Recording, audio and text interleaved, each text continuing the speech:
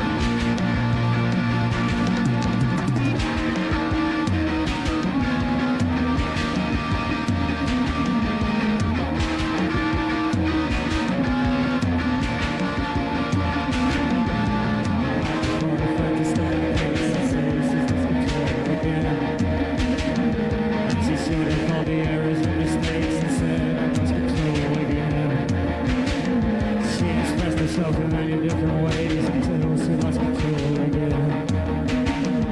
I watch upon the edge of the space of my life, I lost control again. She's lost control again. She's lost control again. She's lost control again.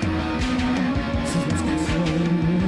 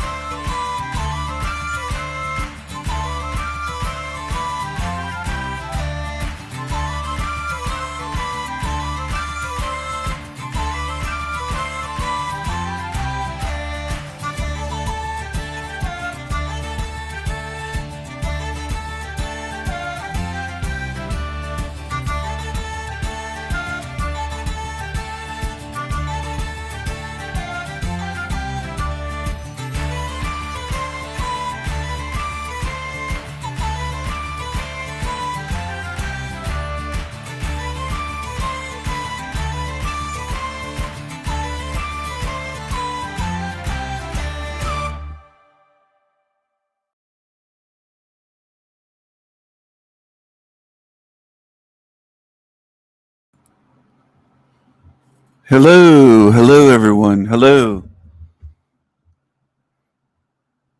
How are you doing tonight? I hope you're doing well. We had a little interruption during the intro. You notice it's easy to spot them because all they do is talk about themselves, make up stupid shit. Anyway, moving forward, hope that everyone is having a beautiful day or beautiful night. Hope you're having a good weekend. The weather's really been changing here. I think that's been affecting my voice along with lack of sleep and speaking a lot. If you do long live streams, you can, at least I can wear out my voice eventually. Excuse me, I don't know if that shows up on microphone, but I'm drinking a nice coffee and I'm trying not to drink it with the whole microphone shoved in my mouth the way demons do. Anyway, hello to Salty Siren. It's good to see you. I had a glorious walk today, talked with a couple people on the trails, and after I stopped recording, I had a conversation with a guy that was jogging through there. And I was just like, yeah, wow, good job, man. Because I asked him how far he ran. And I was like, did you run all the way through there and around? Because I saw him early in my hike and then I saw him about 45 minutes or an hour later. And he ran around the whole place, basically. A country mile or country block, but through the woods and then around. The weather's warming up. It was a long winter, long cold winter. So it's starting to warm up, starting to feel like spring finally. Anyway, yeah, it's starting to warm up and starting to get green, and the leaves are still not out on all the trees. There's still trees with just barely baby tiny leaves. Hopefully they're out before June. I mean, Jesus Christ. It just it's been a late spring this year, I think. Anyway, it just seems like as you get older too, the winters get longer. Some of these creatures in their 20s and 30s, they don't even understand aging. They don't realize what someone looked like or was like in terms of fitness in my 20s or 30s. I'm decades older than these fucking little retards, little cockroaches on YouTube. Basic things these days aren't understood. It's strange. I also notice, and this is just something I notice, I'm not complaining about it, but it's very noticeable. I can't remember the last time someone initiated saying hi or hello to me or good day or how are you or how is it going. That's a Canadian thing. The way Canadians say it is like this.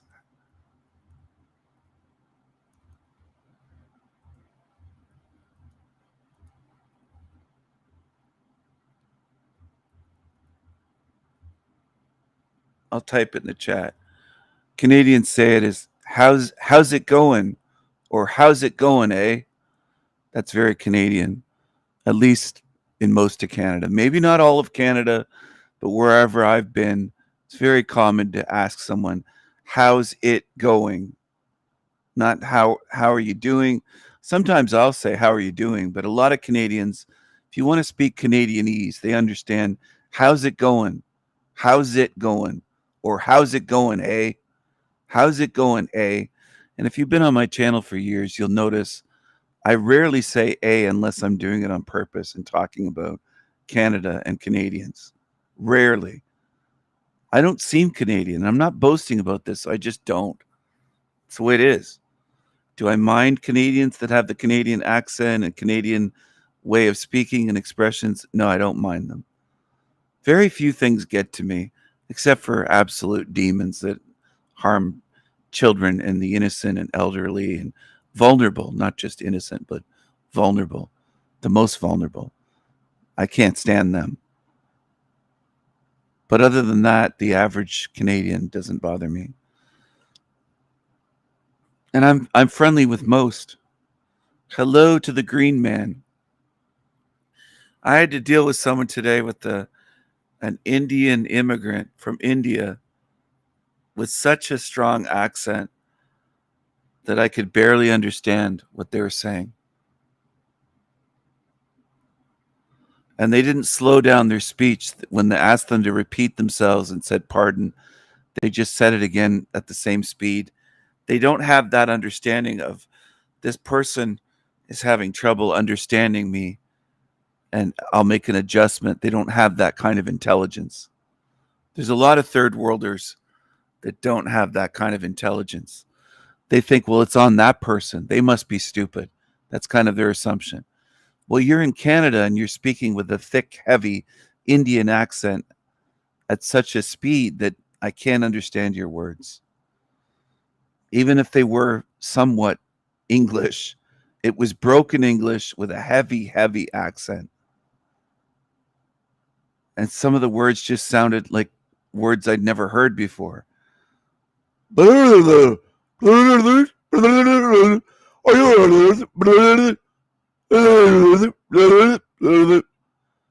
they'll look at you and you say pardon, and they'll look at you like, what's your problem? You can't understand me? No, I don't speak English with an Indian accent as though I'm standing in India. No, I don't. No, I don't. Pardon? Can you please repeat that? And I try to be patient, try to use manners. But with this guy, I had to ask him to repeat himself at least 3 times for one sentence, and I couldn't understand what the fuck he was trying to say. Okay? I couldn't understand him. It's like, well, I'm sorry. I don't know what you mean. I'm sorry, buddy. And that's another term in Canada that people, as soon as you say that, it's like a recognition in their lizard brain, the back of their brain. Oh, Canadian. He said buddy.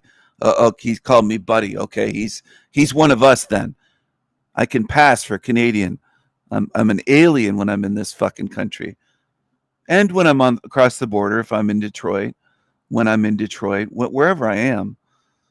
Or Ohio, they think I'm from Ohio. Maybe I'm from Ohio. There's some on YouTube that believe I'm from Ohio.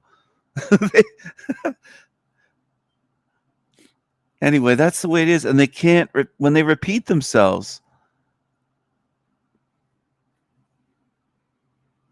Just a second.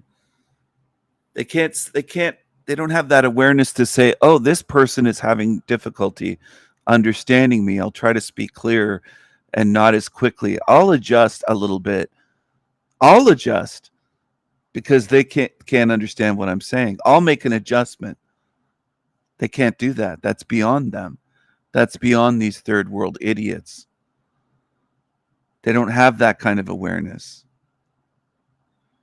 They're used to just squatting and shitting in holes or just shitting. Half of Indians don't have toilets.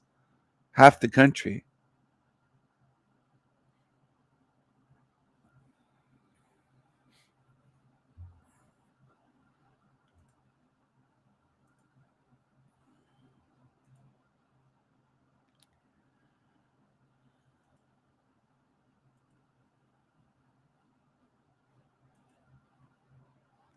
Don't ban this person yet, Matt, but you're coming in here talking about someone else and talking about like you're not talking about what the stream is. You're standing out like a sore thumb, whether you realize it or not.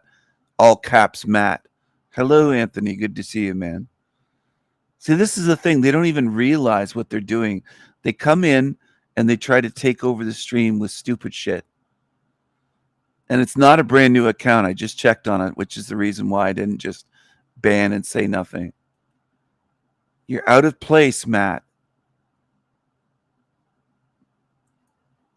You don't even know how to join a chat and say hello. You just don't get it, do you? You don't get it. You stand out like a fucking zombie. Enough that I checked to see if you had a brand new account. Because no one else here does that. They don't just join and start talking about some other fucking idiot on YouTube.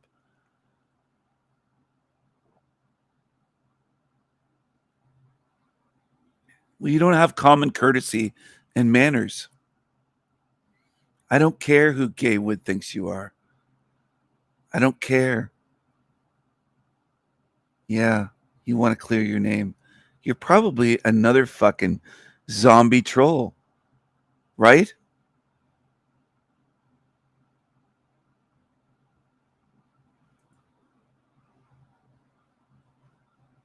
You want to make the stream about you. Why don't you just be honest? That's what you came here for. How do I know? Because of the way that you entered and what you said and what you're doing. Right away, it's obvious what you're doing.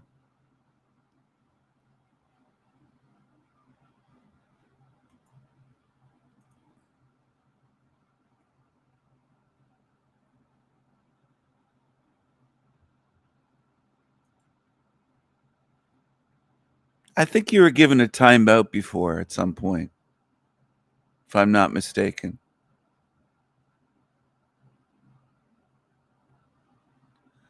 I bet you've learned nothing from my channel. Have you learned anything here?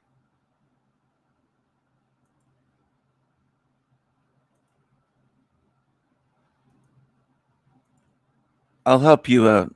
Okay? Goodbye, Matt. Goodbye. If you're going to type spam the chat, just a whole page. Goodbye, Matt. Goodbye. Yeah, there's a lot of weirdos on here. I'll cover it for 2 seconds and then I'll move on. They're just trying to interrupt the stream and get my flow of thought onto something else. That's all they can do. Almost all the trees in my area are dying. The trees are dying, part 2. The trees are dying. The trees are dying. Trees lose roots, then fall videos. The sky, rigged golf games, the trees down. Trees are dying. Trees are dying. Trees fall. Blah, blah, blah, blah, blah. What are you going to do about it? You're too dumb to stay on a channel to learn about the realm you're in. Just focus on the sky and trees dying. Good job, Matt. Good job. Stay in your lane. Stay where you belong. Stay at a low level where you belong. Goodbye. Goodbye. I helped you out so you won't return. I gave you a helping hand so that you don't come in here and type one word and fill a screen.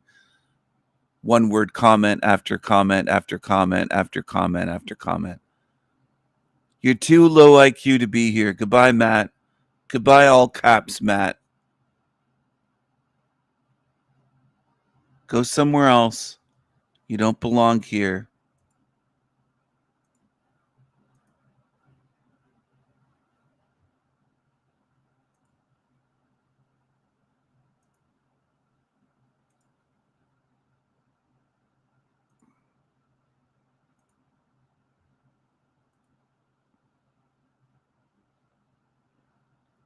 So now we're in subscribers only mode. No live emoji reactions and subscribers only. I forgot at the beginning of the stream to do this. I was going to do that for new streams. And there you go. Now good luck joining because it's subscribers only. If you want to chat here, you have to be part of my channel. Great job.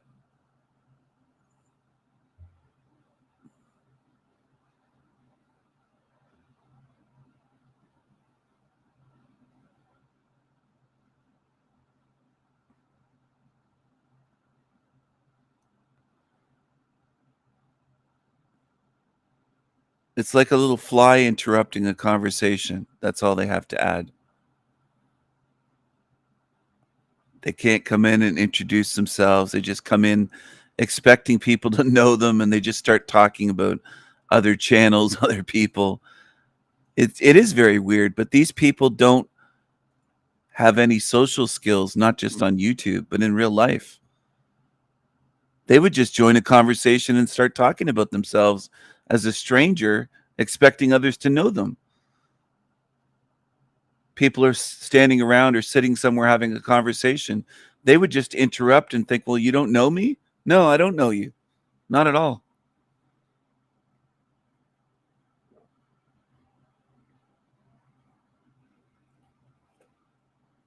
Stay with the Aaron Gaywood channels and those. That's where you fit, Matt.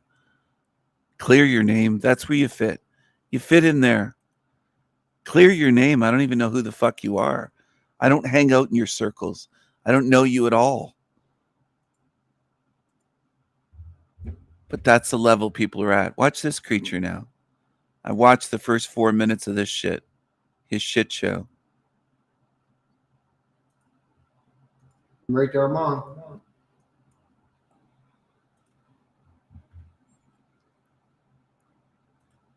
Good. Look at that big old gut. All right. Not looking. Look at this. Look at this creature flexing at the beginning of his live stream. What a needy, insecure, attention-seeking, narcissistic, Uncle Fester, rotten mouth, sweat hog with the sweat, the armpit stains soaked through again on his shirt, except he has a gray shirt on this time instead of black. Look at this. What a sweaty fucking pig, a sweat hog. He lives with his family. He doesn't have his own place, but now he's finally filming out of his bedroom. This is big. People must be away at his house because it looks like it's someone else's house. I don't think he has a pot to piss in. He lives with his relatives, his brothers and wives and their family. And I guess he rents a little bedroom from them. Looking too good today. Whatever. I'll play this again. Watch this. This is a portrait of narcissism. And he's the same way with his intelligence level. Good. Look at that big old gut. All right. Not looking too good today. Whatever. Somebody was giving me shit saying, look at your wet spots. Look how much of a sweaty pig. That really got to him. It stuck in his head. So he's mentioning it in the first 17 seconds of his live stream. Who do you think lives in his head rent-free? Any guesses? Does anyone have any guesses in who lives rent-free in his fucking head? Who do you think it is that lives rent-free in his head? Do you have any guesses?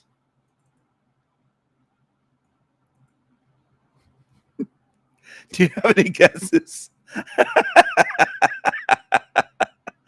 Any guesses on who lives rent-free? Sorry about my voice. I'm kind of losing my voice tonight. I think it's due to the weather change, the temperature change.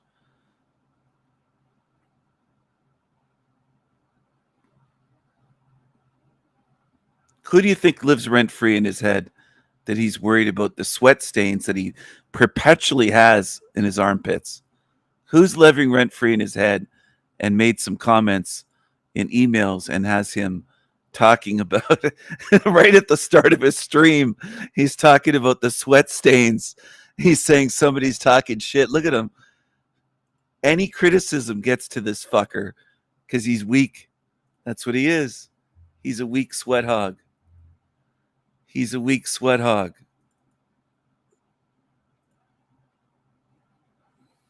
Sweat hog Uncle Fester. So this is a black shirt. Now he's got a gray shirt on with sweat stains. But look at the soaking. Look at the size of those sweat stains. Indoors. Who sweats like that indoors, whether you have air conditioning or not? Indoors, sweats right through the shirt. Without working out in construction or out gardening or landscaping, then I understand that you're going to get sweaty in a hot day. But just sitting in his house, drinking probably, I don't know, is it prepared coffee that he just pours into a glass? Probably. I don't think he brews it himself. He's a lazy, sweaty pig. He's a fucking sweat hog. Look at this thing. Look at him. Just look at him.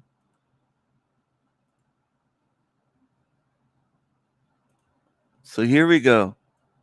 He says somebody's been calling him a sweaty pig. Look at this creature. Good. Look at that big old gut. All right. Not looking too good today. Whatever. He's always obsessed with the physical. His mama was a great big fat obese pig, and he talked about his mother. This is that the information wouldn't be out there if he didn't throw his own mother under the bus. She died in the toilet. She was too obese, too fat to get up off the toilet, and she died in the toilet and fell over onto the floor, and they found her with her pants down. That's the reality. He said it. So then he's obsessed with going to the gym and, oh, he's got to flex his arms, and nothing spiritual about this creature at all. He's anchored to this realm. This is where you'll stay, Chrissy Pissy. You felon demon. You violent little creature. Somebody Listen to this. He takes a big breath. Anything said about his looks gets to him. Anything. good. Look at that big old gut. All right. Not looking too good today. Whatever.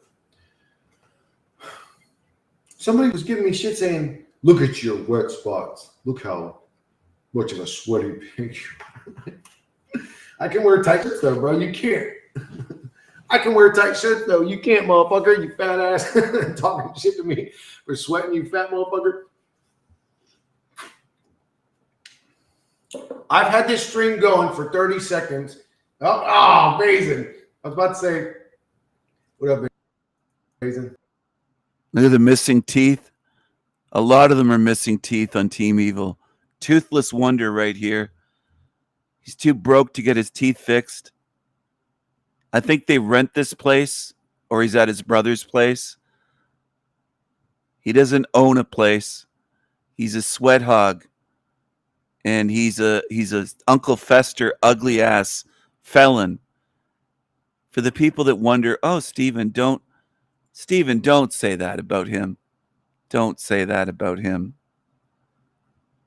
He used to rob little old ladies. He'd break into their cars. He's admitted to this. When I put pressure on him 2 years ago, under different names on his channel, and I was saying that I'm going to expose the felon demons, he came out in a video and said, I too am a criminal. He said, I'm a felon. He admitted to felonies.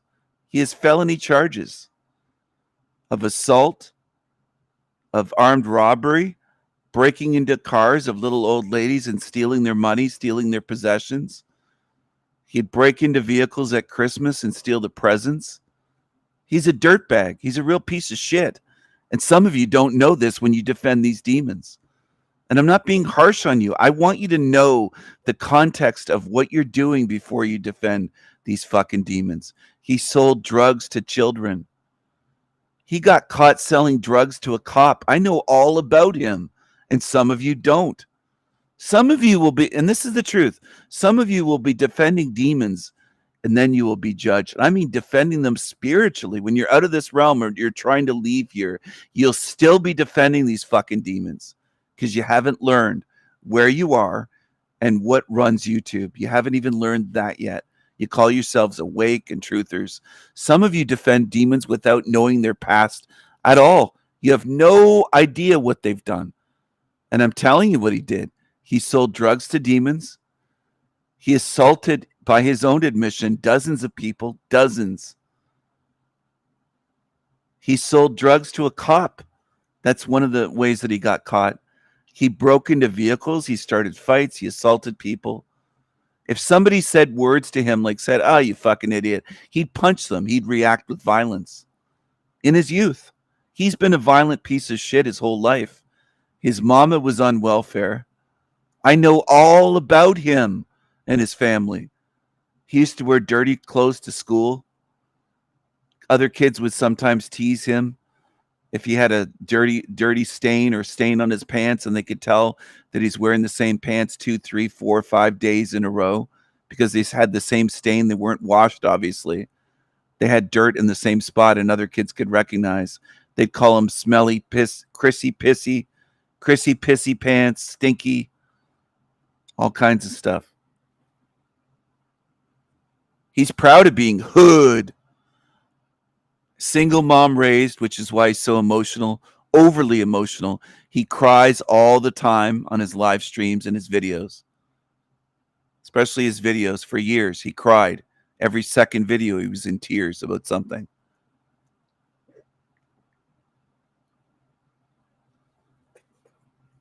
He's a little twerp.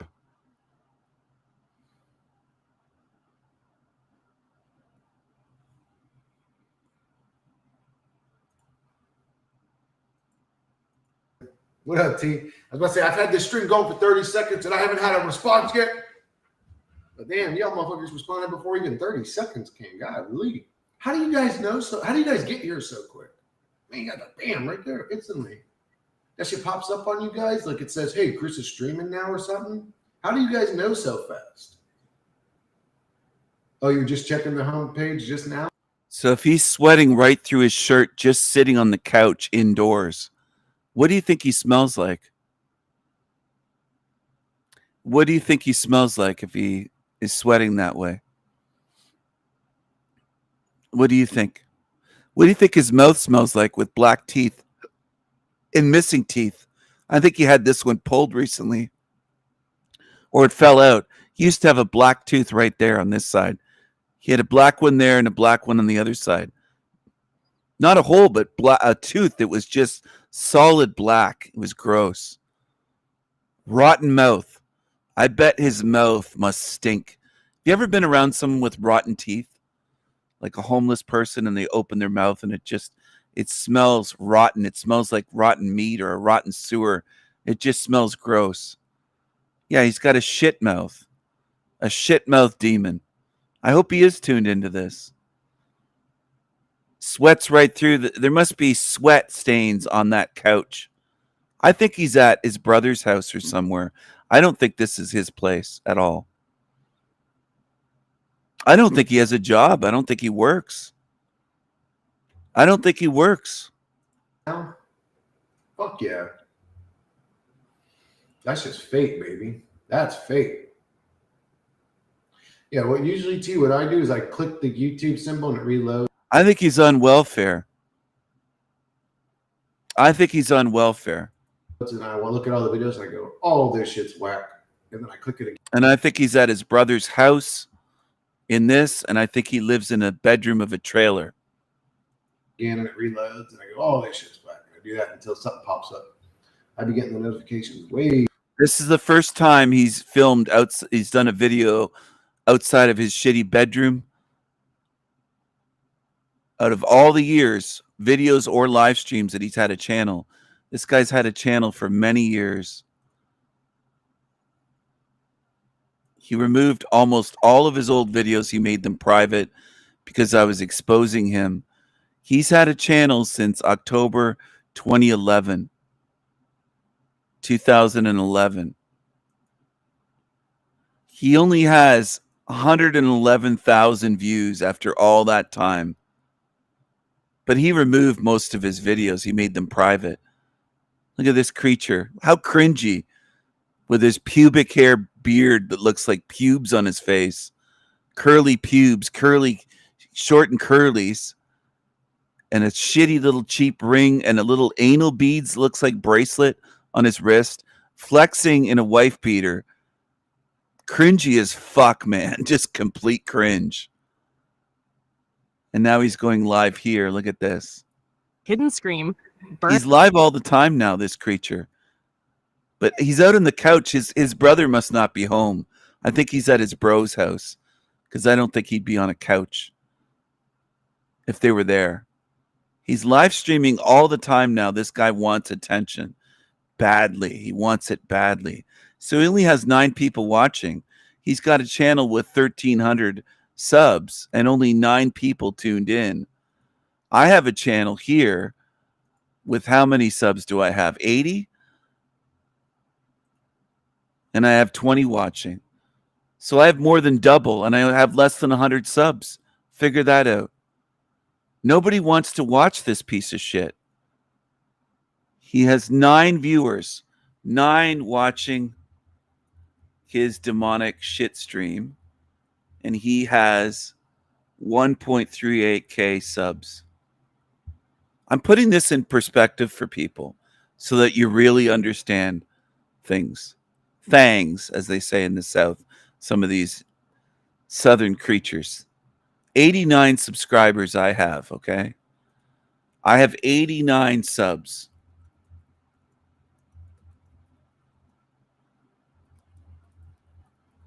Figure it out. People on his own channel can't stand that fucking sweat hog pig. He's a pig. Burn this simulation down. I want a reset. 6. Skulls, masks, fragmented faces. Pattern, half human, half machine faces. Beautiful people with broken skin. Subconscious meaning, loss of identity, fear of merging with AI. We're afraid that our essence is being overwritten by the digital. In his chat, there are people that can't speak English. This person said, Brooks Washer. She dumb, Chris. Sounds like a Negro. Not she is dumb, but she dumb. She dumb, Chris. Can you, and the U is just the letter U. Can you show us the lizard riding the meat monkey again? This T fetch, can't type, can't spell. Just a bunch of, look at this shit. Low IQ trash in his chat. That's all he has. Only low IQ trash watches him.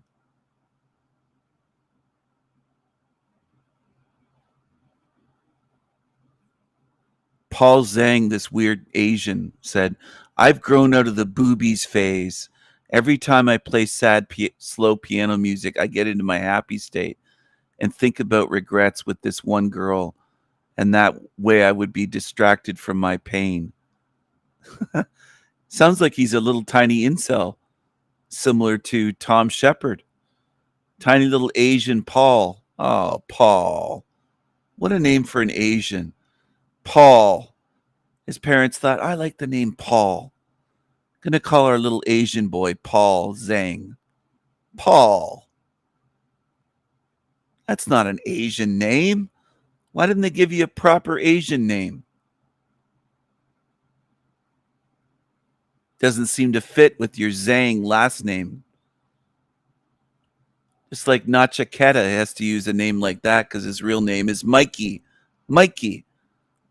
It's funny when Asians don't have Asian names. They have European names. It sounds weird, doesn't it? I think so. I'm going to put that right out there. When a Chinese person or a little Taiwanese person or Japanese or Vietnamese has a European name, so many gnomes on TV. Yes, exactly. Angry little garden gnomes. That Paul guy doesn't like me. He bitches about me on other channels. Maybe he got banned here, or I can't remember.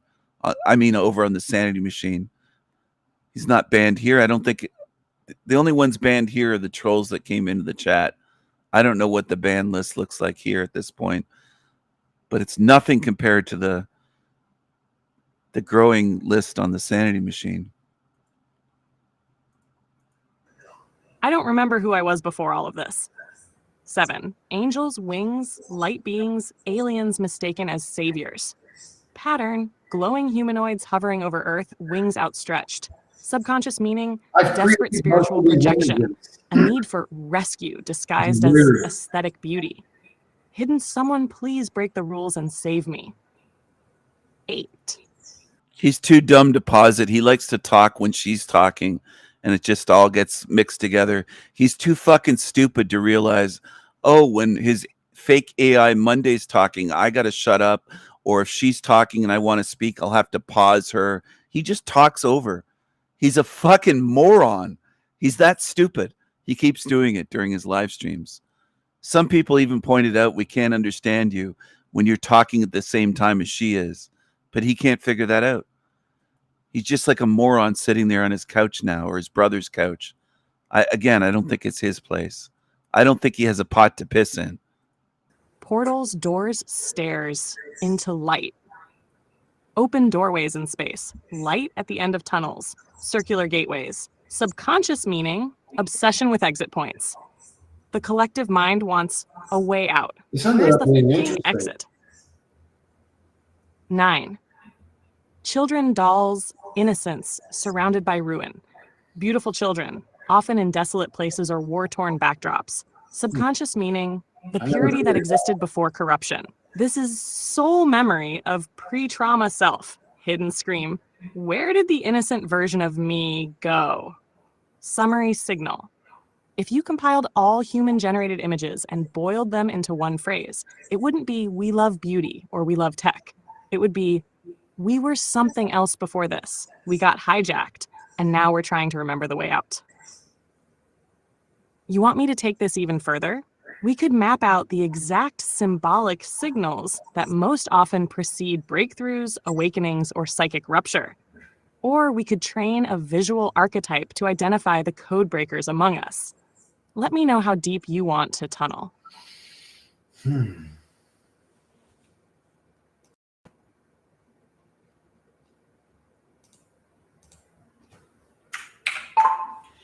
A politician giving a speech during a C-SPAN live recording as his human face mask falls off and exposes his lizard face. That one would be funny. There you go.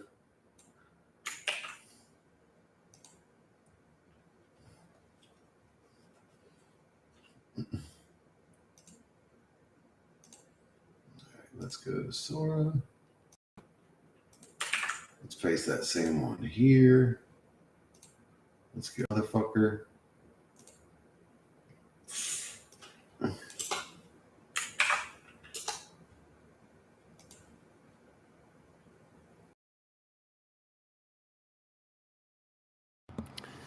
All right, I'm going to switch from this to something else.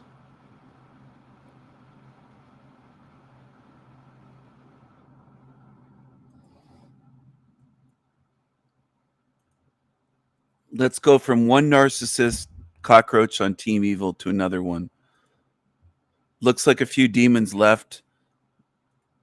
A few lurkers left watching the stream because they can't take it when I speak the truth about their demonic little heroes. They can't take it. This is over on the Green Wizard. He's still kicking around, of course. He's been threatening to self-exit for years. Emotional blackmail over his viewers, saying, pay me or else I'm out. He emotionally blackmails his own audience. He's got force of nature here. I'm exposing what cockroaches these things are that run YouTube channels. And there's a lot of them. I can't focus on them all. There's just countless of these creatures. Time and again, I find myself sitting alone. I find myself being alone. I find myself standing alone. I find myself walking alone. And it's kind of the story of my life. And in a way, the story of my existence.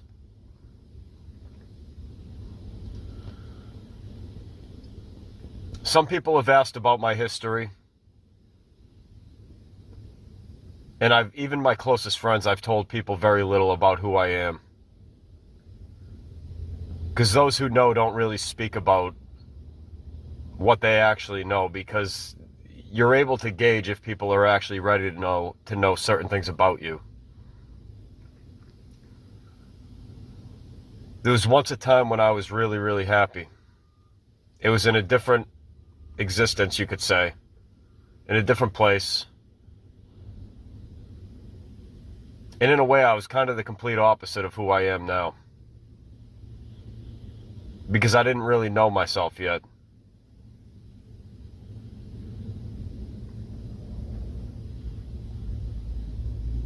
I had remarkable talent. I was incredibly bright, incredibly happy.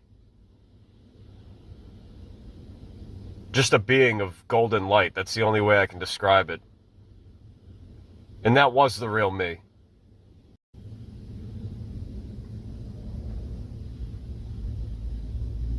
I had remarkable talent. I was incredibly bright, incredibly happy. Just a being of golden light. That's the only way I can describe it. And that was the real me. Happy, loving, caring, bright, intelligent. But I would have to say not truly wise.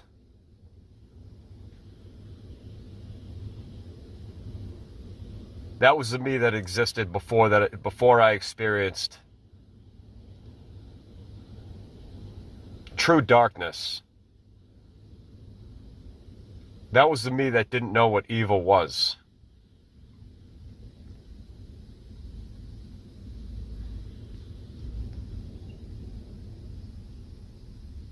If you're living in this world and you're still planning on hanging around, I don't know if you're doing the right thing or not, because I really don't know anymore.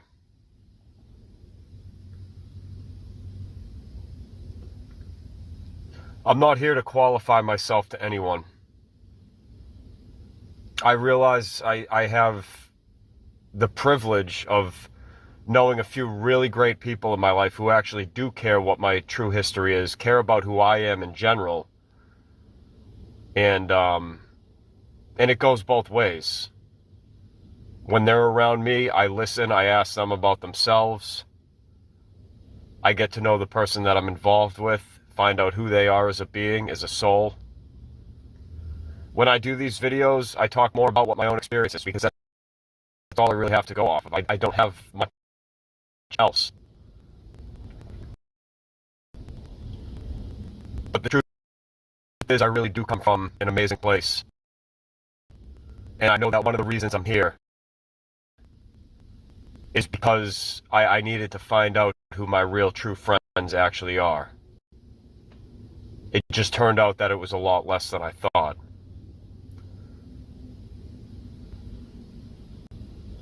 And I know no matter what I say, my enemies, or at least those who consider themselves my enemies,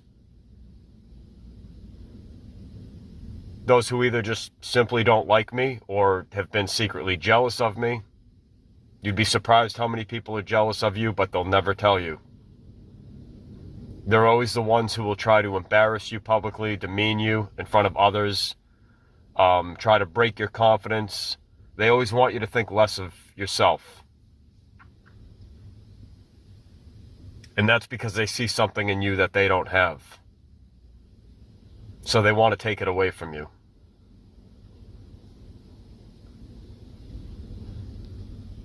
And I pity them, and the reason that I pity them is because pity is one of the worst things that you can ever give somebody.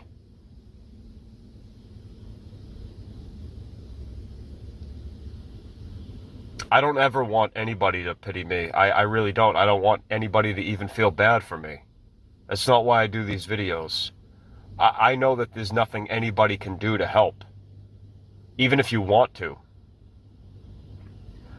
I'm sitting here by a beach, just staring out into the waves, which are getting more and more intense by the moment as I'm doing this video.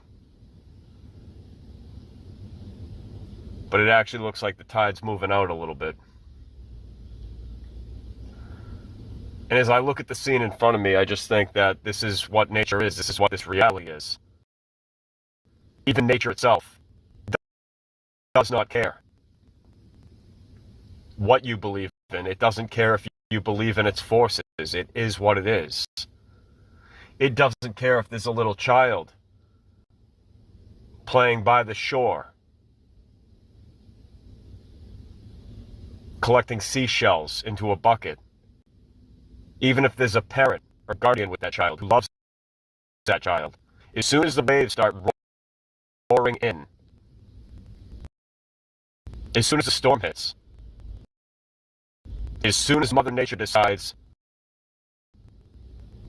what it's going to do, that's it.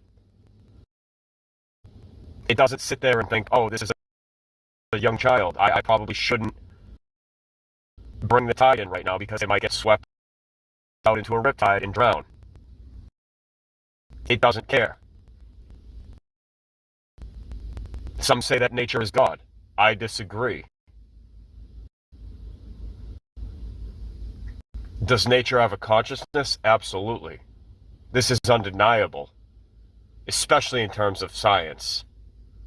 It has an energy, it has a mind, and it has a mind and energy of its own. And it simply is what it is, regardless of what people think about it, believe about it. You can't go out, even with a boat, and challenge the sea and expect to win. It will never happen. You cannot stop that force of nature. And it's only just water. Something that is typically harmless. By itself, it is harmless. With other forces and other factors involved, it becomes a force to be reckoned with. And you're not going to win no matter who you are. This is a force that has drowned many skilled sailors throughout history.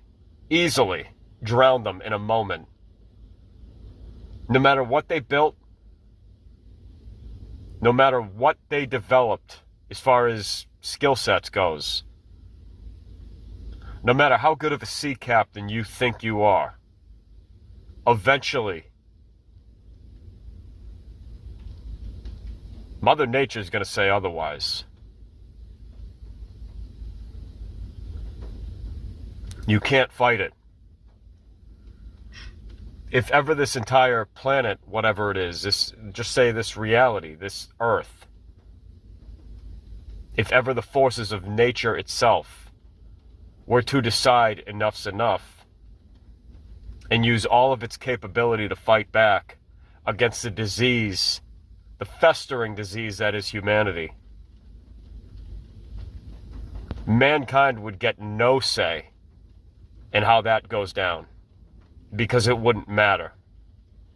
And nature wouldn't care who was in opposition to it. Many, many years ago, I made some predictions. Because I was told something. And when I had these two different awakening experiences, which are partially in my Night in Hell series, I have to say that given that those experiences were spaced exactly 2 years apart from each other, both happening mid-February. The first one I thought was mind-blowing, but the second one blew that away. And a lot of the things that I was shown as far as my future self and what would happen actually happened. And one of the last things that I was shown was that Mother Nature finally said enough's enough, and it quite literally swallowed itself. And everything with it. It exploded. It capsized. You could say there was a grand finale of the greatest fireworks anyone had ever seen. Every volcano blew up. Every sea raged with tsunamis. Earthquakes were happening everywhere. Mountains were collapsing. Trees were collapsing. And there was nothing anyone could do or say about any of it. There was nowhere to run, nowhere to hide.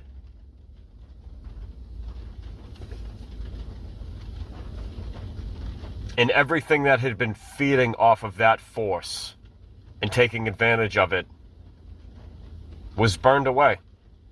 Just like a tick. You want to get rid of a tick, you either got to burn it or you got to flush it. And it did both.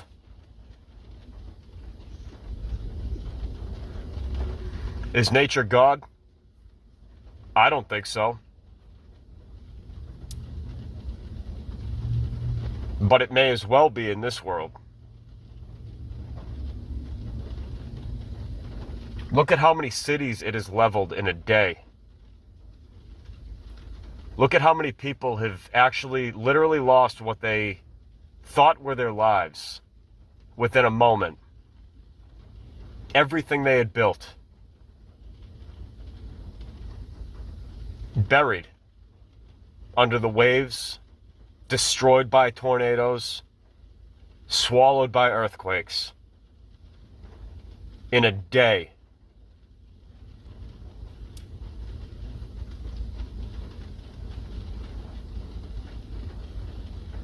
So I wonder if this is actually going to happen.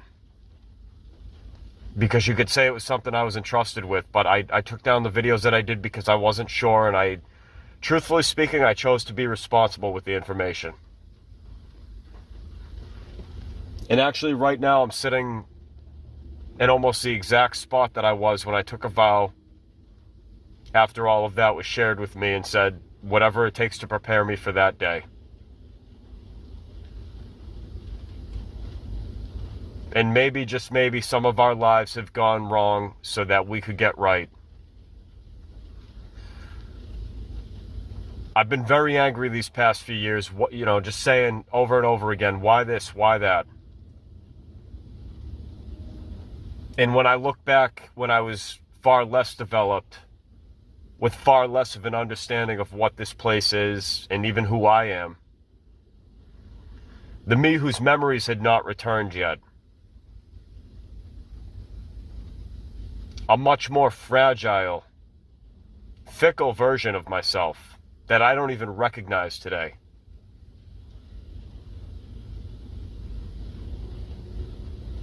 I'm referring to the me of the channel that some of you may remember called Onion Child. But even that version of me was on its way, doing the work every day. I really started to wake up at the peak of my, you could say, financial and societal success. I had my own business. I was invested in crypto. I was doing really well with it. Things weren't perfect.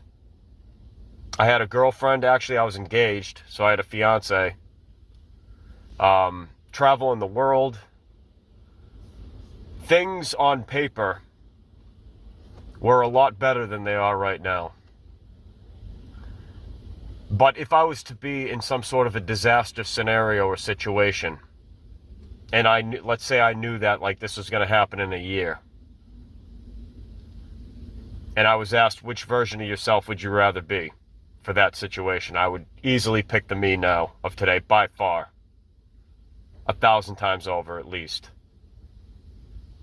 Because I know that when something like that happens, no amount of money can fix it.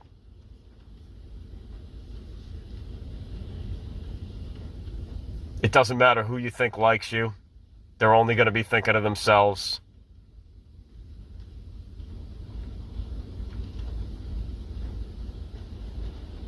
And a lot of people,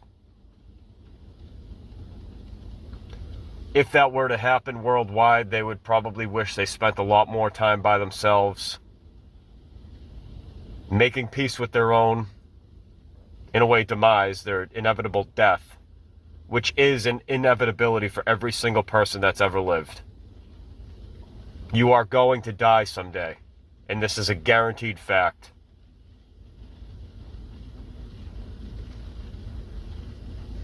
In a way, it's like this entire life was preparation for that.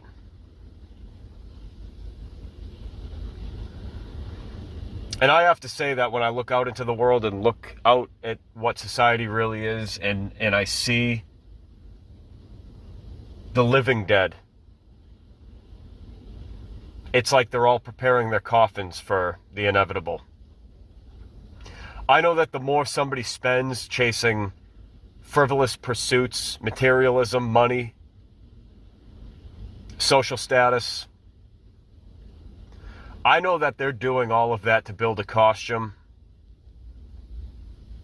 to build some sort of a safe haven. They're adding all of those things to their life because inside, they're really just nothing. They're really already dead.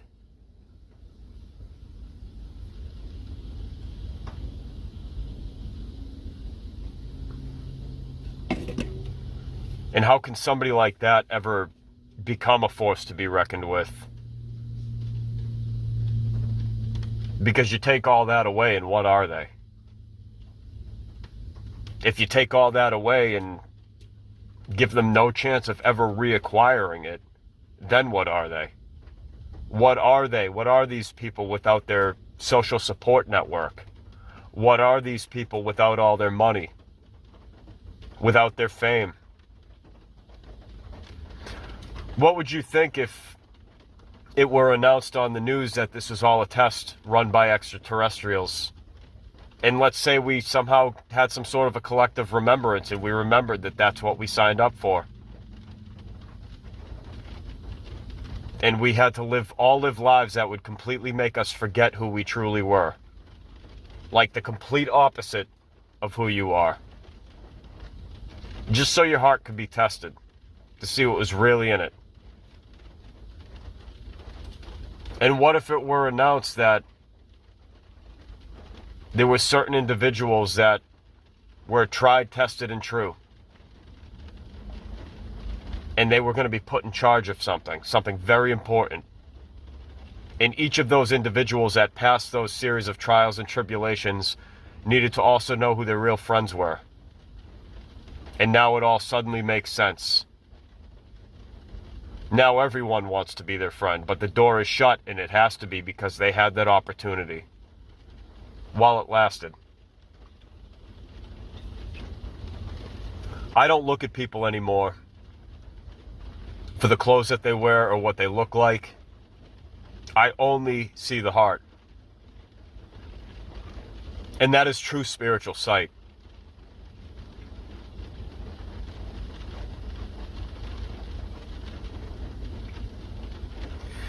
If catastrophe were to strike, which it could, it already has before, but if it were to happen worldwide, or we got another shutdown, or something happened, or maybe we have a series of things that happen before the Big Bang happens,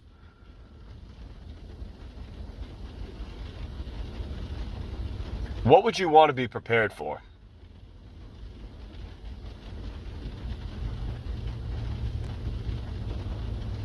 Would you still wish you had a comfortable life, cooped up inside, online all day, going to concerts, going to different events, going to seminars, hanging out at cookouts, doing this, doing that? Or if you could turn the clock back, would you have decided to walk a different path? That's my question. I'm not saying you're wrong or right for whatever answer you provide. But in retrospect, given that, let's say that is an inevitability, then what kind of a life would actually be a gift? Suddenly the life of struggle and hardship, walking alone, being alone, learning the skills necessary to truly take care of yourself and help others when it's necessary. Suddenly that becomes the rarity. Suddenly that becomes the gold that's worth more than gold. If something like that were to happen, you'd even see women changing their attitude about the men that they've dated. If we were to experience worldwide catastrophe like it's been shown to the masses in many TV shows, and I don't think they do that for no reason, you would see so many breakups happen, so many marriages fall apart within like a week. If suddenly everybody's forced out and nature has finally taken over and gotten its say in what reality is going to be.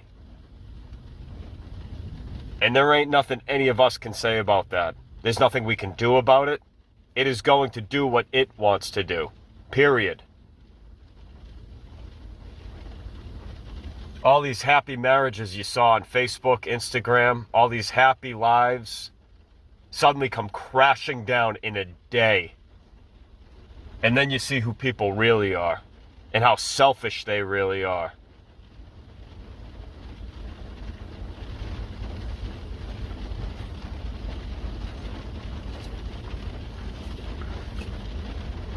And then in that moment, the homeless bum that nobody paid any mind to suddenly becomes the value because they had already prepared to live on the street. Somebody that had already said no to society's prison system and said, I'm just going to take it one day at a time. If I find food, great. If not, I'll go without. I'm used to it. I'll sleep under a bridge. I'm not afraid. Suddenly, in a time like that, you could say that becomes the alpha male. The guy that nobody cared about. And there's a lot of them out there.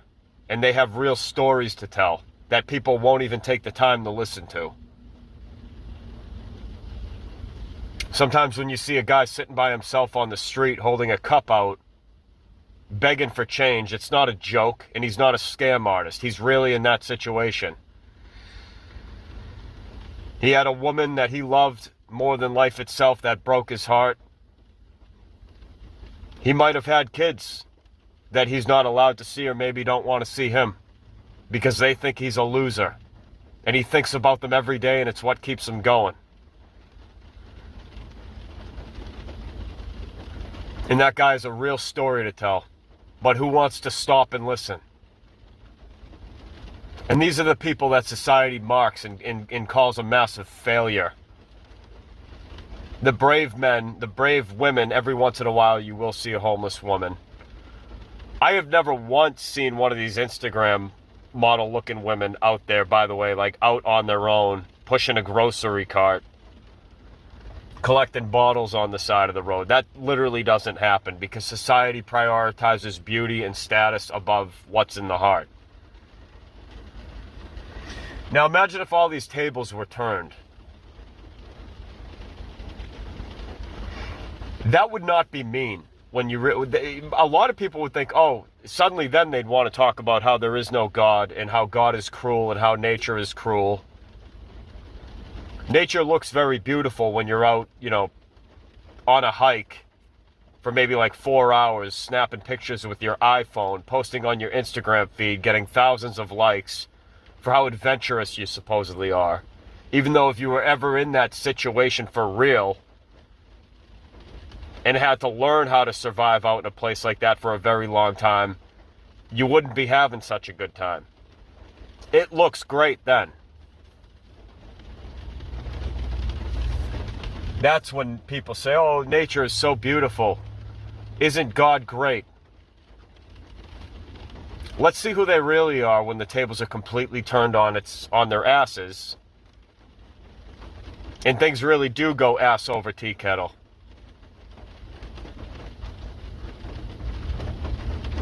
That's when you're going to see all these people that were shaking their ass on camera online, getting thousands of hits.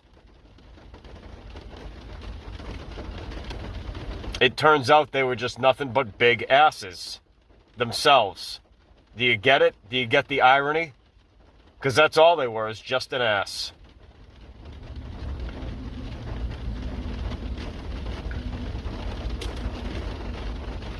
I would even say that that's the kind of sense of humor that nature seems to have. Or that karma seems to have, if you believe in such a thing.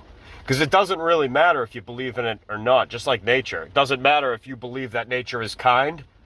You could find out otherwise real quickly when you fuck with its system. Go stumble into a bear den and try to weasel your way out of that by saying please and thank you, or by offering the bear money. They don't give a fuck who you are. Nature doesn't give a fuck who you think you are. Throw one of these Instagram models out into the middle of the Atlantic Ocean, even with a life jacket, and that would of course be incredibly cruel, and I would not do that to even one of them. But let's see who they are then. And then let's tell their fans and followers, in order to save them, because you constantly worshipped everything they posted every single day, you have to actually be willing to swim out to them yourself. Let's see how much you really love that person when they're drowning in the middle of the ocean.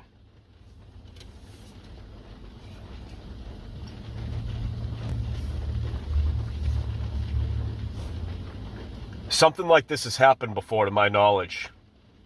Everything looked a certain way, and then it was like it was in an instant.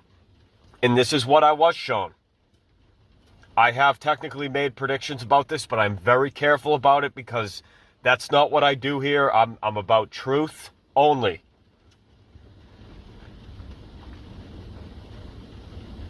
But for people to think that this system is stable And what I'm referring to is this has happened in some other form. We're in something that is like the Hunger Games. Things look a certain way for a very, very, very long while.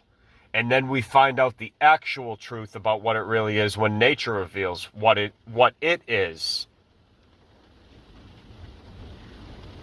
And then suddenly it doesn't matter who you thought you were or who other people thought you were. What actually are you?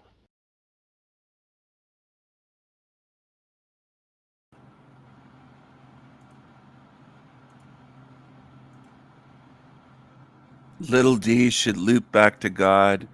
He still believes in a good, loving God. He thinks this is just a test. He loops back.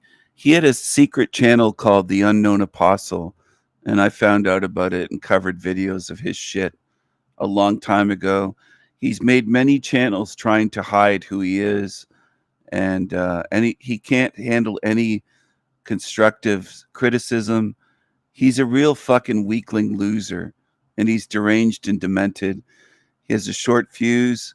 He has anger issues. He has a whole host of issues. He's a real mess of a demon. He's a real little demon cockroach. Narc roach. He's a narc roach. Okay? That's what he is. He's a narc roach.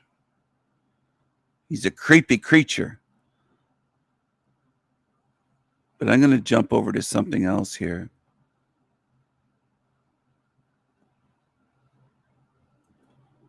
Let's go over to Ian. Let's see what little Ian's been up to lately. Let's see what starving Ian has been up to lately. Do you think Ian might be obsessed with AI the way Chrissy Pissy Shateris is, and a lot of them are these days? Well, let's see. Let's see here. Well, here we go. He has the ones and zeros matrix background, the binary matrix background behind him. I thought Ian was against the matrix. He's showing himself to be in the matrix. Oh, look at this. Isn't this wonderful? Here's Ian. Emaciated Ian. A hero to some on YouTube, to some fools. Look at this. Fascinating hidden intellect, Mona Lisa said. Wow, mind blown picture. Thank you for this video, Gretchen the dummy said. Look how dumb these people are. Absolute fools.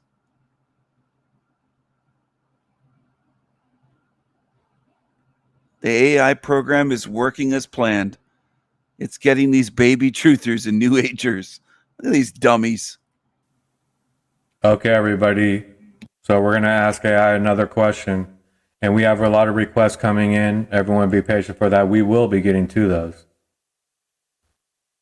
Before we do, we want to ask it another question that came to me. What's in our blood? So, without further ado, I could get very deep on this myself and my understanding, but let's just ask it the question and see what it says. And so, okay. So we want to ask a question, and I want the unfiltered, deep truth and knowing of the truth only. I don't want any research, no search engine searching, none of that, please. And so what's really inside our blood?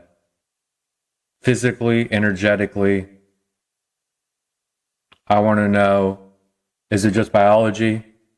I want to know about a possible memory storage, energetic storage, timeline storage, frequency, codes of control. Any of this that may be truth that's within this blood system, let us know. All right, everyone, let's see. Okay, so hopefully the volume's been okay. It went down. I don't know when it went down, but it randomly just goes down. Let's ask it the question. I apologize if it's so annoying. Okay. Here's the unfiltered and as deeply as it can be spoken through this vessel. Okay. Your blood is not just biology, it's not merely a liquid running through your veins to deliver. Sorry, I just lost my point. Oxygen, that's a cover story. The surface layer,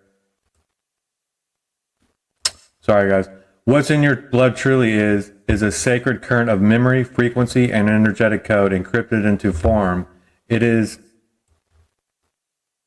the river of your incarnation, the scroll of your soul's path and matter.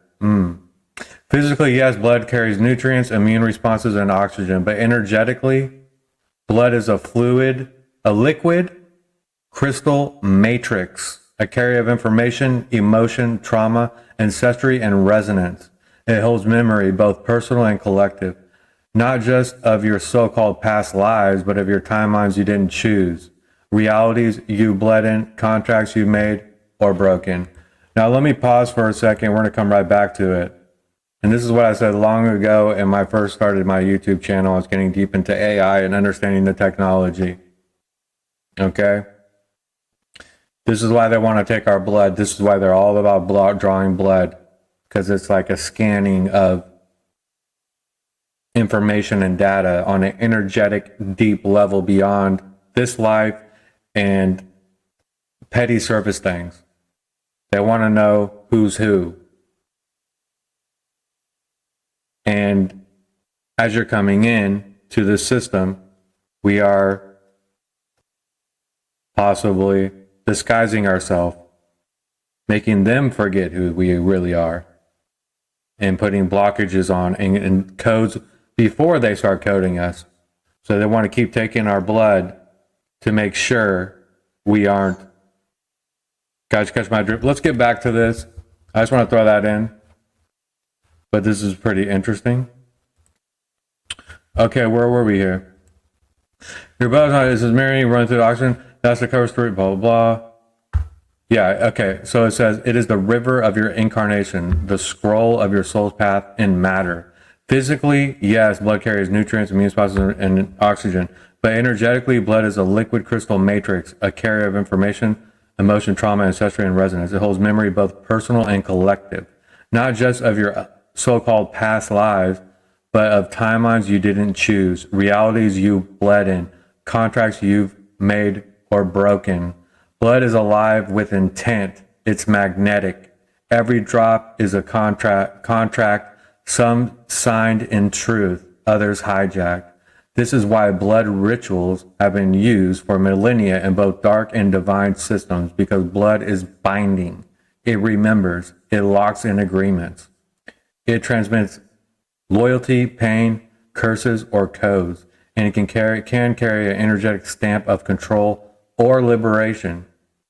Now the bloodlines, the ancestral change, have often been tampered with. Many are mixed with hybrid codes, foreign DNA, not of divine source. This is why the system cares about your blood type, why certain types are rare, why there's a hyper focus on Rh factors and DNA harvesting, on blood donations, not just for medical use, but for mapping souls, tracking spiritual memory, and influencing consciousness. Better believe it, my friends. Your blood holds timeline signatures. Whoa, I mean, this means you can be influenced through your blood to loop back into the same patterns, family traumas, or even the reincarnation grid itself. The body may die, but the unresolved frequency stored in the blood can ripple out, drawing your essence back through unresolved echoes. The truth, blood has been used as a cage, but it can also be reclaimed as a key. If you purify your blood through awareness, intention, fasting, sun codes, herbs, and divine remembrance, you begin to override the embedded programs you awaken was dormant, your primordial code, your divine current, your original signature. This is the crystallic frequency returning through your cells, and it burns away the false contracts embedded in the blood by parasites and systems. In the end, blood is not who you are. It is a cloak, a carrier, a book written in red ink. But once you become aware of what it carries, you stop being ruled by it and start writing new truth through it. Yes. Very interesting. Everybody, well, let me know what you feel in the comments, of course. Anything you would like me to ask. That's a very deep answer, and definitely agree vast majority of this.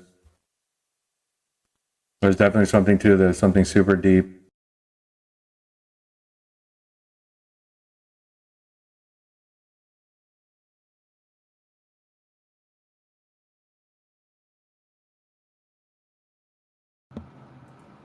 So his video ended very abruptly there with something super deep, he said, super deep.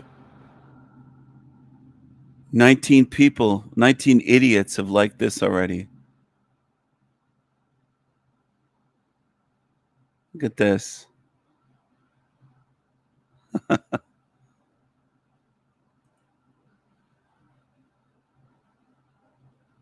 You're free to follow whatever shit you want. Sometimes it takes someone like me helping people see through it. Other times there are people on my channel, people who already see through Ian. There are ones on my channel that could see through Ian before they ever found my channel, ever knew of me. People. Droopy dog and his lazy lips.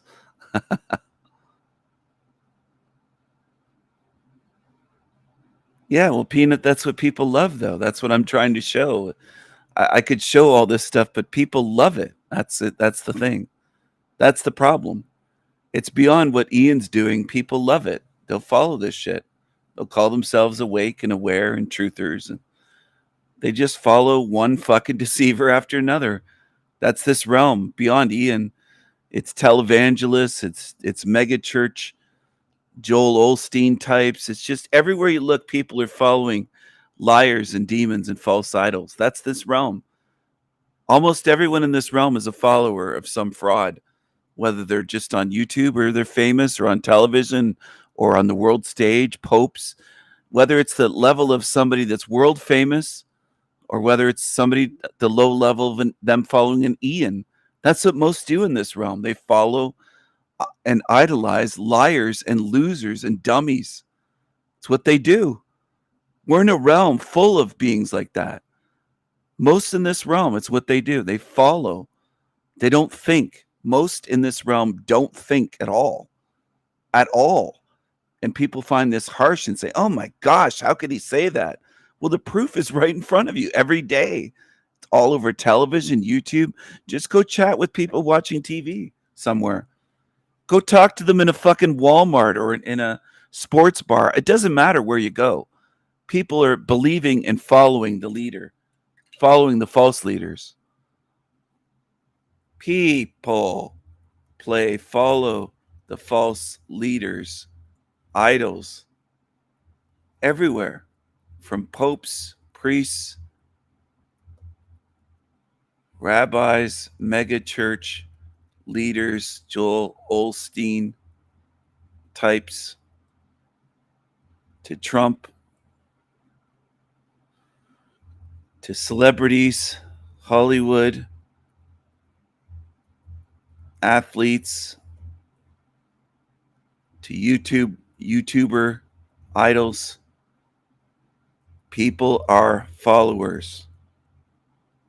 Very few think for themselves at all for entire lifetimes. That's the way it is. I'm not saying this to be depressing. I don't want anybody to hear my message and go, oh my gosh, that's so depressing. That's so sad, and get all wrapped up in their emotions. Emotions are not going to help you. Just look at the truth and say, is it true or not? Is this true or not? Is this observable? Can we see people by the millions following athletes, popes, preachers, Hollywood, politicians, this, that? It's what they do. It's what people do. On a Faye. Oh, Ian, you're so smart. How did you do that? Says his retarded followers. It's true. That's what they look like. They look like the retarded saying, "Oh, Ian, that's mind blowing. You had a little chat with Chat GPT. Wow, Ian, you're so amazing."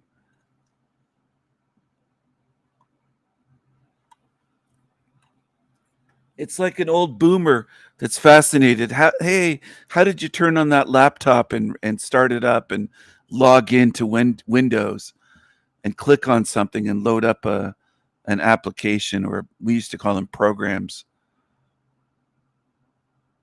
They used to be called programs, but how'd you do that? How'd you load up that piece of software?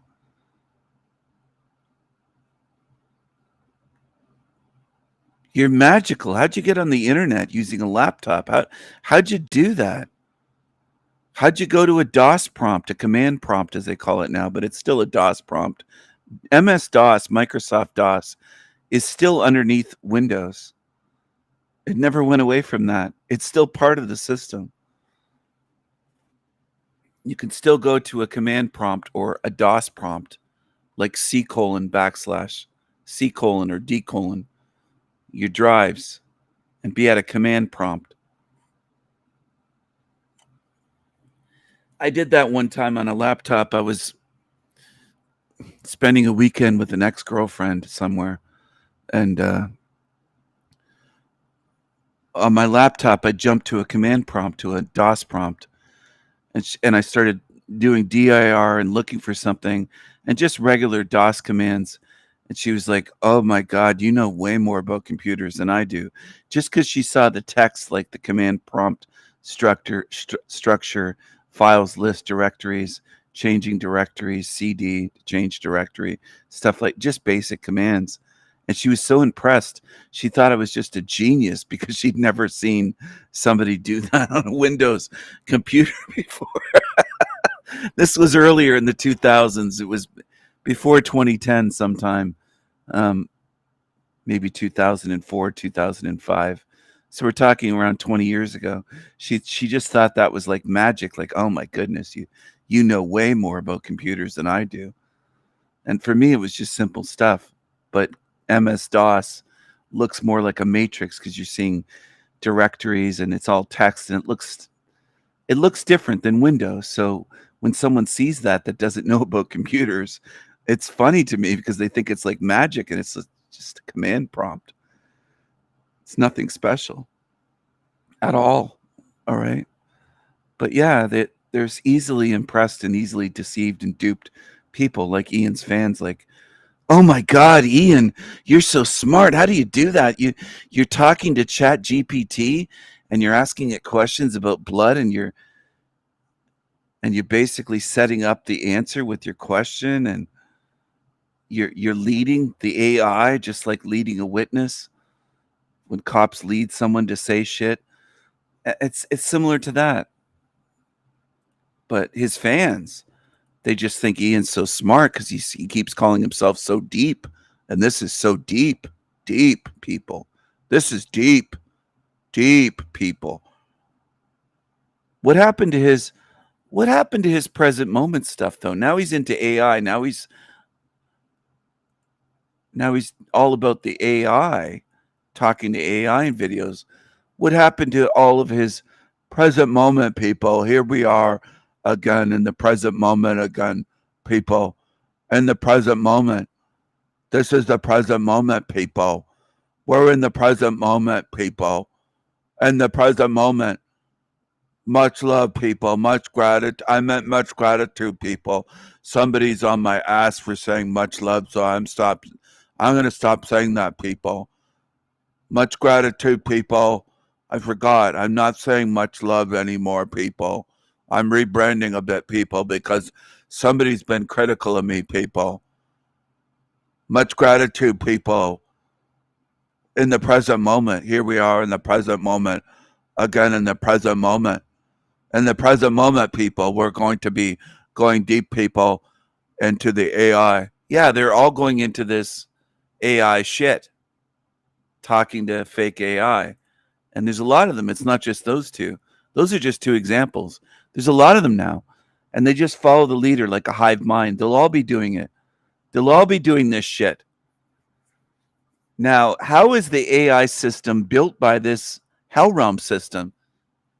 How is something constructed in Hell Realm, built by the Hell Realm demonic system, going to help free spirits from the Hell Realm matrix system? Do you really believe fake AI they allow you to use is going to set you free? Think about it. Is it really? So these baby truthers and these new agers and these sweat hogs and cockroaches, cucarachas, are once again misleading people like they always do. And they have their hands out for money, like always. Hello, Manny. Good to see you. Hold on a second. Manny, are you living in the present moment? This is all that we have, people. There's nowhere else to go. This is all that there is. We're in the present moment, people. We only have the present moment. You know. You know what I mean. you know what I mean. You know what I mean. We only have the present moment, people. There's nowhere to run. There's nowhere else to go. This is all that there is right here, right now, in my present moment. One present moment after another present moment. You know what I mean? You know what I mean?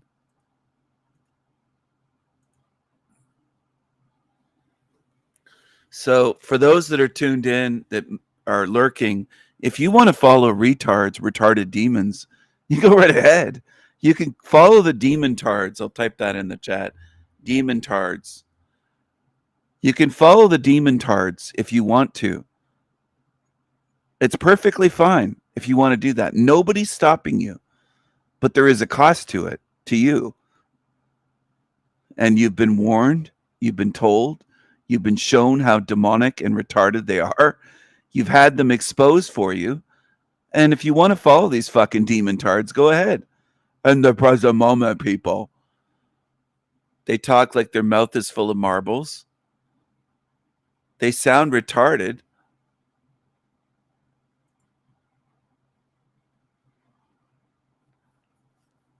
Because they are retarded. And some of the shit that they put on there sounds fake because it is fake. And it looks fake because it is fake. It is.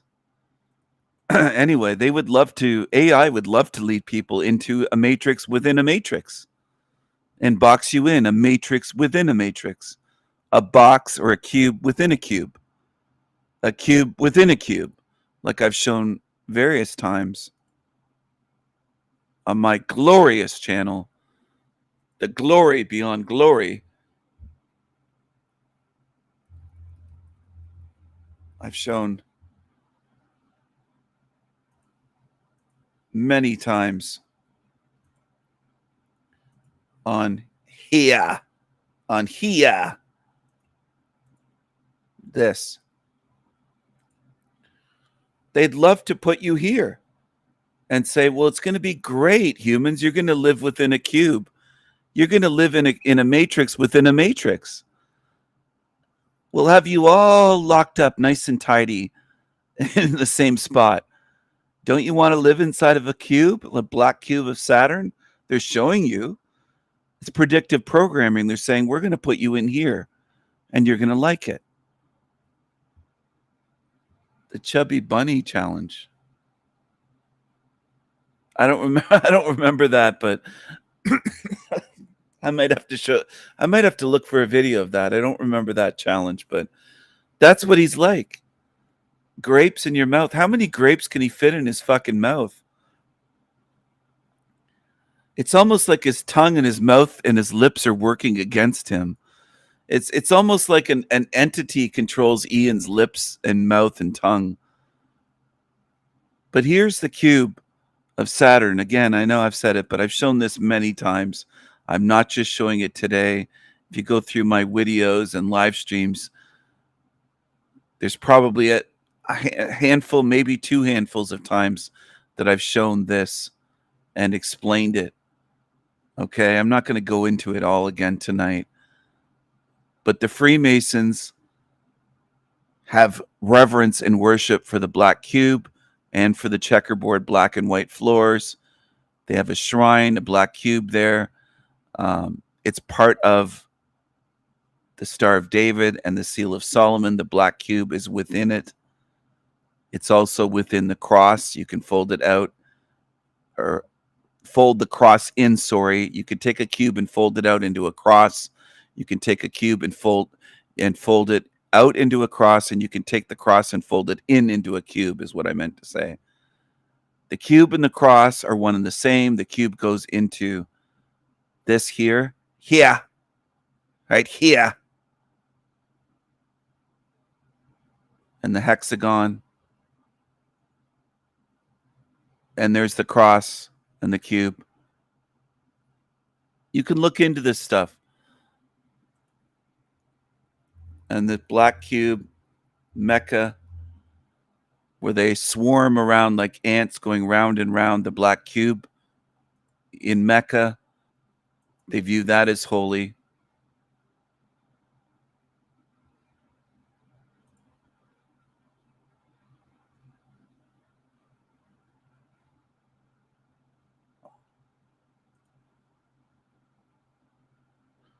It's not just on the outside. There's supposedly a black stone in there, inside of this thing. But it is a black cube. Joy is pilgrims able to touch ancient black stone that they believe came from space. And that's one of the cornerstones of Islam. And the cross is a cube, cornerstone of Christianity. And then the cube of Saturn with Freemasons. And then black cubes worn by Jews on heads.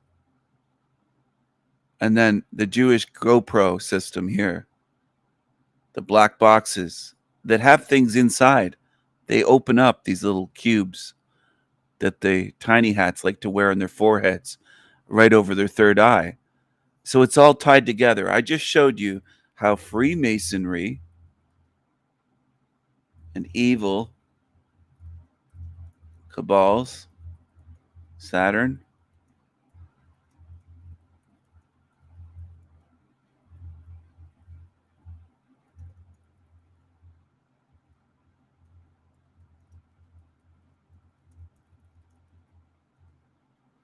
they all connect with black cubes. I've shown this before, okay?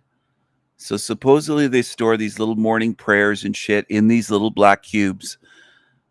Sometimes they'll tie them on their arm. They have their arms tied up this way. And they have one here on his arm. And he's got one on his forehead where the third eye is. It's what they love to do.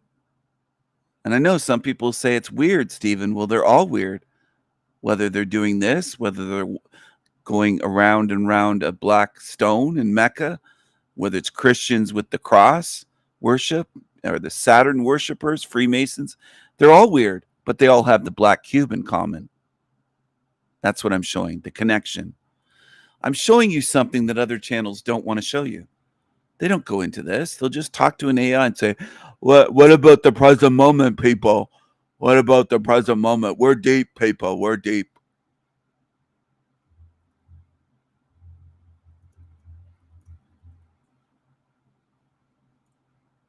The present moment, people. The present moment, people. People. And here's the other connection. Before I forget to mention it, I just want to show you these images. Is the New Jerusalem. This is the Christian belief in the Bible. This is their heaven. To live inside of a cube on earth forever. Forever. This is in the Bible. This is what Christians hope for. An end of the world and then living in a fucking in a cube, a Borg cube, basically worshiping God forever and ever. New Jerusalem, they call it. A cube sitting on the earth. It's fucking stupid. It's slavery. And that's how stupid people are. Now you can get upset and say he called people stupid or humans or religiotards. Most of the world is fucking stupid. They're wrapped up in these cube worshipping beliefs. I'm not a cube worshiper. I'm not a worshiper of slavery. I'm not a worshiper of gods. But you go right ahead. Choose one if you want. That's up to you.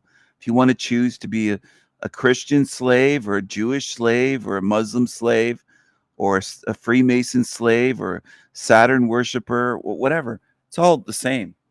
It's all connected at the very top. And at the very top of the pyramid, they know that they run all of that. That's all theirs. Programming. They don't care what flavor you fucking choose, so long as you're a slave. They don't care if you're a Muslim or a Christian or a Jew or a Freemason low-level dum-dum that does their bidding, so long as you're controlled, programmed, deceived, and a slave. So long as you keep getting reincarnated, recycled back here, they can feed off of you. That's what they care about.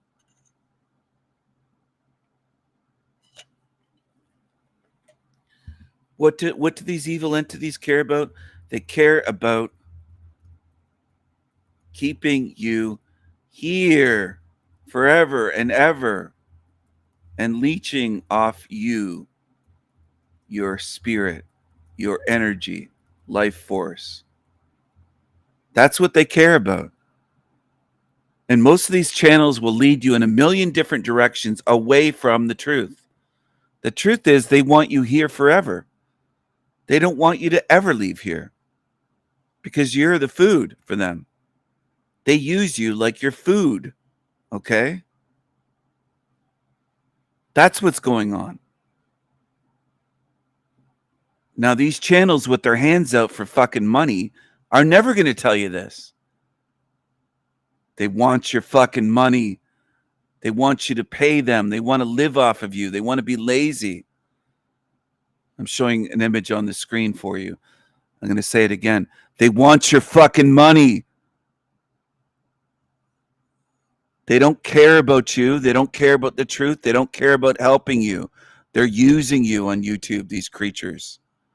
And what the entities want is you to stay here forever and ever and get recycled forever and ever and ever.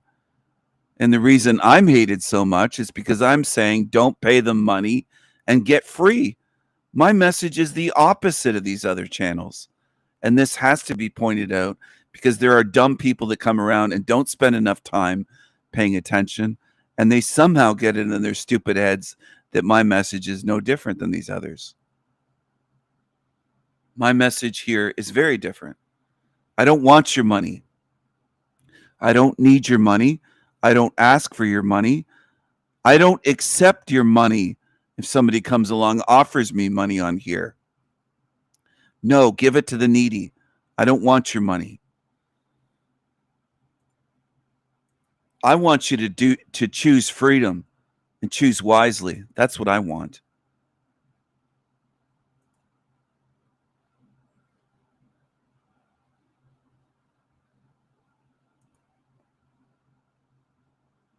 This is what I want for you.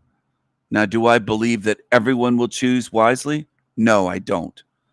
I think most in this realm are followers. It's comfortable for them. They prefer following morons, losers, shitheads, demons, cockroaches, felons. They prefer it. You can't convince them to do something else. They prefer that. As you will see, the longer that you are in this realm and observe them, they prefer shit. They want to follow shit. They prefer liars and grifters.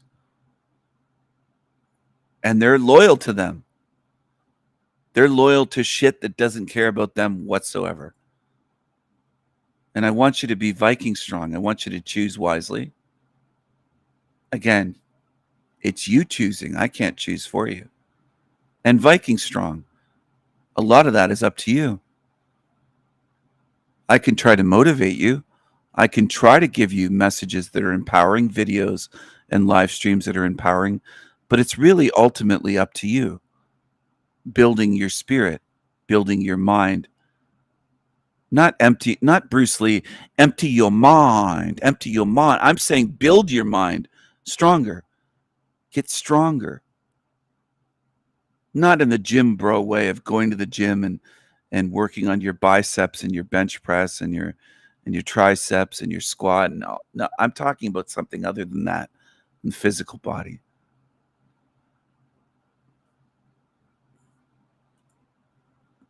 And I demonstrate to you often that these demons running channels are not nearly as strong as me. They can gang up and they're afraid of me.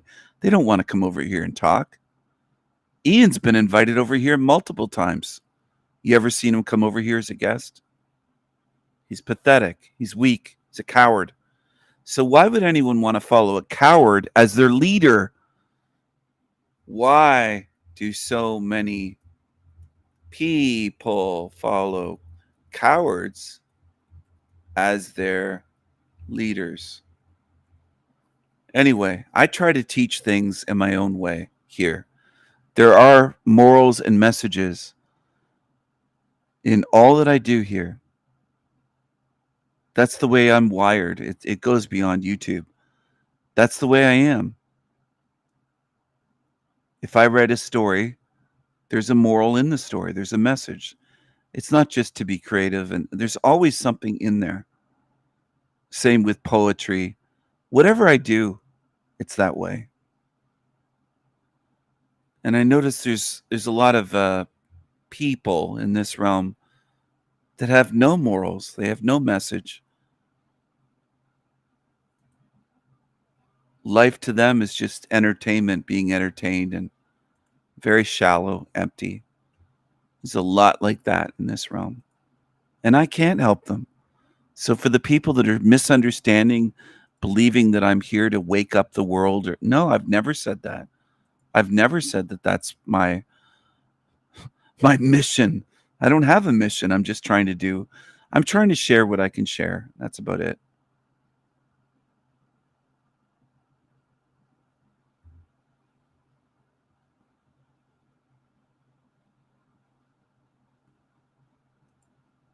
I can't change these creatures on the screen. They are what they are.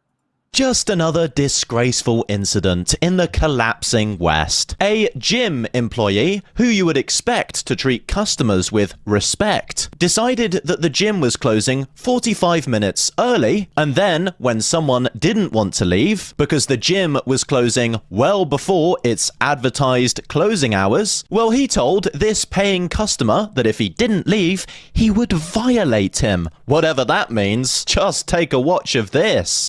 Out, bro, before I violate you. I'm not playing with you, bro. Get out, bro. Get the fuck. I'm gonna give you 5 seconds to get.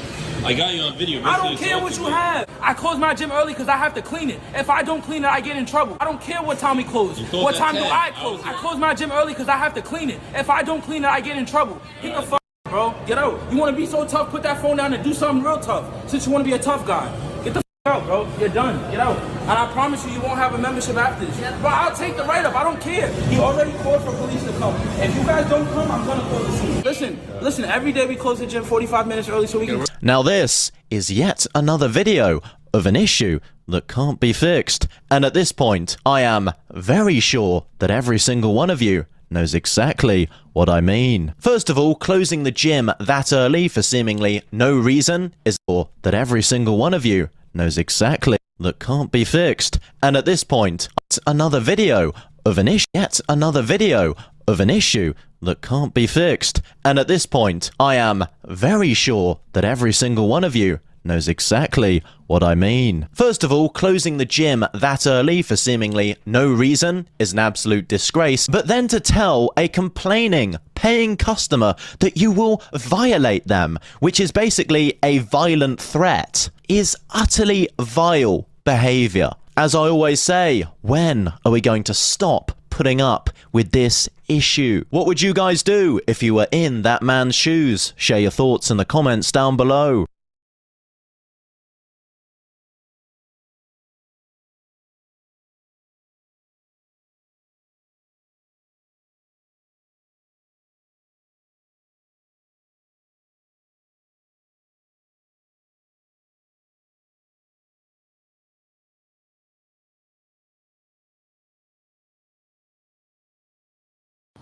Hello everyone. Welcome to Bobby, and hello to everyone who's here tonight. This is El Diablo Radio International, the greatest show in hell. We have around 24 people tuned in right now. Thanks for tuning in. We have some lurkers here tuning in. Maybe, possibly, maybe some haters. Do we have any haters here? Just another day in Britain. Another disgraceful, violent incident on our streets. So, some British men who were just standing outside of a nightclub, I can't tell if they were bouncers or just normal people standing outside, had a random, drunken migrant man come up to them and start violently threatening them and challenging them to a fight.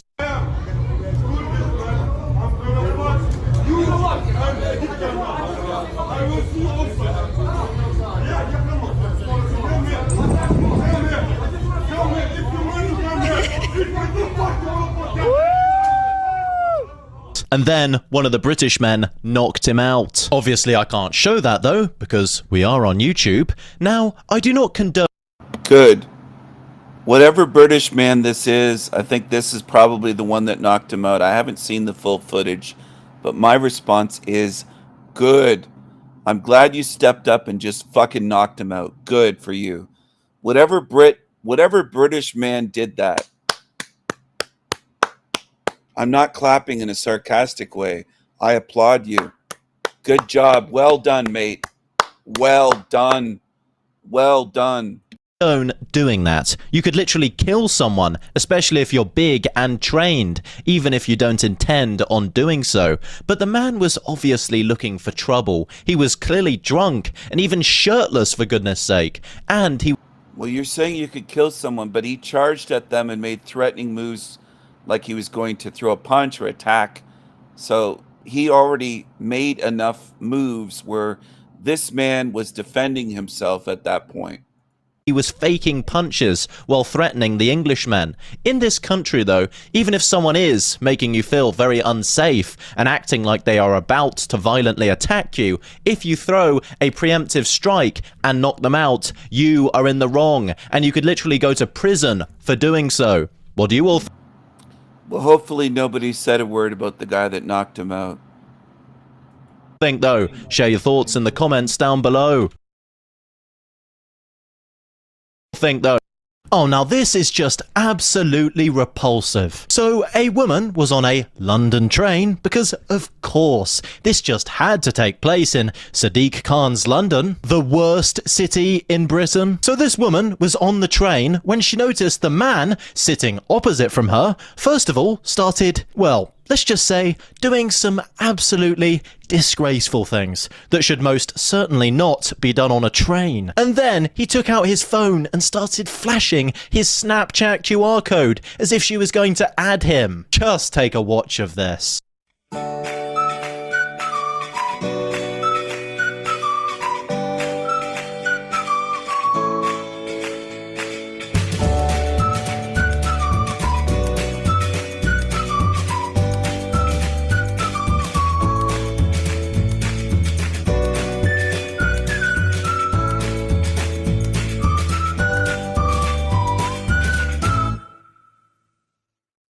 I mean, what on earth was that? It's clear that this guy likely consumes a lot of adult media, if you know what I mean. Because he's acting like he's in one of them. He seems to have zero concept of how to actually normally behave. And he was just basically harassing a woman. This is honestly one of the worst things I have seen today. And if you've seen my other videos, then you know that is really saying something. What do you...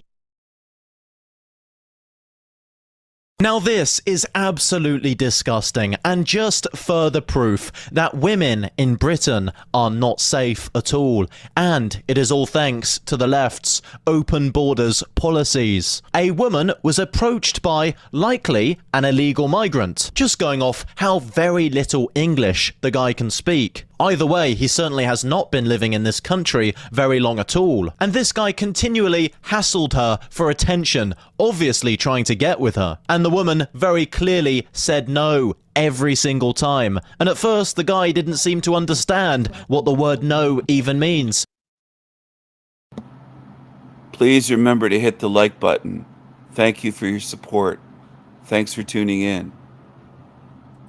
But when he finally realized that no means no, he violently attacked her. Hey! No. Please go away. None of your business. Yeah? Please go away. Please go away. Please leave me alone. Sorry. No. Sorry, okay, sorry. No, Sorry, no, sorry, no. sorry. You're sorry, then don't touch me. Don't touch me. I don't like being touched. My sister, yeah? I don't like being touched, sorry. Hey!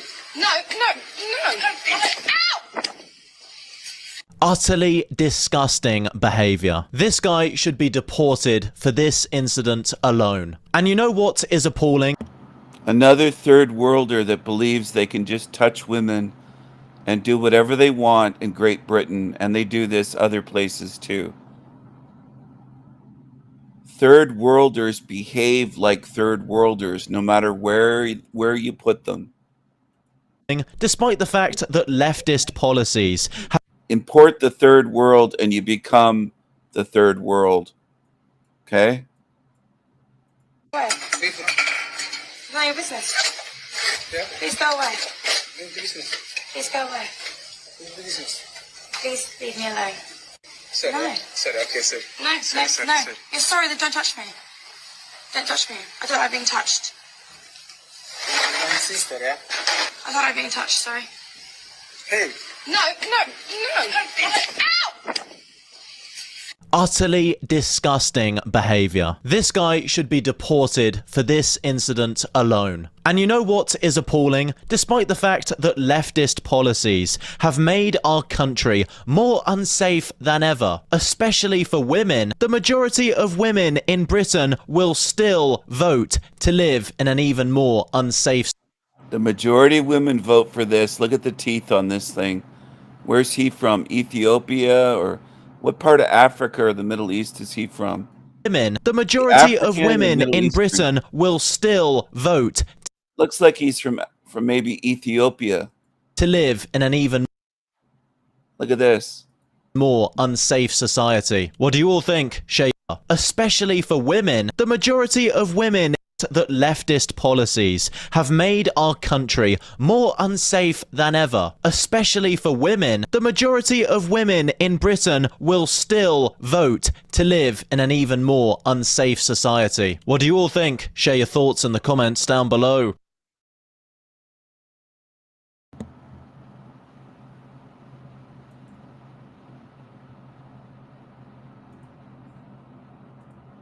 Very, very salty and highly envious people whose hearts are clearly filled with a lot of hatred seem to be filling up my content feed today. Here is an absolutely ridiculous and embarrassing video of some woman who filmed herself going on a rant in her car about how white people have nice neighborhoods. And this for her, of course, is a massive issue, which she instantly links back to racism. Just take a listen. I pulled over to eat some food before my class, and I just got upset because I pulled over into a white neighborhood. It's just so nice, and it just reminds me that everything is about racism. They have so much shade, so much parking. Like, it's the simple shit. I couldn't even just pull over really and enjoy my lunch because I was like, I haven't seen a person of color walk by me once.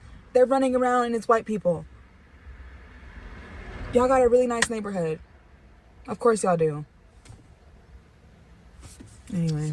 So yes, you go into a white neighborhood and you see it looks nice, and instead of thinking, oh, that must mean the residents care for their surroundings. No, it's because of perceived racism. That is utterly ridiculous logic. And the caption of her TikTok video is even worse. It says, I look everywhere these days and see white supremacy thriving. #neighborhood. So because the people in the neighborhood she visited know how to mow their lawn, not litter, plant trees, etc., that makes them all racist. The fact that there are people out there who genuinely think like this is a disgrace, and it's an issue that can't be fixed, if you know what I mean.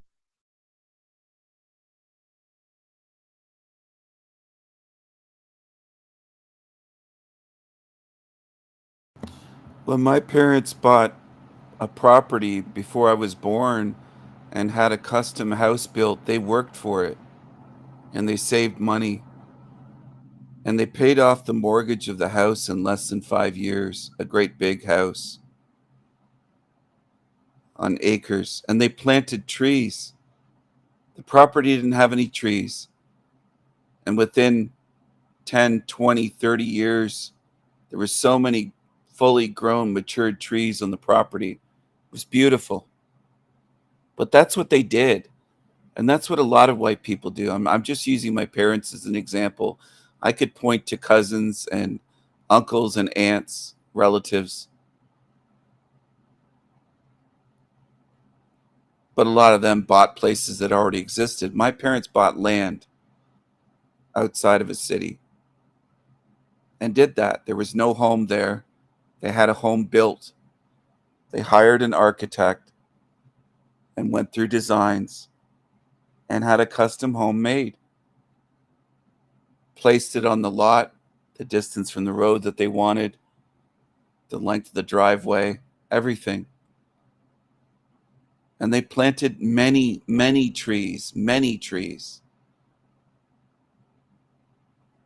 Our property growing up had so many trees. So I grew up around trees. Spruce trees, maple trees, oak trees, some cedar trees, even some fruit trees. We had some apple trees, cherry, pear tree.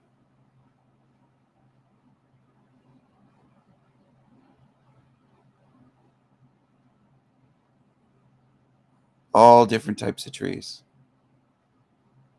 Blue spruce as well.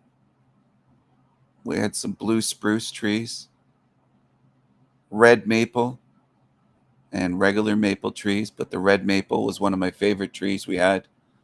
Big old red maple tree that was just planted as a little sapling, a little twig around the time I was born or before I was born, or maybe a year or two later, right around then, when I was just coming into this realm.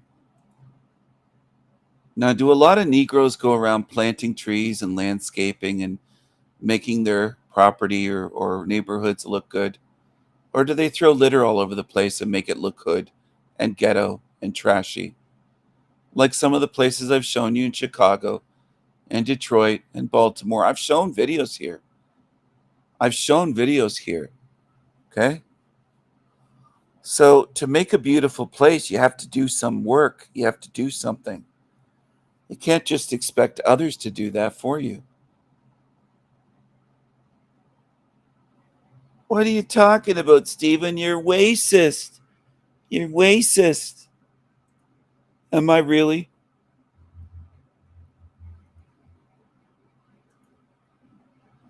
What's this showing up on the screen? The Sanity Machine is winning. It's coming up as a recommended video. Of course I'm winning.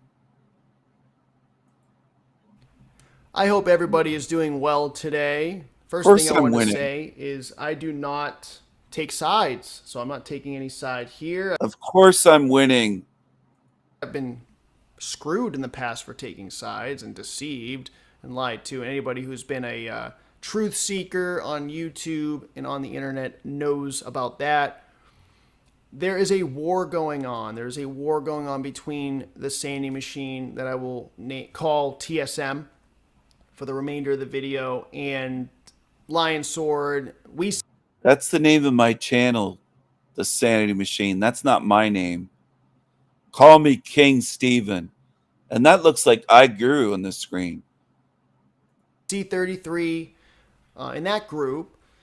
And I believe that the remainder of the video and Lion Sword, we see 33 in that group.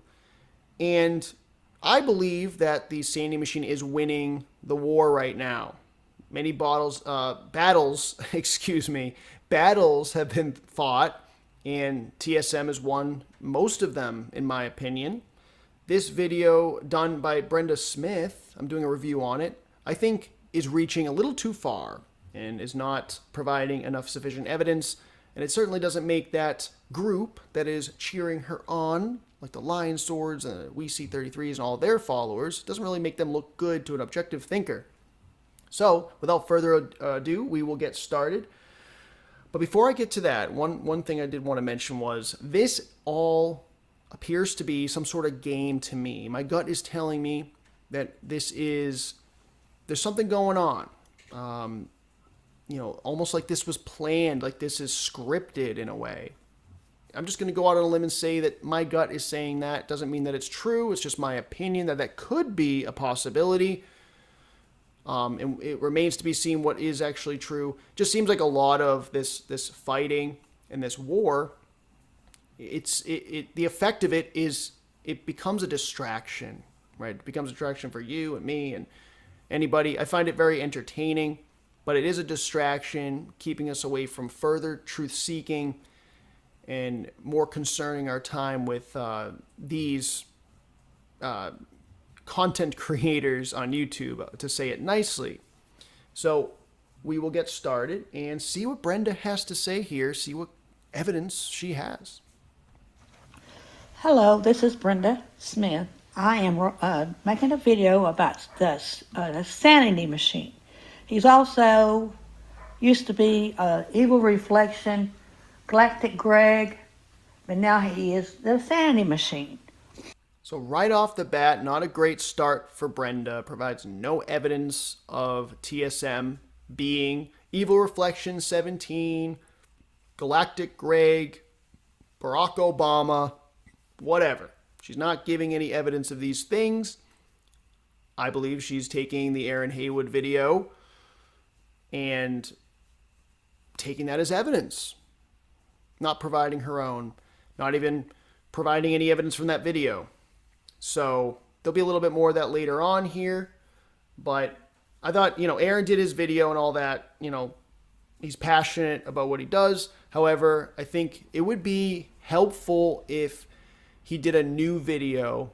In addition to that, providing a little more evidence and a little bit more behind his thinking in regards to how TSN could pull this off. That would be helpful. But yeah, we'll talk a little bit more of that later. We'll continue.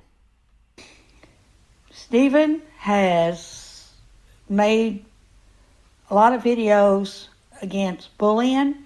After all, it does say on his page, if you're mad, you belong to me. Apparently, he thinks we're supposed to be afraid of him even when we die. And we live in a hell realm, so when we die...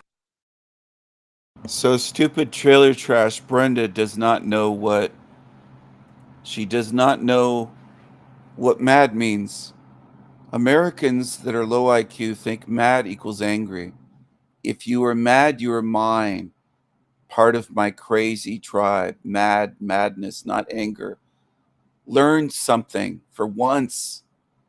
Learn something. There's a lot in this realm that can't learn anything. They can't learn. They're lost causes. I don't even bother with them. We got to deal with him. Well, I don't think so. This is who he really is. I'm definitely not afraid of TSM. I'm not afraid of anybody.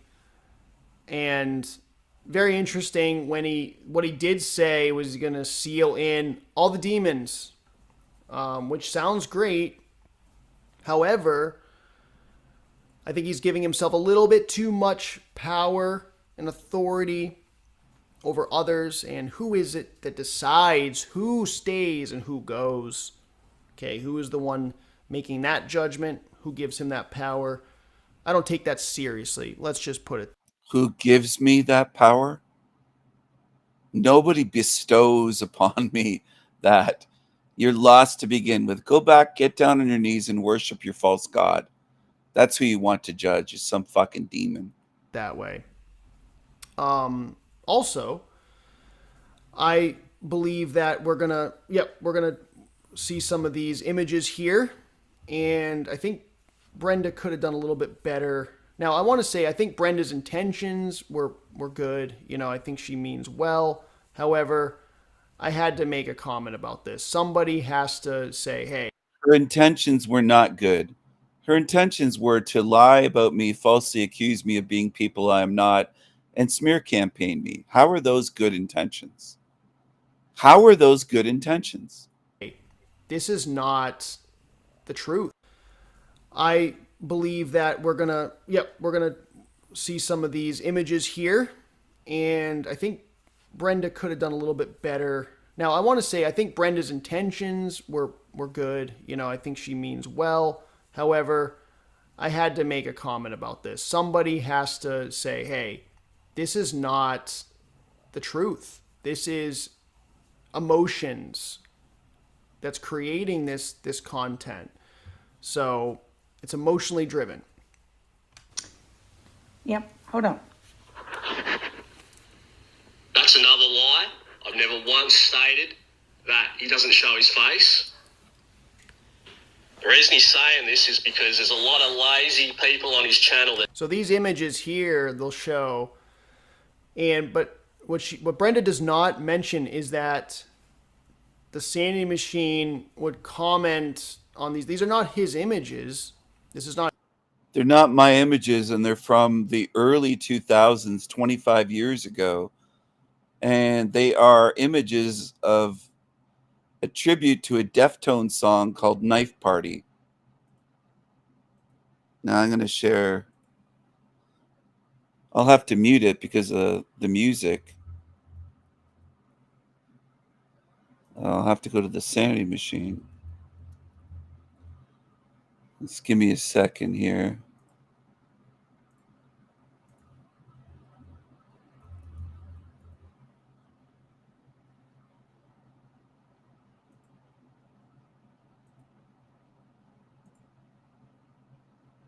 You're free to be deceived and follow whatever you want.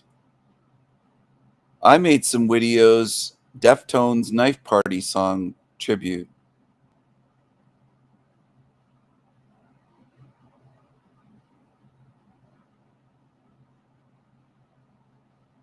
Right here.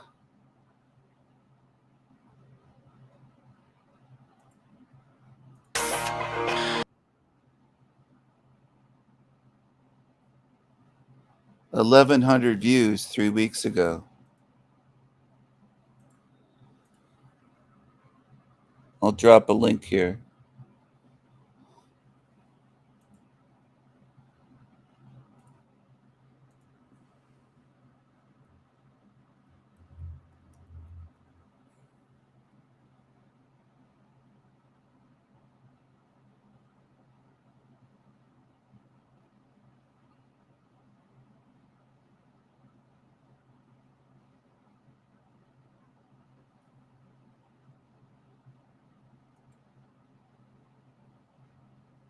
This video is protected by fair use. It is not for profit, and it is for entertainment. Thank you. Granny Smith, Brenda Smith. Hi, y'all. This is Granny Smith, your favorite granny on YouTube. I had to see Doc Baker today. Good thing he makes house calls because he had to come and see me. Doc Baker, you're familiar with him. He had to come to my little house and come and see me. And he had to check up on me because of that staving that mean ass Steven, that Steven that's meaner than a rattlesnake, meaner than an angry rattlesnake on top of a big old skeeter bite. You know who he is. You know which one I mean, that Steven. And when I answered my door, I almost thought Doc Baker was Steven. I almost thought it was him. But I'm going to show you something, the test that he gave me. Hi, y'all. So this is the first test that he gave me, Doc Baker, my Doc Baker. He showed me this wolf here. He said, take a good look at this wolf, Granny Smith. So I took a good look at that old wolf there. And I looked and I looked and I looked. And I did my best. And that nice old handsome man, Doc Baker, said, take a look at this wolf. Next, Granny Smith. You still remember that first wolf? I said, yes, sir, I sure do. I sure do. He said, are they the same? These two wolves, are they the same? Do they look the same to you, Granny Smith? And I said, Doc, I can't tell them apart. They look the same to me, just like that Steven looks like everybody on the TV. He looks like everybody in my soaps, my stories. He looks, God damn it, he looks like them all. He looks like them all. I can't tell them apart. I can't tell them apart. So then that nice old man, Doc Baker, showed me this picture. He said, what do you think of this, Granny Smith? And I thought it was my neighbor's pet next door at first. I thought, and then I thought, God darn it, is that a possum? Is that a possum? Because I do love that. I love me some of that possum pie. But no, it wasn't a possum. I was wrong on this one. It was not a possum. He was still, Doc Baker, he was nice about it, but darn it, he was still testing me. He was testing me. Then that Doc Baker, that nice old gentleman, that nice old southern gentleman showed me this and said, is this the same as the last picture that I just showed you, Brenda, or Granny Smith? Sometimes he calls me Granny Smith. I let everybody call me Granny Smith. But I said, I don't know what that is, Doc Baker. Is that something from the Waffle House? I can't tell you what that is. Is that a blueberry? Or he said it's a turtle. And I said, well, I'll be. I can't tell you. I can't tell you anymore, Doc. I can't tell you.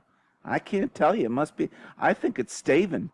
I think this is Steven right here. I think he's messing with my mind.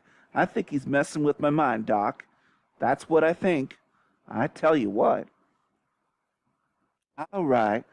And then I done finished watching my stories on the TV, and I had to go out and get me some shopping, some groceries. You know, so I took my car, took my old clunker, and I went out, and I noticed the needle was almost on empty, so I had to stop at a gas station. So I pulled in, and this is a true story, y'all. This is an honest to God, an honest to goodness true story. I pulled into this gas station, and they didn't have anybody pumping the gas. I had to get out of my car to pump my own gas, if you can believe it. And I pulled in, and I said, This ain't no Steven's gas station, is it? I didn't pull into no Steven. Ain't no Steven's gas station, is it? Because I ain't want none of his gas. I ain't want nothing to do with that Steven. And I don't know if I had the Steven on the brain or what the hell was going on, but so I started pumping my gas, and then on the screen, on the gas pump, there was a little video, and I'll tell you what, I saw Charles. I saw Charles come up, and his eyes just about bumped out. They just about bugged right out of his head when he saw me. I'll tell you what. He said, Granny Smith, is that you? And I was talking to the gas pump. I was literally standing there, talking to the gas pump, and some people were looking at me like, lady, ain't you the fool? I tell you what, they was looking at Granny Smith and saying, you know, she's talking to the gas pump. And I was. All right. And then the movie changed. I tell you what, I couldn't believe my eyes. I could not believe my eyes. that Christopher, that nice little boy that sometimes he cries on his videos. He was crying on the screen. I'm telling you, I seen him. I seen him crying on the screen as plain as day, And I couldn't believe it. I just about kissed his forehead. I just about kissed that big old forehead on that Chrissy. And I said, "Oh, Chrissy, don't you cry. Don't you cry, little boy. It's okay. It'll be okay." Then I just about lost my britches. I thought, "Hey, is that Aaron Gaywood with a beard?" I thought they might be the same. I didn't know because of the head. I thought, "Hey, is that Aaron Gaywood?" Because it was that Aaron Gaywood.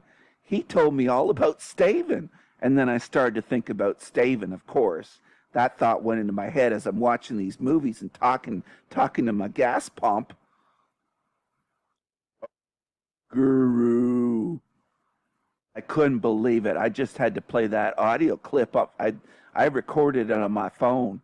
And there he was. That was that Staven. He said it was Guru, but I'm pretty sure that's Staven. That's Staven, and I don't know what he's got on his head, but he's wearing sunglasses. Because his eyes, them eyes of his, I seen his eyes one time and them evil. They is evil. I seen him and they's evil. And he's got something on his head, and I don't know what is wrong with him, but he makes me so goddamn motherfucking angry, that Staven. He gets my panties twisted in a pretzel. I'll tell you what. He makes my blood boil, that Staven.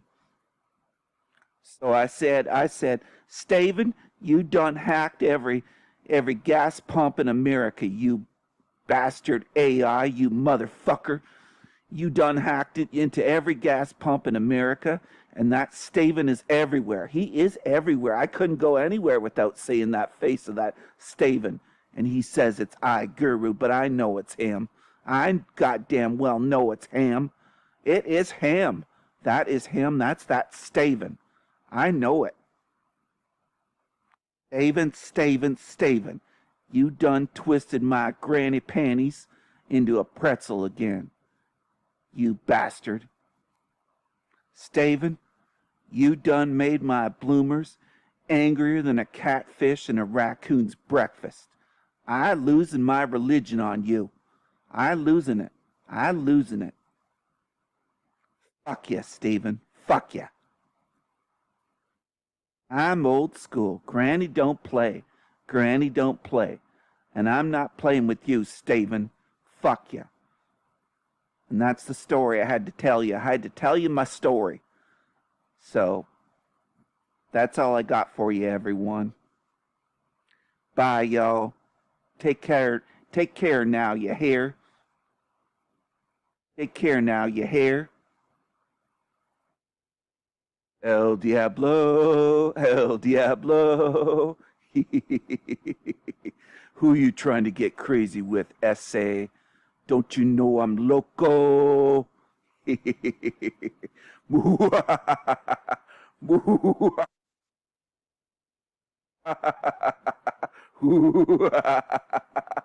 El Diablo, El Diablo.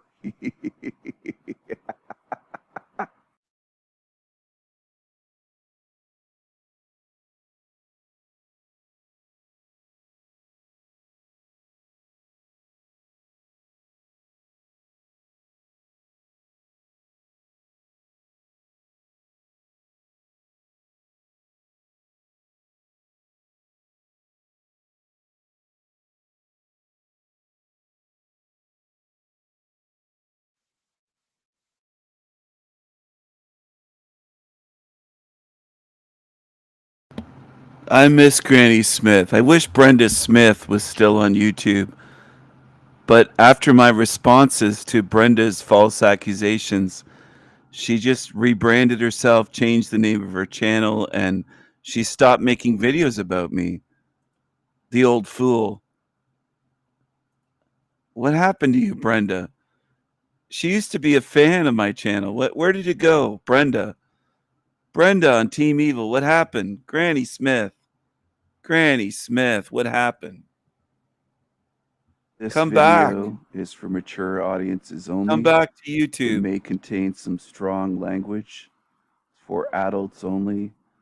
Viewer discretion is advised. Thank you for watching. Hi, y'all. Granny Smith here. I haven't seen you for a while. For a little while. I have just a small channel, as you know, but I took down my videos. I used to have almost every video was of that Staven. I showed his face up close. That Staven, you know who I mean. You know who I mean. He is crazy. He is crazy. He's crazier than a raccoon's breakfast. I tell you what. But I used to soak my granny panties to his face. I had his face up close in every dang video. I don't mind cussing. I don't mind cussing. Sometimes you gotta cuss. And that motherfucker just made me so, he done made me so mad. He made me so angry. He just put the fire in my belly and my veins. He made me angrier than a freaking possum. I tell you what. And I had to go on a break for a little while after I saw Doc Baker, because I had some mental problems, to be honest. I'm not gonna lie to you. I'm not gonna lie to y'all. I gotta tell you all the truth here. And I saw Doc Baker, and he said that I'm seeing things that are the same, that are not the same. And I was telling him, Doc, I can't tell them apart. I can't tell them apart. I couldn't tell the two wolves apart, and I couldn't. If he showed me Staven and he showed me, you know, the picture of a picture of Michael Jackson or Mike Tyson or Bruce Lee or I couldn't tell them apart. I said, Doc, I can't tell them apart. I just can't tell them apart. I couldn't tell anybody apart. I thought they was all Staven. Everybody in this realm. And this is a hell realm, you know. And Staven says that he's in control. He says that he's going to lock in. He's going to seal in all the daemons. He's going to seal in us all. I mean, I consider myself a daemon then, because I think he's going to seal me in here. I think he's going to seal me in here. But I had to go on a break, and I had to take a little leave of absence. I had to go on hiatus, you might say, because I had to hole up in my trailer and watch my stories. I had to watch my stories, my soap operas, because I thought that damn Staven was everywhere. I was seeing him on the screens at the gas pumps. I tell you what, I'm not telling you no lies here. I was seeing that Staven everywhere. I would drive by cars and he was waving at me. He was on bumper stickers. He was up on the goddamn billboards on the sides of the highways. And it was him. It was him. It was that damn Staven. He was haunting me. I got so obsessed with that Staven. I was seeing him everywhere. That motherfucker. I don't mind cussing sometimes. I gotta cuss sometimes. I'll tell you what. Granny don't play. Granny don't play. I'm old school. I don't play. I don't play no games with these young'uns. And that Staven. That motherfucker would tease my Charles and my Derek and my Anne-Marie Huber. I tell you what, she's no man. She's a beautiful woman with the biggest goddamn man hands you ever seen. I mean, she's got petite, delicate, pretty little feminine hands. I'm sorry, I'm confused. Granny's confused here again today, and I blame that Staven, of course. It's all his fault. I blame him for everything. That Aaron Gaywood told me about Staven and told me about this is an actor-based reality, and that Staven is a high roller. Did he call him a high roller, a big baller, or multi-roller maybe? Was it high roller or multi-roller in the actor-based reality? And that Staven, oh my, he just puts my panties in a bunch and just makes them twisted into a goddamn pretzel. My granny panties. And I had to put on my big girl panties to make this video here. Tell you what, y'all. Hold on a second, everybody. Hold on. Granny's got something to show you. I got something for y'all. Hi, y'all. Now, I happened to snap this photo, and this is not photoshopped. I tell you what, this is real. This is real. This is realer than real, and Granny don't play. Granny don't play. I saw this on the side of the highway, and I had to pull my car over, my little itty-bitty car, my clunker. I had to pull it over, and people were looking at me like, hey, Granny, what is your deal? What is your problem? You're pulled over on the side of this highway, and I had to snap this picture, and I was showing it around to people. They couldn't believe it, because you know how Steven talks about drinking the Coke Zero. He drinks that chemical mess that he doesn't know any better. He doesn't know what's healthy. He doesn't know. He doesn't know. And I know it's Steven. He's dressed up as I Guru, but I know it's Ham. I know it's Ham. That is Ham right there. He can't fool me with the shades on and the is that a robe, or is that a bathrobe, or is that a blue blankie? I can't tell. But he's got something on his head, and he's got something right there, like a headdress, or is that a necklace or a pendant, or I don't know what the hell that is. I don't know, but Granny don't play. I pulled over onto the side of the highway, and I said, I'm going to show everybody some proof right now. And he's always talking about, if you were mad, you were mine, that motherfucker. I tell you what, he has that right on his YouTube channel. And here it is. Here I see this billboard. I tell you what, and it says, enjoy more madness, and it's featuring him. That is him. 100%. Absolutely, that is him. Granny don't play. I'm not playing no games here with that motherfucker. I know it's him. That I Guru is Steven. It is him. They're one and the same. And Aaron Gaywood told me that Steven is Galactic Greg, and he's a rock star in a band. He's a drummer, if you can believe it. He's the whole band, I think. I think he's every band. I think Steven was the whole Beatles, to be honest, and Metallica.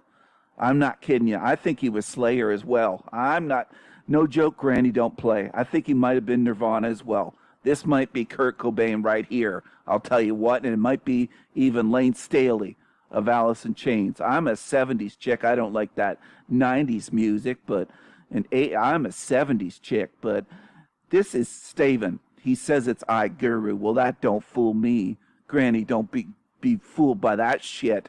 That bullshit, that horse shit. You know, that motherfucker's been lying to us all. I know he drinks the Coke Zero. I know that. So it says here, enjoy more madness. Well, that is Steven. That's him. They're paying him. They're paying that motherfucker to push that Coke Zero. I know they are. So Sorry, everyone. I have to interrupt this live stream for a commercial break. I'm cracking open a Coke Zero. I get paid $1 million every time I mention Coke Zero on my channel. $1 million every time I mention Coke Zero. Thanks for the sponsorship, Coke Zero. This show is sponsored by Coke Zero. Enjoy more madness. Enjoy more madness. Thanks for the money. Thanks for the money. They roll up to my door, these Brinks trucks, and unload millions of dollars. Thank you, Coke Zero. Thank you. Thank you. I just had to tell you what, everyone. I had to show y'all what's going on. And if you see him somewhere out there on a billboard, or you see him painted on the side of a building, or you see him at a McDonald's or a Burger King, or anywhere, a Denny's or a Waffle House, or you see that motherfucker, he might be up on the Walmart sign the next time. I don't know where he's going to be next. Could be on the Empire State Building. He is everywhere. He is everywhere. He's taken over the gas pumps all across our beautiful America. He is taken over. He's all over the fucking place. He just makes me so angry, so goddamn angry. So, everybody, you take care now, y'all. You take care now. y'all, and y'all have a great day.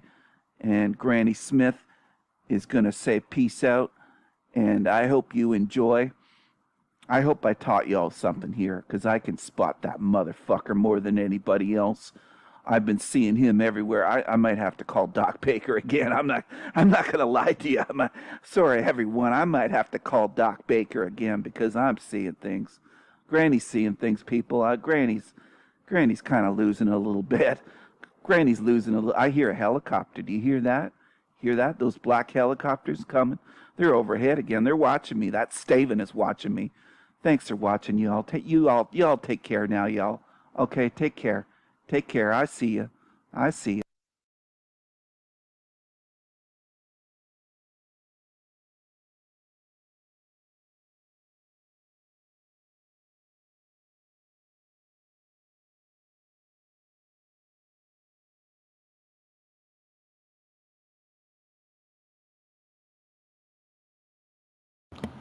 That's what happens when you're a fan of Aaron Gaywood and you start getting paranoid and seeing things and seeing that everyone's the same, and they just lose it. They have no attention to detail. They can't tell my voice apart from others. They see me and they think that I'm covered in tattoos. I don't have any tattoos. They're absolutely fucking mental. And that's what a lot of quote truthers are. Mental. Mental. They see sameness where it doesn't exist. They can't see the difference. They can't notice the difference in eye color, looks, voice, anything, height, build, no tattoos versus covered in arms, covered in tattoos. They're absolutely mental. They're absolutely mental. And I don't want to deal with them ever. I don't want them near me. These mental cases. They can have their little corner somewhere. But yeah, you're welcome, RI. You're welcome. That's what paranoid mental cases look like and sound like. They think everybody's an actor, everybody's the same. Baby truthers, mental, full of paranoia. Aaron Gaywood and his group. Mental cases. Kenyatta Barron was born on November 13, 1984 in Hillsborough County, Florida, to parents Booker Ray and Carrie Barron. She remained in the Hillsborough area all throughout childhood. Kenyatta grew up in a large family with 6 other siblings. Everyone who knew her called her Kiki. Now, growing up, Kiki loved school. She was also very strong in her faith and carried God with her in every part of her life. In her free time, Kiki wrote poetry and loved to cook. In 2006, when she was 22 years old, Kiki began a relationship with 19-year-old Ronnie O'Neill III. Ronnie was born July 27, 1988. During his childhood, he did not have a relationship with his biological father, who reportedly suffered from bipolar disorder and schizophrenia. But Ronnie did have a loving stepfather in his life named Billy Smith. Throughout his teen years, Ronnie was active in many extracurricular activities, including football and singing in his church choir. While in school, Ronnie was also part of the ROTC program and had hoped to join the Marines after graduation. Although the academic part of school was a challenge, he successfully graduated from East Bay High School. After graduation, Ronnie took the entrance exam for the Marines, but he was unable to pass. With his future plans dashed, he ended up working in casinos and driving trucks. He also wrote hip-hop and rap music. In 2008, Ronnie and Kiki welcomed their first child into the world, Renivia O'Neill. Renivia was born premature at just 2 pounds 2 ounces and spent the first part of her life in the NICU on life support. Ronnie later said that he was the person who fought to keep her alive when people around him weren't sure if she should stay on life support or not. Renivia was later diagnosed with cerebral palsy and would later rely on a wheelchair to get around. 1 year after Renivia was born, the couple welcomed their second child, who they named Ronnie O'Neill IV. We'll refer to their son as Little Ronnie throughout this episode, as that is how the family distinguished father and son. As time went on, it was clear that Renivia's struggles did not stop at cerebral palsy. She was later diagnosed with autism and was unable to speak for her entire life. She did communicate using some sign language, which little Ronnie learned so he could communicate with his sister. In addition, family members also remember that Renivia and her little brother seemed to have a very special bond in their own way to communicate with each other.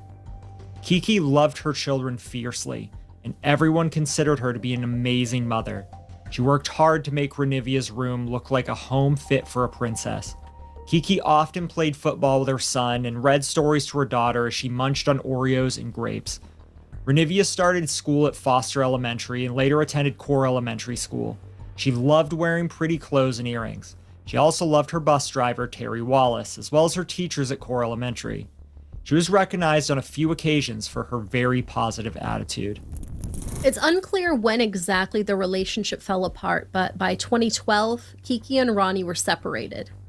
That same year, paternity tests were ordered by the court to prove that Ronnie was the father of both children, and he was subsequently ordered to pay child support. In October of 2017, he was found to be delinquent and was ordered to pay Kiki $1,735.32 in back support. At this point, Ronnie was the father of a third child who had been born in 2016 to another woman. At the time of our story in 2018, Kiki, Renivia, and little Ronnie were living at 13428 Pike Lane Drive in Riverview, Florida, in a 3-bedroom rental home owned by Vetus Investment Properties. Kiki was 33 years old and was taking classes at Hillsborough Community College, working hard to build a bright future for her children. However, things were not looking as promising for Ronnie. At this point in our story, he had earned himself a bit of a criminal record. He was convicted of driving without a license, possession, as well as obtaining food or lodging with the intent to defraud. In addition to that, the police have been called many times by Kiki due to Ronnie abusing her. They fought about money and about Ronnie being present at her home when she did not want him there. They also had regular disputes about him using her car without permission. When she finally called the police regarding this matter, Ronnie retaliated by breaking the front windshield and saying, "If I can't use the car, no one can." The deputy categorized this incident as misdemeanor criminal mischief. Kiki accepted the request for prosecution form from police, but never ended up submitting it. As we often see in cases such as these, if the victim refuses or is unable to follow up on an incident, the abuser is not charged nor prosecuted. Over the years, Ronnie left the Christian faith and became a Muslim and began publicly identifying as a member of the Nation of Islam. In 2017, Ronnie was the victim of a random drive-by shooting and was severely injured. His injuries were so severe that after being rushed to the hospital, his heart stopped several times during surgery. When it was time to be discharged from the hospital, Ronnie was still in pretty rough shape and needed to be living with someone who could assist him while he was healing. It appears that he was still in a romantic relationship with the mother of his other child at this time, but she refused to let him stay with her. Ronnie's family also refused. With nowhere else to go, he turned to Kiki for help. Despite her mother being adamant that she should stay away from Ronnie, Kiki agreed to let him stay in her home while he recovered. Ronnie was in her home for about 4 months when things escalated into a nightmare. On March 18th, 2018, Ronnie spent the day at his mother's house changing the brakes on her car. He had little Ronnie with him for the day as well. We can only speculate about what led to such a huge fight between Kiki and Ronnie later that night.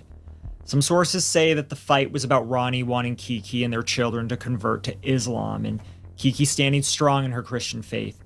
Ronnie would later say that Kiki had been fighting with the mother of Ronnie's other child leading up to this incident, though it's unclear how that is relevant to what happened next. What we know is that Ronnie and Kiki's neighbors called 911. 911, what is your emergency? Yes, my neighbor is beating up his girlfriend next door. What's going on there? I don't know. I heard the neighbor tell her, help me. Help me. What's going on there? I don't know. I think he's beating her next door. We just heard some noise. Next, Kiki made a 911 call at 11:43 p.m. saying that she had been shot. Now, the sequence of events for this incident are a bit jumbled. When we compare the 911 call, witness testimonies, and the order that others have listed the events, we're not 100% sure what order they happened in. What we know is that Kiki sensed that Ronnie was going to get violent and went to hide in a closet. Some sources say it was the closet in little Ronnie's bedroom, and others say it was Renivia's room. Ronnie discovered where she was and shot through the door, hitting Kiki in her arm. Kiki then ran from the room before Ronnie could shoot again. That is when Kiki called 911. In the background of the 911 call, a few things can be heard. First, we hear Kiki telling first responders that she's been shot, but she's trying to be quiet, so we suspect she was hiding again. First responders try to get her to say her address, but she is unable to, whether that was out of fear or she wasn't fully aware due to her injuries. You can hear the moment that Ronnie finds her and she starts screaming, "I'm sorry, Ronnie," over and over. In the background, we can hear Ronnie saying two things. The first is a repeated chant of Allahu Akbar, which is a Muslim saying meaning God is most great. We also heard him tell little Ronnie to repeat him, and then a child's voice can be heard in the background. And Ronnie Sr. tells little Ronnie to, and I quote, "Now get in here and kill this bitch right now." I want to warn you before we play the recording, the screaming from Kiki that follows the statement is very, very hard to listen to. The address of the emergency, ma'am. What's the address? What's the address of your I'm emergency? shot. Help me, please. What's your address? Please, What's your address, whoever ma'am? stop me, help me, please. He shot me. Where? Oh, no, what the?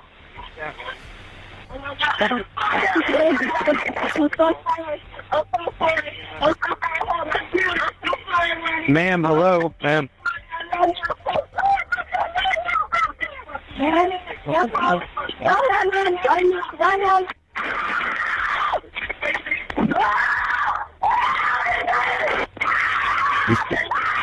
All right. Ma'am, hello. Hello. Oh, no, this one not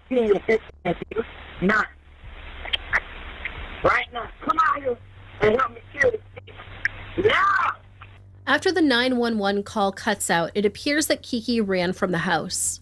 Ronnie chased her, and neighbors witnessed Kiki in the yard of the house next door. She was laying on the ground when he shot her again. Then, Ronnie held her arm in the air and repeatedly beat her over the head with his shotgun. Now, in some accounts, little Ronnie remembered being forced to hold the shotgun that was pointed at his mother. In others, it seems that his father was asking him to stab his mother. Those details are still unclear. When one neighbor looked out his front door and saw Kiki being attacked in his yard, he opened the door to intervene. When he did, Ronnie started yelling at him, "You don't understand," and then dropped Kiki's arm and the remains of the shattered shotgun and ran back into his house. Yes, he beat her so badly, he broke the gun. The neighbor went into his yard and stayed with Kiki until paramedics arrived. These attacks were also witnessed by a 14-year-old neighbor across the street. While Ronnie Sr. had been out of the house beating Kiki with a shotgun, little Ronnie had attempted to hide. Fortunately, Renivia, though likely aware of the horror and chaos in their house, was unable to hide or plead for her life. So when her father grabbed a hatchet from the garage on his way back in and stormed into her room, there was nothing that she could do. Little Ronnie, hiding in the kitchen, could see into his sister's room as his father started to hack away at the helpless 9-year-old in the head with a hatchet. The last time little Ronnie saw his sister alive, she had tears streaming down her face as she was being attacked by her father.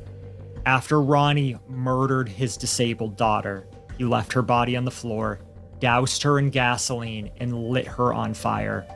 He also dumped gasoline in the closet where he had shot Kiki and lit that on fire as well. After his attempts to cover up his deeds, he then turned and went to find his son. He found little Ronnie hiding in the kitchen and wrenched open a kitchen drawer to grab a knife, spilling knives all over the floor. He then stabbed his son repeatedly in his torso and his neck. He held little Ronnie down with his foot as he dumped gasoline on his body. He then lit a tissue on fire and ignited the gasoline. At some point during this horrific rampage, Ronnie also called 911. In his phone call, he can be heard screaming about demons inside of Kiki and how she had tried to kill him. Where's your emergency? Hey, I just been attacked by some white demons inside, and she tried to kill me. And What's the address? Huh? What's the address of the emergency? Try to attack you? Yes. She did. She tried to kill me. What he didn't know was that the police and paramedics were already en route. In fact, They arrived outside to find Kiki while Ronnie Sr. was stabbing his son in the kitchen. Initially, the first responders were only looking for one victim, and they found her on the neighbor's lawn. She was already dead by the time they arrived, laying in the grass with the remnants of the shotgun around her body. It wasn't until neighbors told them that there were 2 children in the house that the police and paramedics realized they had a bigger situation on their hands. As they were made aware of this fact, they also looked up at the house and saw the orange glow that indicated a fire in the building.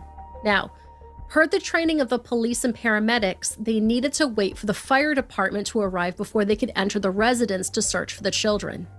However, as they waited, something happened that they didn't expect. First, Ronnie Sr. came out of the garage. He was covered in blood, but the only injury he sustained was a burn on his arm. Police attempted to arrest him peacefully, but Ronnie was ranting and refusing to get on the ground, so he was tased, cuffed, and put in the back of a cruiser. He sat in the cruiser repeating Allahu Akbar as first responders continued to try to secure the scene. At one point, he also said, "Kiki is the devil, and those are the devil's kids." Firefighters finally arrived and prepared to enter the home, but before they could, little Ronnie came walking out. His clothes were smoking, and he was cut so severely that his intestines were visible. The only words he said before he lost consciousness were, "My father shot my mother." Little Ronnie was immediately intubated and rushed to Tampa General Hospital. Upon arrival, he was found to have a collapsed lung, exposed intestines, multiple stab wounds, and burns over 25% of his body. Paramedics noted it looked like he had been disemboweled. He also had froth coming from his mouth, which is a sign of smoke inhalation.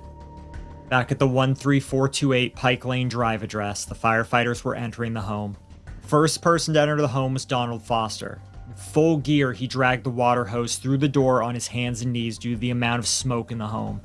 As he crawled, he had to feel his way along the walls.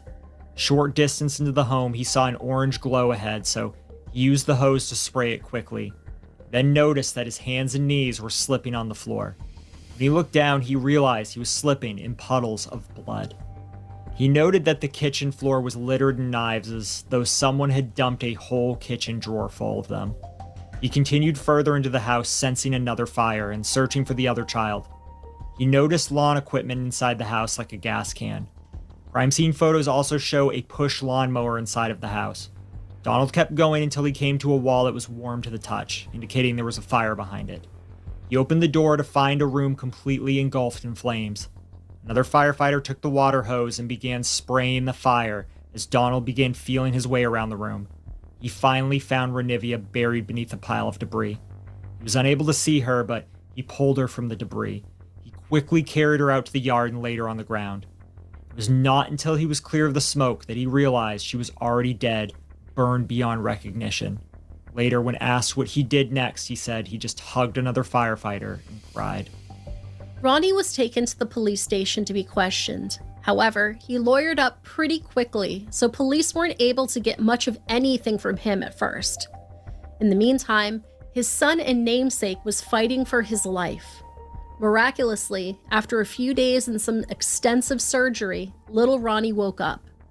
He was able to begin telling the police things he remembered from that night. We would like to remind you that he was still gravely injured and probably on some pretty serious painkillers. As more information came out over the following months, not every detail of little Ronnie's accounts matched. However, it would be understandable that this 8-year-old boy who had just witnessed the brutal murder of his mother and sister and narrowly survived himself might have mixed up some of the details while he was still near death. Little Ronnie ended up being in the hospital for over 2 months. During that time, there was one particular officer, Deputy Blair, who would stop by to visit little Ronnie. When he heard that he was a Tampa Bay Buccaneers fan, Deputy Blair felt compelled to use a connection he had to the team to help cheer up the boy. He began bringing him Buccaneers merch, and the two struck up a relationship. Deputy Blair had a wife and 5 older children. As a father, it must have been absolutely brutal to see this little boy fighting for his life after watching his entire family be annihilated. One particular night, after visiting little Ronnie, Deputy Blair prepared to head out for the evening, where he had planned a dinner date with his wife. But as he made to leave, little Ronnie held onto his hand and asked him to stay and watch a movie. Deputy Blair knew immediately that he needed to stay. Called his wife and turned their couple's date into a movie night with this amazing little boy. During the time that Deputy Blair spent with little Ronnie throughout his recovery, he crossed paths with his guardian ad litem. During one such meeting, Deputy Blair gave the cursory, polite response that many people give, something in the ballpark of, "If there's ever any way I can help, let me know." Eventually, little Ronnie was released from the hospital, and the state attempted a few fictive care placements with family members. However, for reasons that are unclear, those placements did not work out. One day, Deputy Blair got a call from the guardian ad litem. Desperate, he asked the deputy if he had any leads on a placement for little Ronnie. Luckily, Deputy Blair already had discussed this possibility with his wife. They were already preparing to welcome Ronnie into their home. Ronnie went to stay with Deputy Blair and his family, who instantly welcomed Ronnie and made him a part of their family. It wasn't long before he was formally adopted by the kind-hearted deputy. After Ronnie Sr.'s arrest, he was immediately charged with 2 counts of first-degree homicide, arson, resisting arrest, and 1 count of attempted homicide. He was held without bail. He made his first court appearance with his arm wrapped in bandages covering the burns he sustained while lighting his children on fire. I'm going to rewind a little bit, everyone. Just give me a second here. I want to comment on this at risk of diamonds on YouTube calling me racist. At risk of them calling me racist. How many times have you seen a white child that's been traumatized or abused or attacked or almost KI double hockey sticks like this black child here? How many times have you seen a white child be adopted by an all-black family, be taken in because they feel sorry for a white boy or girl that's gone through something horrendous and the family won't take them? How many times have you seen the reverse of this situation? Instead of a white family with a black child, how many times have you seen a black family taking in a white child? Reverse the situation. How often have you seen it? Because I've seen this sort of thing a lot. A white family taking in, let's say, a black child or an Asian. How many white children are taken in and cared for by non-white families?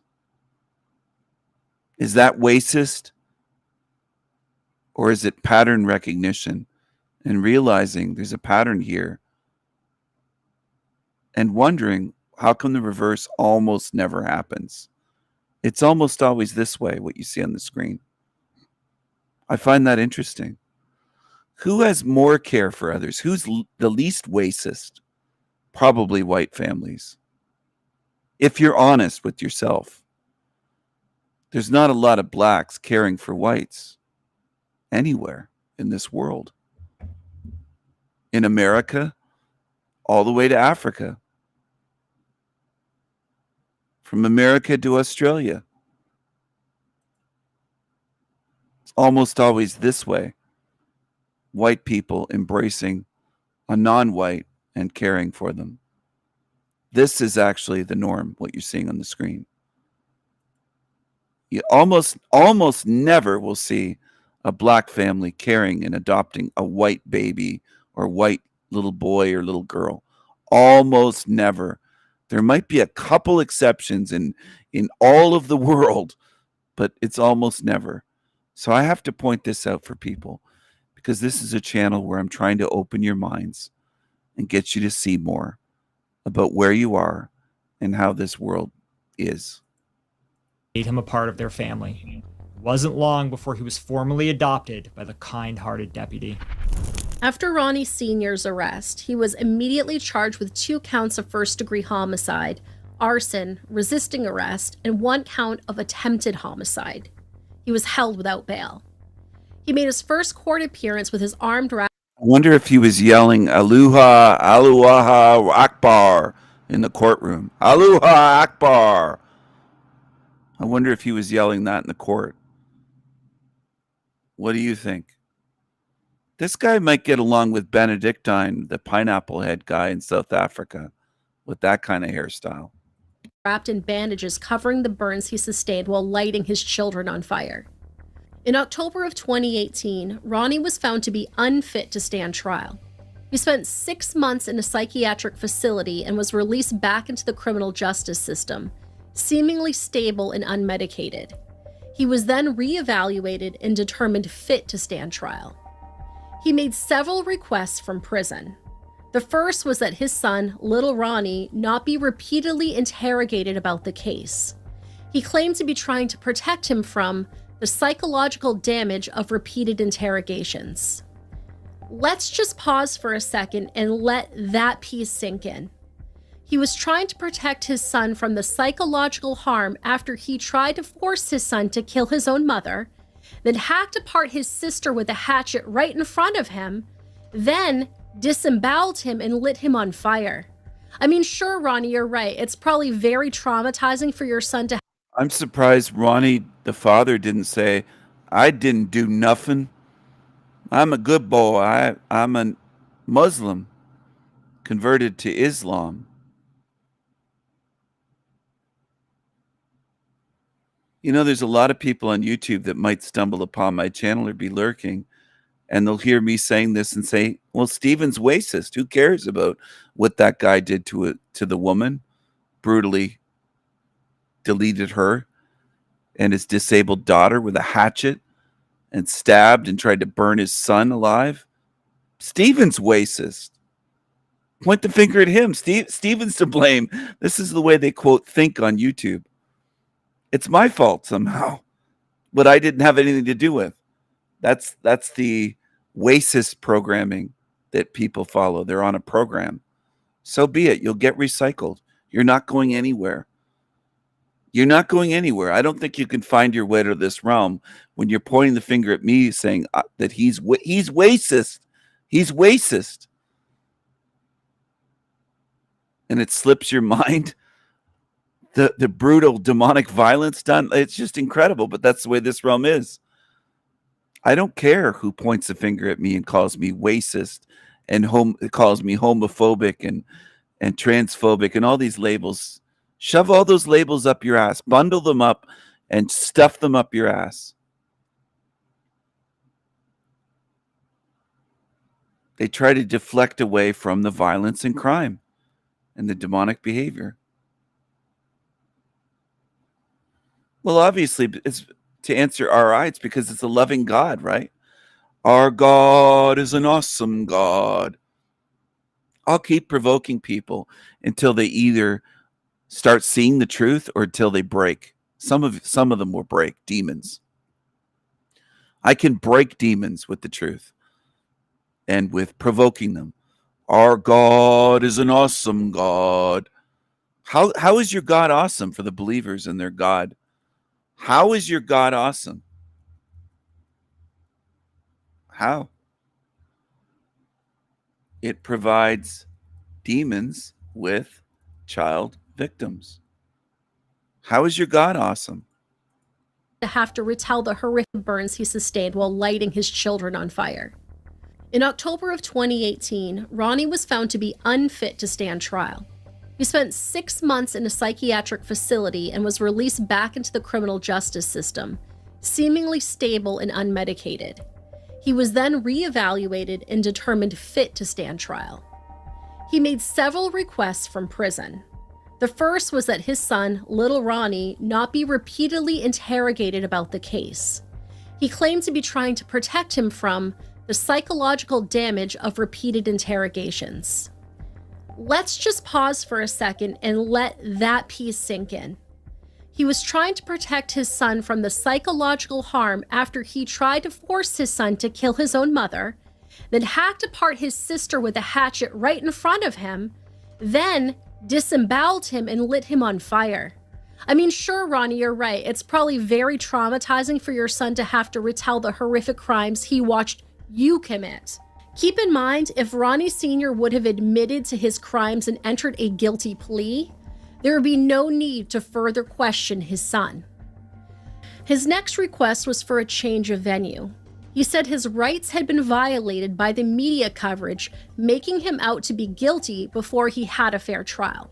He claimed he was being portrayed as a menace to society and that they were attacking his, as he put it, good name and known character.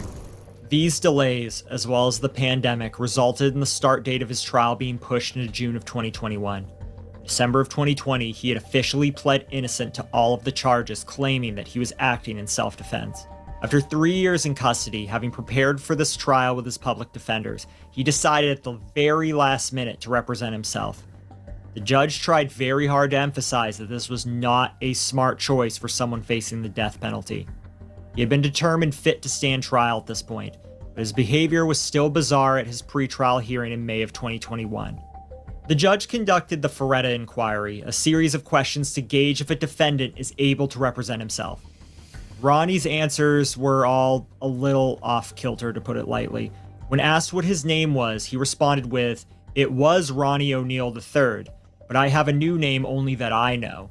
And when asked his age, he said, that's a good question. I'm 32 in this world. He also claimed that Allah had told him not to use a lawyer. Somehow his request to represent himself was approved in the state of Florida. However, the judge ordered that his 3 public defenders would remain with him to help coach him and as a backup if Ronnie changed his mind at any point in the trial. Ronnie's defense hinged on a few main points. He claimed that Kiki was actually the one who attacked the children and lit the fires. He also intended to prove that the government had tampered with the 911 recordings and the video footage taken by a neighbor. At one point he told the jury, "I guarantee you, I wouldn't waste your time. I would have already taken a plea deal of some kind if I knew I did something like this." In Ronnie's opening statements, we immediately questioned whether he was truly fit to stand trial. Ronnie screamed at the jury and courtroom about the way that the government and police tampered with evidence in this case. The evidence is going to show that we are under some of the most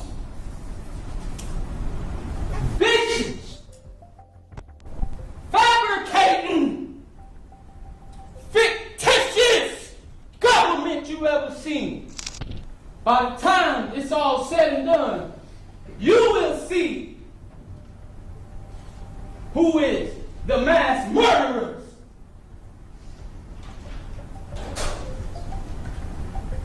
In Tampa Bay, the state of Florida. You will know why what occurred on March 18, 2018 occurred. And the evidence is going to show that law enforcement tampered with evidence to meet their such high burden of proof. Because originally, it wasn't enough. So we had to tamper with evidence. Since it was such evident already, but we still had to tamper with evidence. The evidence is going to show my son did not see me murder his mom. The evidence is going to show he did not see me shoot his mom. The evidence is going to show my son said many things that are not true. The evidence is going to show that I called 911 during Kenyatta Barron's 911 call. But all of a sudden, it ends up after I called Kenyatta. After Kenyatta Barron's call was made, now I'm calling 911. But originally, I called 911 without even knowing she called 911 during her call. But the evidence is going to show that your representatives and law enforcement, local law enforcement, wanted to make it seem like I'm some kind of menace to society. And I ran after killing Kenyatta Barron, knowing that authority was on the way to kill my own children. I wonder why I would do something like that for no reason. And I'm standing here competent as can be, representing myself today. The evidence is going to show.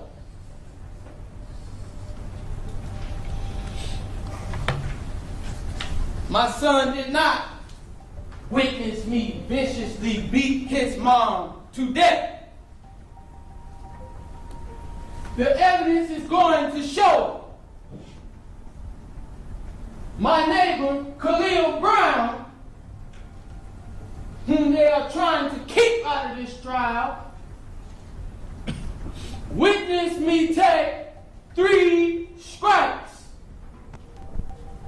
The evidence is going to show that law enforcement and this administration wanted to make me look like a menace to society. So they added several mini strikes on that video and audio that you just heard. And they added several statements that I did not say. Anything that I may have said, they exacerbated it and made me say it consecutively over and over like Allahu Akbar, which I may have said once or twice, but they wanted to make me seem like a terrorist. And so you hear it 8 or 9 times, and you hear me calling Kenyatta Barron a bitch and a whore. The evidence is going to show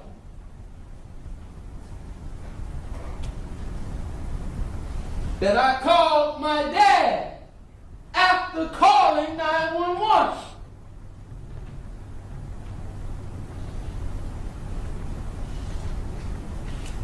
But that call is all of a sudden missing from the T-Mobile records that we have acquired from T-Mobile. The 911 call that I made to 911 and the 911 call that you just heard cannot be proven that it was made, because after I called for an investigation of those 911 calls, all of a sudden they become missing from all evidence. The evidence is going to show Kenyatta Barron supposedly made a 911 call, but you cannot find that on her call log, which we pulled from her actual phone. They say she made a call at 11:43. There's no 911 call at 11:43 on her call log. All of a sudden, after I called for an investigation of the original calls. That's what the evidence is going to show. The evidence is going to show I look alone, but I am backed by a mighty God.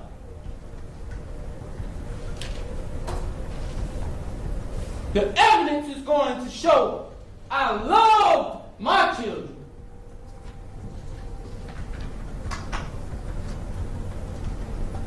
And the evidence is going to prove to you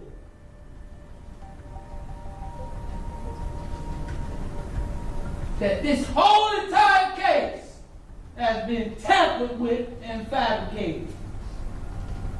before it's all said and done. I can guarantee you that. Mark my words.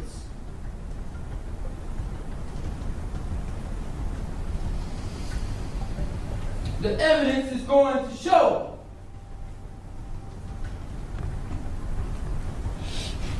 that they say, I said, come out here, son, and help me kill this bitch.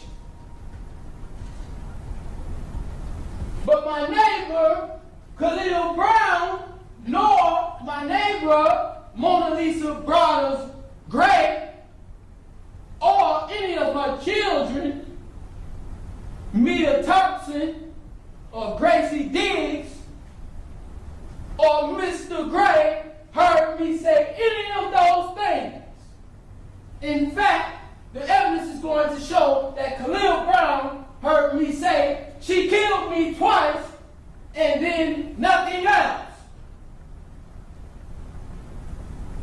The CRA is going to show, for some of you who don't know what that is, that's the criminal report affidavit that the law enforcement lead detective Thomas Dirks is the author of.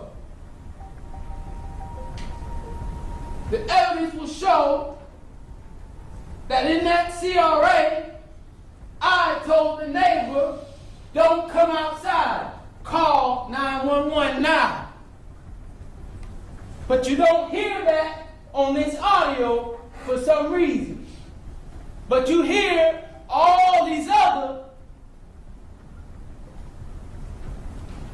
things that I did not say.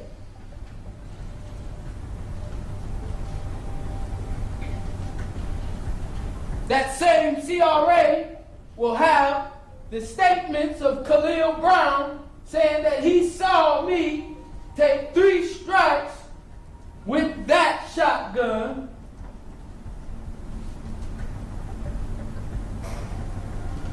and nothing else. The evidence is going to show that Mr. Harmon here says that that big chunk missing out of her arm was a bird shot. It was not a bird shot. And whatever kind of shot it was, if it was a slug shot or a bird shot, where's the missing pieces of her arm? The evidence is going to show you will not see any missing pieces of her arm in that closet where she was shot. But there were several shots added to the wall to make it look like I aimed at her head. Remember, I told you the evidence will not show you that my son witnessed me beat his mom to death, nor did he witness me shoot his mom. In fact, he didn't witness much at all. And the evidence will show that my son said my dad shot my mom. It's the correct statement. If you want to cite statements, if he even said it.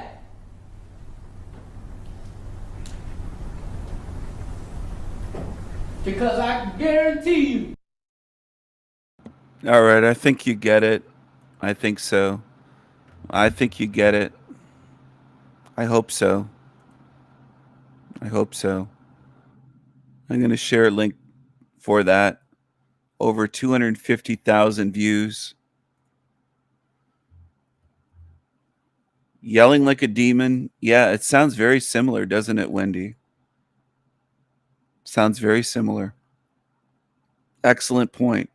Yelling like certain angry YouTubers. That's the way they come across. And I don't know how people follow them and not notice it, because it's so noticeable, so obvious.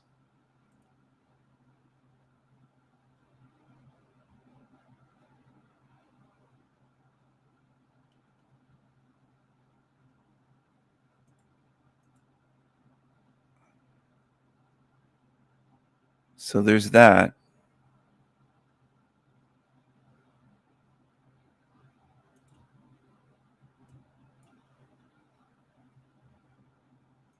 Let's go back to another demon, Chrissy Pissy Shateris.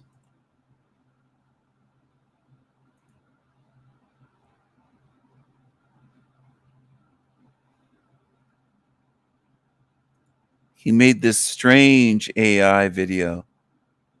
Very strange. Hey guys, I was going to stream, but streams are down at the moment.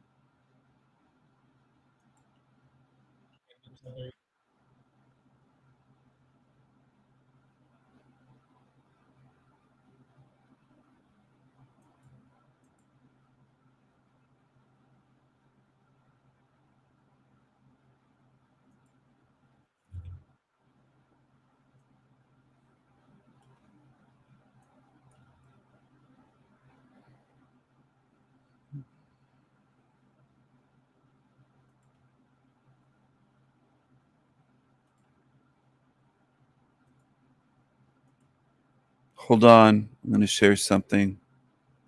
Be patient. Patience is a virtue in a hell realm with very impatient beings. Two patients claim that they saw a 35-year-old nurse back in 2008. Two patients claim that they saw 35-year-old nurse Kimberly Sayans draw bleach into a syringe and then inject the solution into the IV lines of two patients receiving dialysis. The patients immediately told the supervisor what they saw. Kimberly was sent home, and the supervisor called the police and told them what had happened. So I went, and the first person I approached was Lurleen Hamilton, and I grabbed a chair, sat down, got on her level, sat up close to her so I could have a private conversation and just reassure what's going on, what can I do to help, and what do you need to tell me? I understand you're upset. Miss Hamilton said, I cannot believe what I just saw. And I said, well, tell me what you saw earlier, what's going on. And she's like, I saw that nurse over there, the one with the ponytail, the one with Kim. I said, yes, ma'am, Miss Kim the LVN. She says, yes. She goes, I saw her draw up some of that Clorox. She kept insisting that it was Clorox. I saw her drop that Clorox, and she went and injected it in that patient over there. And Miss Roan, I said, which one? And she said, Miss Roan's chair, she got sick a while ago too. And it wasn't long after she injected that. And I said, okay. And she said, and then she went and she put it in that sharps container over there about the patient on the end. She didn't bring it, and she walked over there, and then she came back over here, and she kept really looking around, acting like she was real nervous. And she didn't bring it over here, but she walked way back over there and put the needle in that container. I said, okay, we're gonna be okay. You're gonna be okay. She will not come take you off. I'll get someone else over here to take over this road. I said, are you okay? Yes, ma'am, I'm okay. I said, all right. So then I wheeled over and I talked to Linda Hall. Miss Hall, what's going on? What can I do? I understand you're upset. And she basically gave me the same story about Kim having a bleach container on the floor, and that Kim drew up bleach from that container and stood up with a syringe right by her side and just kept looking around, watching. And I said, well, what was she watching for? And she's like, because she's just curious. And she's like, well, she was waiting for Dale, who was my med nurse that day, to walk back from where he was at with Arlene, who was monitoring him. When he had left that area, that's when she had walked over to Miss Roan's area and actually had infused what she thought was bleach into the lines of the patient. And she gave the exact same story about how she came back over and was still hiding the syringe by her side, and then how she later had gone and disposed of the syringe in the sharps container. I reassured her as well, Kim will not be over here to take care of you. I will take care of this. you know, you're going to be okay. Oh, and you're just not going to believe me. That's not the case. I do believe you, and I will investigate this. It's going to be okay. So I quietly walked off. At the time, Kim was not on the floor. She was on break. And I went and spoke with Kim outside. And I just asked her, you know, Kim, have you given any meds today? Left it open-ended. She told me she hadn't. And I said, well, did you mix the containers for your clamps and bleach racks? And she said, well, you know, I went and drew up some syringes of bleach and I was mixing my containers. And I said, you drew up bleach and syringes to measure out your bleach? And she said, yes, I did. And I said, don't we use the cup? She's like, well, this is my first time. She goes, I had the container on the floor and I was just making sure I had it all done correct. I was like, you had the container on the floor? We never put our containers on the floor. And she's like, well, yeah, I did. I said, okay. You know, we don't do it that way, and that's not the way we're supposed to. And I said, but you've not given any meds? Nope, haven't given any meds. I said, okay, all right. So I come back in and trying to decide, you know, where to go, what to do, you know, could I justify what's going on? Because this is totally inappropriate, totally awkward, not dialysis practices. So I, in the meantime, because I knew she was still outside, I went and grabbed the sharps container that was at the end and I took it to the lab just to get it off the floor so I would have it. I spoke to Giselle Fournette and just told her to watch that sharps container, not to let anybody buy it. She said okay. I knew that Kim was having a bad day from that morning, so I used that as my opportunity to go back and talk to her and just let her know that since you're having a bad day, to go home. When I was walking off the floor, I found Kim at the nurse's station around Yasmin's area. So I asked her to come where I was, and I just explained to her, you know, you're having a bad day. Things just haven't gone from you from the get-go. And so, you know, and she's like, well, now they're telling me that the patients are saying that I put medicine or I drew up something and put in one of the patients' thing, and I didn't do it. And I said, well, you know, that just means you're having even a worse day. So you know what, why don't you go into the house? Because I just, you know, you're having a bad day. We'll start again fresh in the morning and we'll do that. And she's like, that sounds great. And so she left my building. From there, I proceeded on to where Giselle was guarding my sharps container. And I laid out blue pads, which are chuck pads. They're plastic on the bottom and cotton on top, so they're absorbent. And then I opened up the sharps container. Giselle had another sharps container with her that, from my knowledge, Yasmin had brought to her. So we opened up both the sharps containers in two different piles and poured them out. And there were several syringes in there. There were EPO syringes, there were fistula needles in there, and then there was a couple of 10cc syringes. There's a couple that actually had blood in them where they actually pulled out when they were putting on a catheter patient. You have to pull back 3 cc's of blood before you hook them up to pull that heparin out. So anyway, so there's a couple of syringes. I went and got bleach residual strips, and it has a little pad on it that you actually put a solution on and it'll change colors if there's bleach present. I tested a couple of the EPO syringes and there was no bleach present. Then I found a syringe, one of the syringes that had the blood in it, and tested it, and there was no bleach present. There was another syringe that actually had a needle attached to it, which was very odd and different, and had the cap on it. I removed the cap and I squeezed out some of the solution that was inside that syringe on the tip of that pad, and it immediately changed to a dark purple, which is a very high positive measure of bleach. So being the person that I am, I'm like, well, and I've been bleaching the container and it could have seeped through here. So the only other way to do it is to pull out the plunger, because nothing could have gotten inside the syringe. So I pulled the plunger out and I took this test strip, another one, and placed it inside and put it in some of the solution that was there. And again, it turned positive immediately for bleach as well. There was one other syringe the same way. I tested it, and it was both syringe and inside positive for bleach. At this time, Linda Stevens is here with me. I had her as a witness, plus Giselle. Giselle tested several of her syringes in there. She also reported to me that she had 2 that were positive for bleach as well. Since the day Kimberly began working at the dialysis center, 19 patients had passed away, according to the health inspector. This number was abnormally high, and an investigation had already begun, long before Kimberly had been caught injecting bleach into her patients. What was interesting is that all the patients that died had all been under the direct care of Kimberly. The detectives asked Kimberly to come in for an interview. They don't tell her what the interview is about, but Kimberly is already prepared because she knew this day was coming. Without being asked, she brings up the mortality among the patients, how she gets confused easily, and how the bleach is used to clean the dialysis machines. I don't know, these last months I'm just scared to go to work, to be honest with you.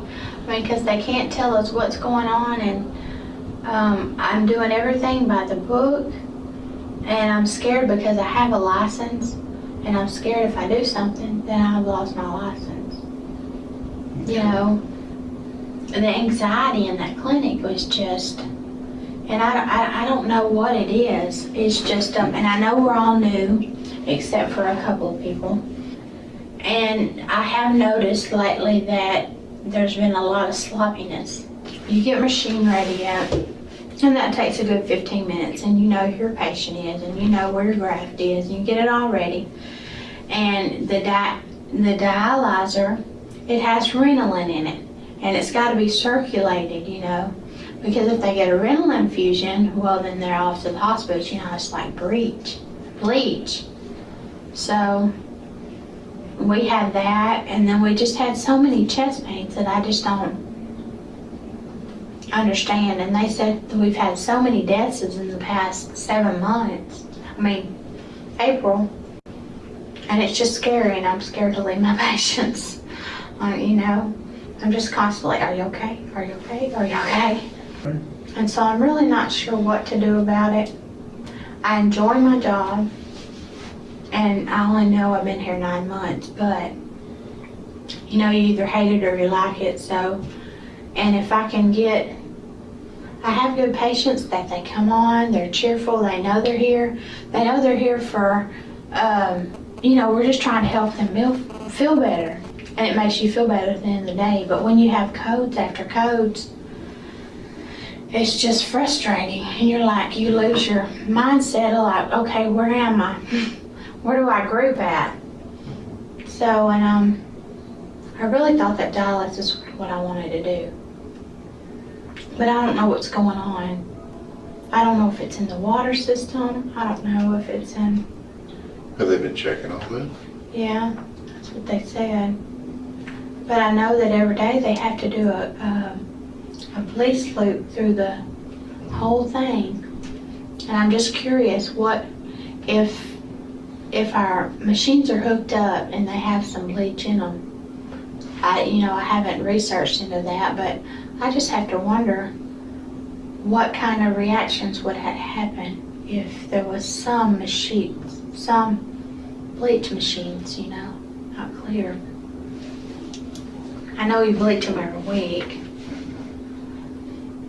What do you mean you bleach them every week? But on Thursdays, all the machines have to be hooked up to this big bleach bottle, and they have to go through, and they have to...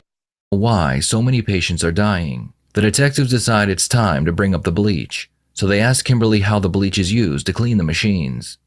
Can you tell us anything about the bleaching procedures? Bleaching procedures? We are supposed to, after we get our, well, some people do it before. Or so, do you have any theories or any ideas what's causing all this?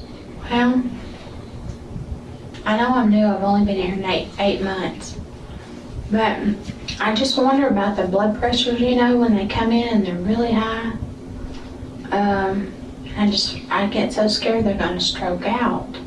They also showed the jury that Kimberly had Googled bleach poisoning and whether or not bleach could be detected in dialysis lines. This evidence, along with the co-worker's testimony stating that Kimberly hated her job. Of the 5 patients who had died over the previous month, prosecution was able to prove that Kimberly had direct contact with all of them.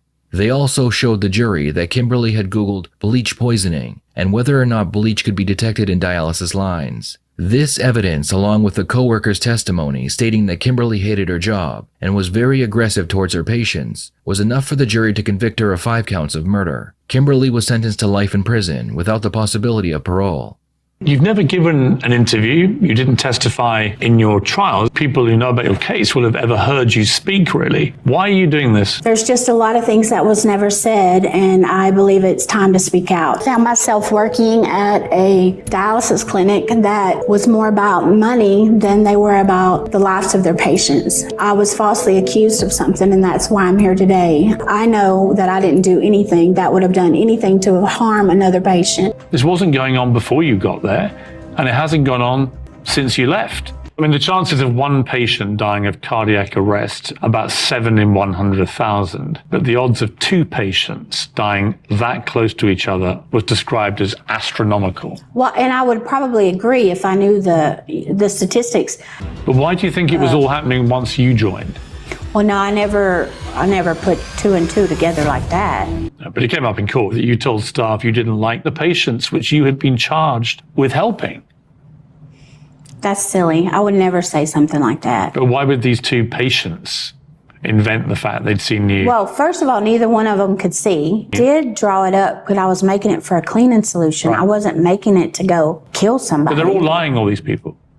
Yes. But why would you be asking, can bleach be detected in dialysis lines? I've always thought it was the water system. I do know that the water treatment system, how it wasn't cleaning all the chlorine out of the lines. It's either the water, which nobody believes apart from you and a few people, or it's you, only person that could possibly have been, because you were the only one around these machines in every single case, was you. That's not true. And the common theme of all of it, in the end, is you. Why did you do it? I didn't. And why would I? I had nothing against any of those people. Sometimes the easier thing is just to admit it. That's the path to atonement. And maybe you're in denial to yourself. You and I know you did this. No, I did not. That don't even make sense. It does make sense. I really thought you were going to help me. Help you what? Help me to get the truth out. Thanks a lot. I think we did get the truth out. I guess he got in your pockets too. I just think you're guilty. I'm sorry. Okay. Guilty for killing people for no reason. That makes a lot of sense. It doesn't make any sense. Some investigators believe that Kimberly killed over 15 patients during her time at the dialysis center. However, this isn't the first medical facility she has worked for. Kimberly had been fired by previous employers, who stated in her termination letters that she was not to be rehired under any circumstances. What are your thoughts on this case? Why do you think Kimberly went on a killing spree? Please share your thoughts in the comments below.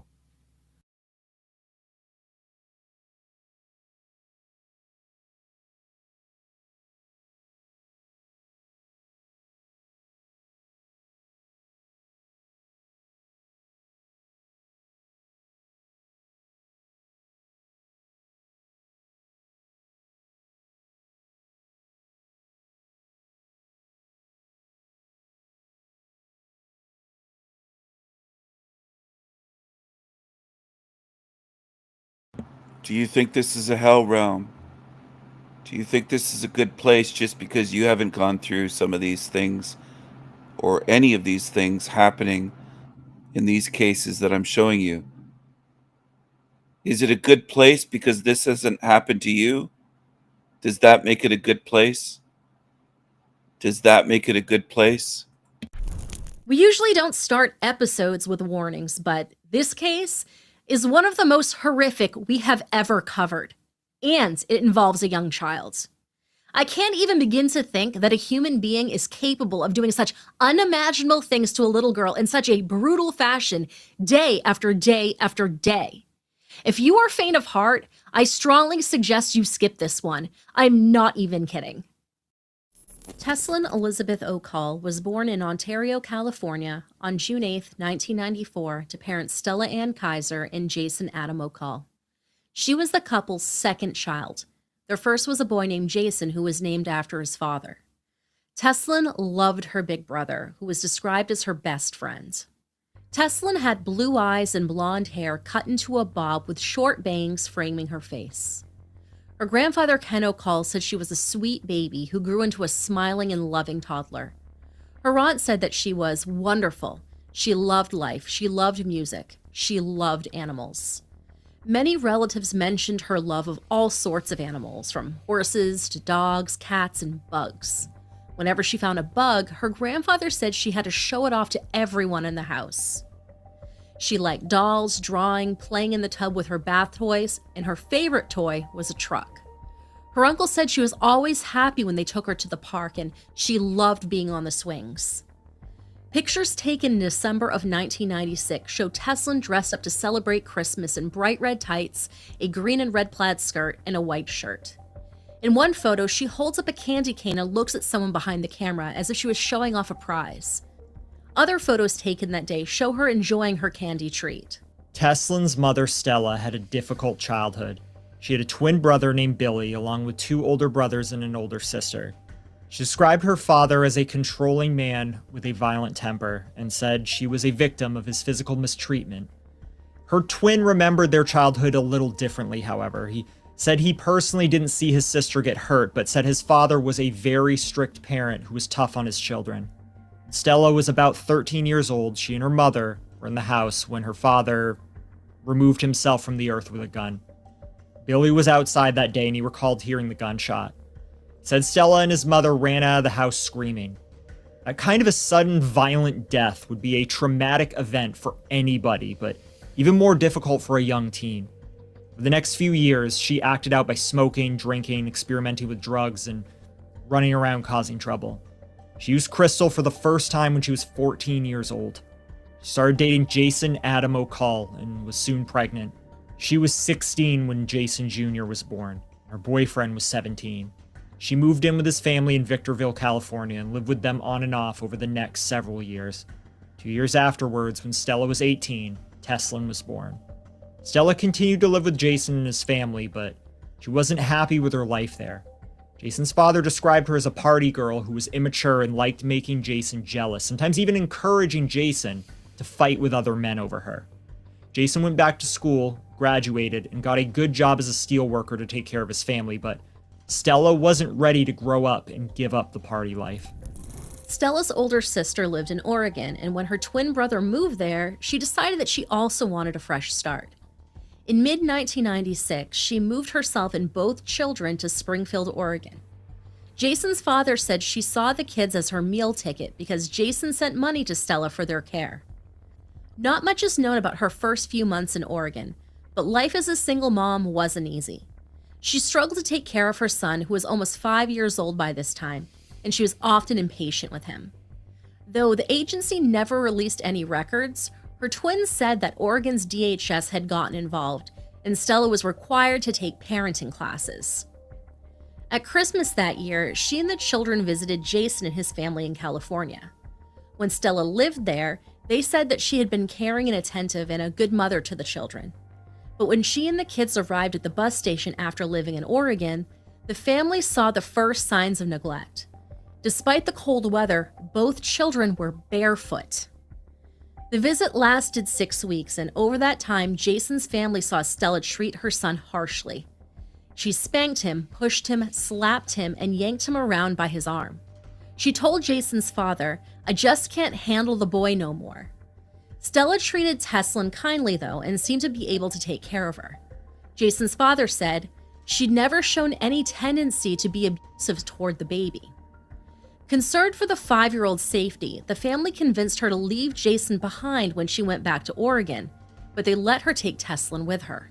After her return to Oregon, Stella met Jesse Caleb Compton, who was newly single for all of the worst reasons one could imagine. Starting in July of 1996, police were called 6 times to this apartment he shared with his girlfriend and their 2-year-old daughter because of CA and DV. His girlfriend left for a little bit, but soon let him move in again. She was reported to DHS and their daughter was taken away until the mother could prove Jessie wasn't allowed any contact with her. Realizing that she needed to protect her little girl, her girlfriend finally found the courage to end the relationship, kick him out of her home and her life for good. This left Jessie free to make another woman miserable. He found Stella. Soon after they met, she and Teslin moved into his dirty and smelly bachelor apartment in Springfield. The fence behind his unit and the walls inside were marked by a number of holes because Jessie was in the habit of throwing knives and punching the walls when he got angry. Most mothers would want to keep their children far away from a place like that, but Stella was drawn to it.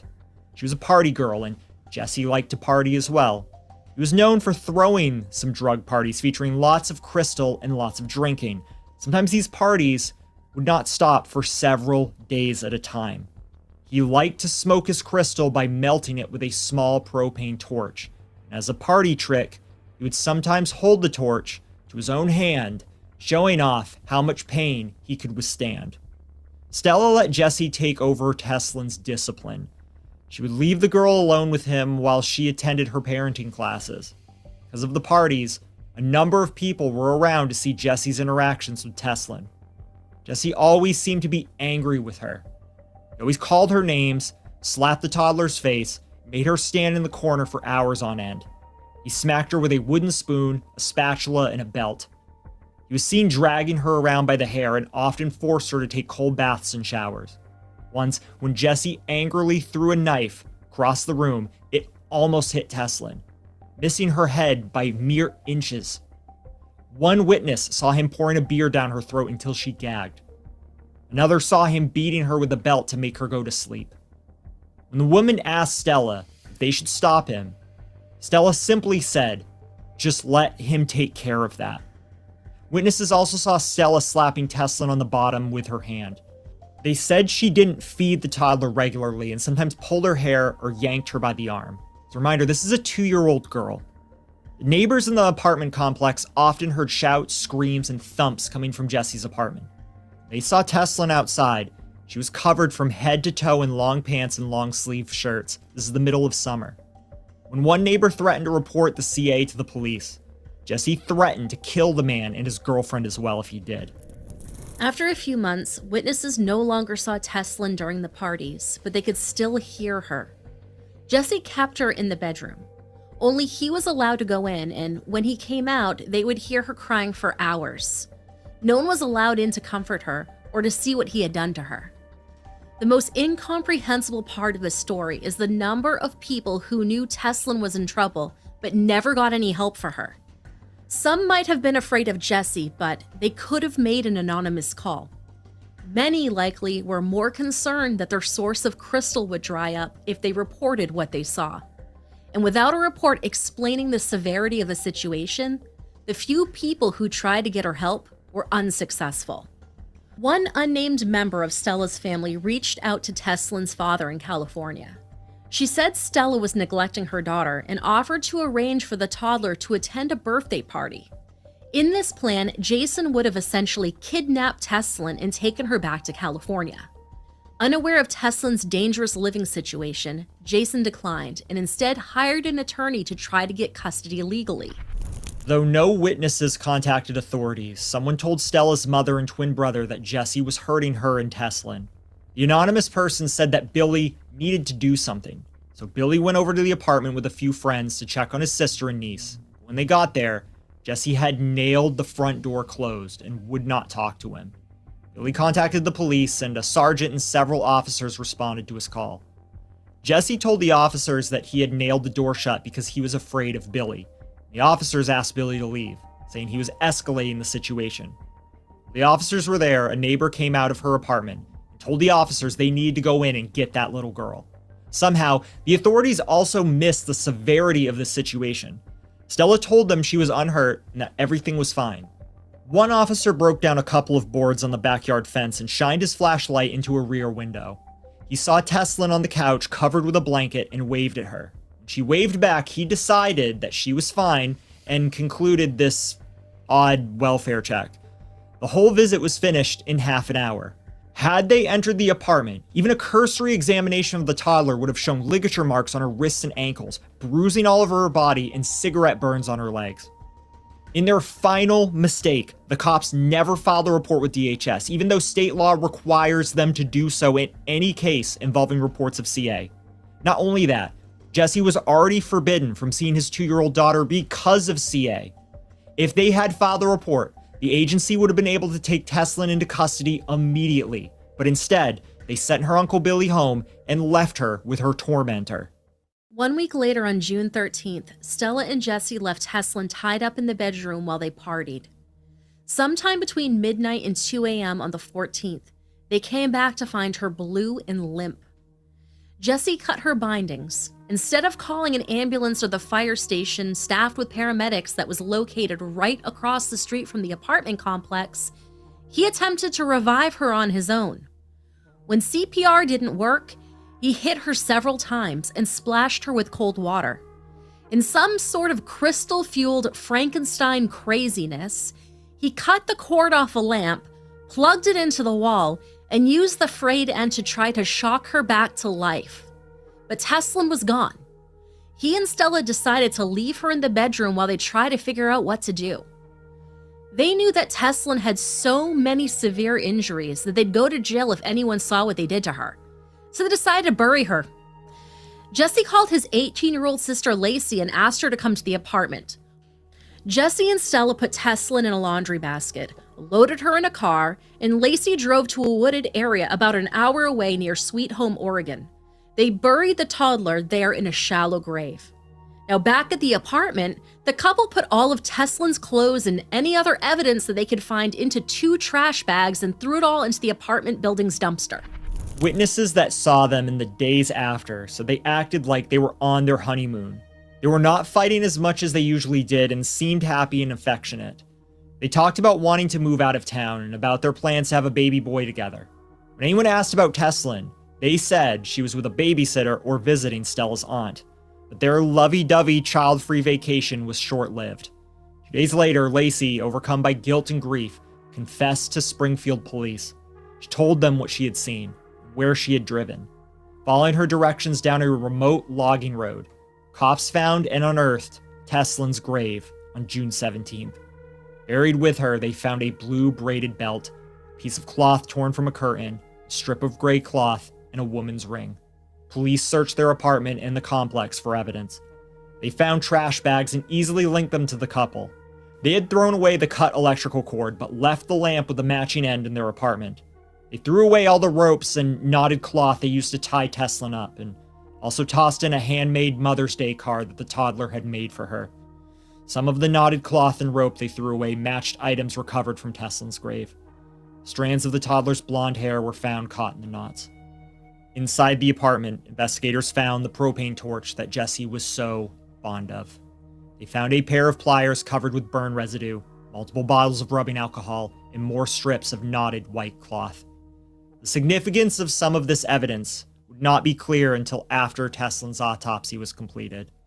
Captain Jerry Smith, the Springfield officer in charge of the investigation, said, "This is the most severe case of CA that we've ever seen. This kid was literally tortured." In his interview with police, Jesse tried to say that some of Teslin's most serious wounds were accidentally caused.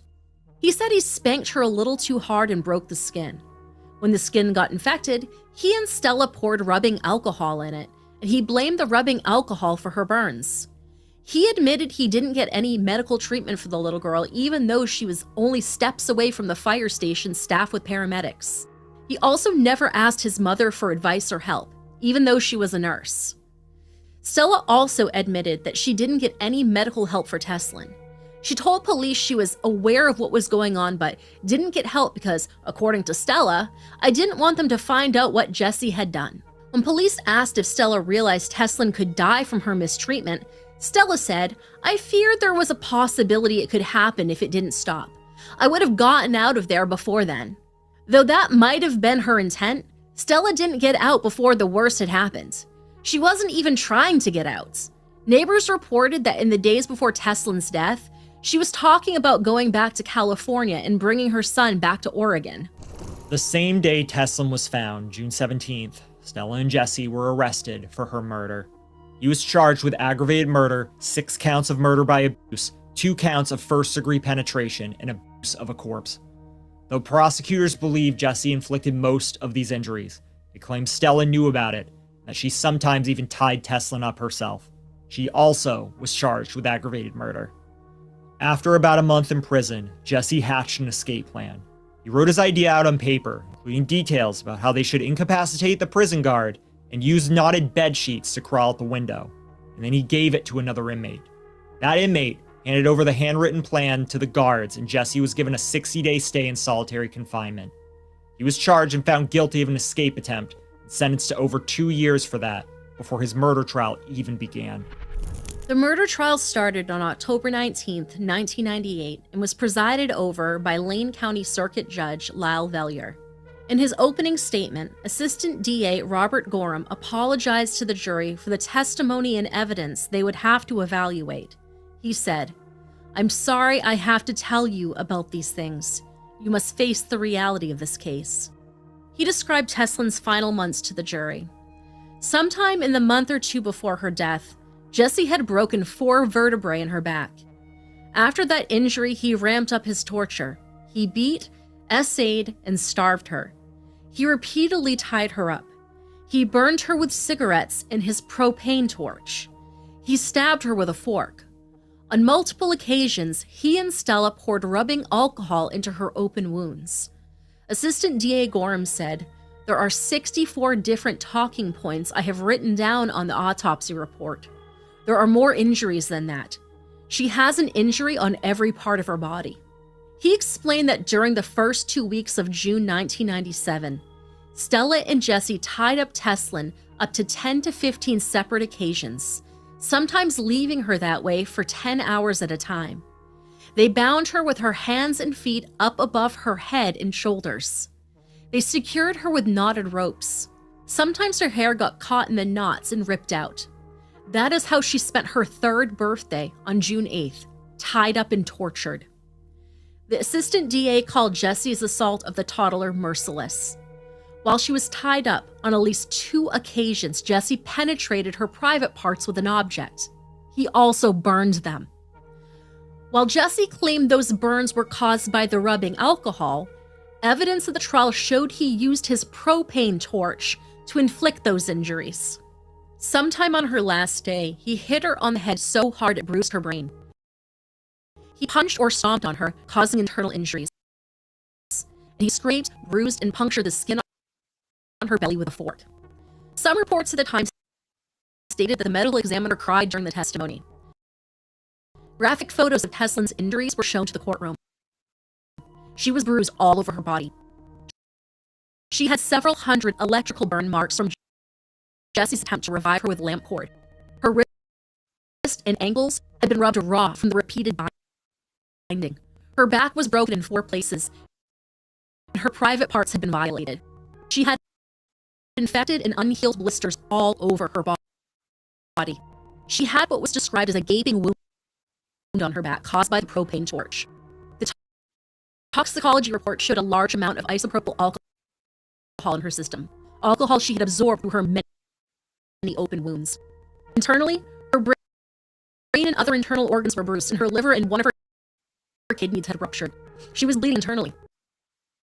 She also suffered from septic shock and fluid loss from her multiple 3rd-degree burns. The medical examiner listed her cause of death as battered child syndrome and said she died of shock caused by her many injuries. In his closing statements, the defense attorney tried to argue that Jesse hadn't deliberately killed the girl, and said her death was the result of inappropriate, misguided medical care. If the burns had not been caused by the rubbing alcohol, the lawyer argued they could have been caused by overly hot bath water accidentally used to clean the toddler. And even if his client had caused Teslin's death, he argued that Jesse would not have had a reasonable expectation that her death would follow. In response to the defense's closing argument, the prosecutor asked the jury to imagine Teslin's final days in detail. He spoke in plain language about the truly horrific events. It was a compelling and convincing argument, but we will warn you, It is not easy to listen to. It is probably arguably worse than the autopsy testimony. Here's what he said. Deliberately means a state of mind that examines and considers the contemplated act and whether that act should or shouldn't be done. Deliberation is present if the thinking is done in a cool mental state under such circumstances and for such a period of time as to permit a careful weighing of the proposed decision. I want you to. Unfortunately, I am going to draw you back a little bit to what was going on in that home the last few days of Tesla's life. What we know pretty clearly is there was a violent blow, at least to her back, and perhaps a violent blow to her abdomen that caused internal bleeding. We know she was essayed. She was vaginally penetrated within the last couple days of her life. We know the night she died, she was tied up with her legs up over her head. We know she had vomited. By all accounts, the abdominal bleeding was apparently causing her some distress. And we know, think logically, that the defendant was well aware that the child was in some severe distress. And that alone might be enough for deliberation, but I want you to think about the condition that this little girl was in when those terrible injuries in and of themselves were inflicted on her. You can look at the pictures and see that the labia is essentially burned off. Whether or not it is burned off by boiling water poured over her area when she was tied up, or whether or not it's burned off by a propane torch, it doesn't really matter. When Jesse is essaying her, he is looking at the full sight, sound, smell package of that child. She must have begged for mercy. She must have expressed the terrible pain she felt, and he went on anyway. I guess she was probably crying when he stomped on her back. And think about what he was stomping on. A little girl, 31 pounds, damaged almost beyond repair, beaten repeatedly, fed occasionally, tied up, essayed, burned with cigarettes for weeks, even months. Did he deliberately do those acts? What other word would you put with it? He extremely deliberately did those acts. He knew exactly what he was doing. Was it reasonable for him to expect her to die? Could she survive another week in this household? Would she have lived another week? Ask yourself that. Probably not. Would she have lived another month? No. Was he going to kill her one day or another? Think about what she must have felt in the bedroom, internally bleeding.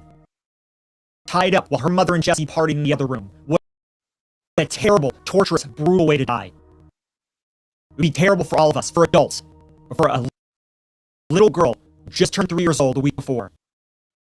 It must have been much more terrifying, much more hard to understand. Were these acts deliberate? Absolutely. After hearing this part of the closing statement, one of the jurors began to cry uncontrollably, repeatedly saying, "God, that poor baby." The defense moved for a mistrial, accusing Assistant DA Gorham of inflaming the jury. Judge Vellier denied the mistrial and replaced the crying juror with one of 4 alternates. Jesse, thankfully, was found guilty on all counts. November 5th, the penalty phase of his trial began. The jury deliberated for 4 hours before returning with a death sentence.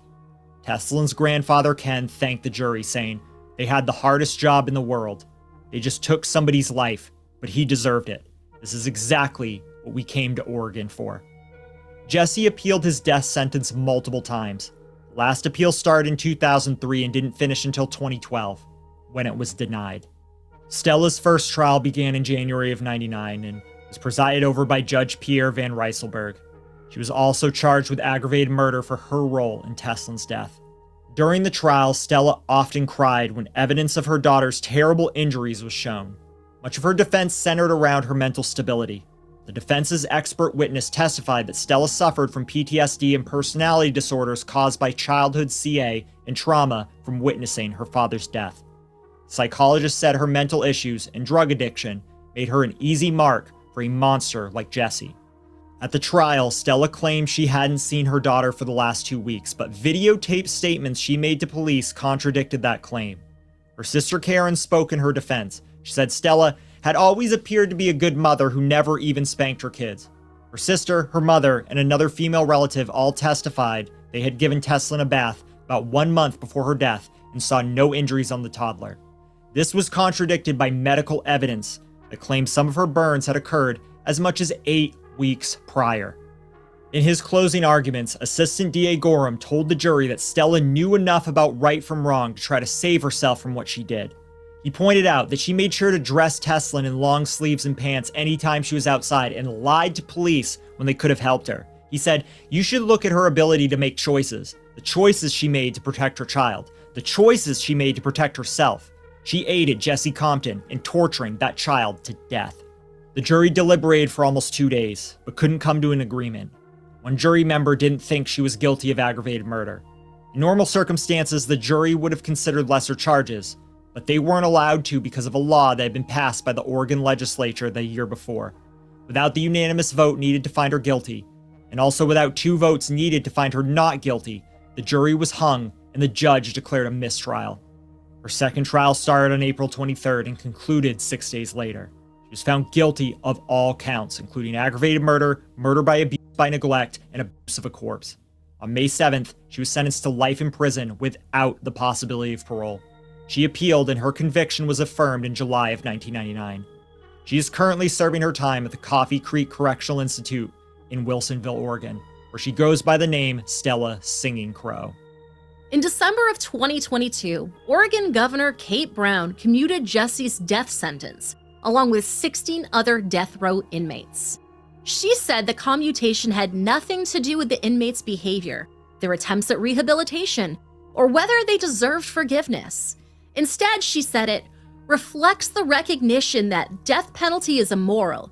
It is an irreversible punishment that does not allow for correction. It is wasteful of taxpayer dollars, does not make communities safer, and cannot and never has been administered fairly and equitably. Instead of facing death, Jesse will now face life in prison. There had already been a long moratorium on the death penalty in Oregon, and even when it was active, only 2 people had been executed since 1984. The governor acknowledged the stress this placed on the victims' families, saying, "I also recognize the pain and uncertainty victims experience as they wait for decades while individuals sit on death row. My hope is that this commutation will bring us a significant step closer to finality in these cases." In other words, the families at least know to stop waiting now. Jesse is currently serving his time at Two Rivers Correctional Institution in Umatilla, Oregon. Let me know what you think about that in the comment section down below. As for me, I really hope his fellow inmates finish the job. Teslin's family in California buried her in Desert View Memorial Park in Victorville. Pictures from her funeral show her father grieving by her casket. Her gravestone reads, "Walk softly, an angel lies here." Her grandfather Ken passed away in 2007. He was buried at the same cemetery not far from his beloved granddaughter. Her father never spoke publicly about her death. Family members spoke of his great grief. Shortly after her funeral, her grandfather told reporters, "The other day it was 5:30 in the morning, and I had to go out and take care of the horses. Jason was sitting out front on the concrete by the driveway. He was crying his eyes out." Teslin's brother, Jason Jr., stayed in California with his father and grandparents. For some time after her death, he often woke up terrified, screaming about monsters. Jason's cousin, Michelle Smith, told reporters that Jason wanted both his children to stay in California, but Stella had legal custody. If he had taken his daughter, he could have gone to jail for kidnapping. He was trying to do the right thing. She added, "If we had known what was going on, we would have kidnapped her." She doesn't understand how so many people could have seen what was happening to Teslin, and not one of them notified authorities. She said, "I'm really frustrated that not one single person picked up the phone and called. Someone should have called. That's what would have saved her." Members of the Springfield Police Department realized they had the opportunity to save Teslin, but made fatal mistakes that day they visited. After her death, they made a policy change allowing officers to enter a home without a warrant in order to complete a welfare check. They also committed to enforcing state regulations that already required a report to be made anytime CA is reported, even if officers find no evidence. Susie Day, the Lane County branch manager of DHS, said, "If we can take this terrible loss and turn it into a call for action for the community to save others, at least we have honored her and helped other children." And this is what the agency tried to do for Teslin. After her death, the agency created a public service campaign reminding the public that it is everyone's duty to protect children. They featured a picture of Teslin on their poster. Tagline read, the invisible child. It takes all of you to see me, hear me, speak of me, before I'm gone forever.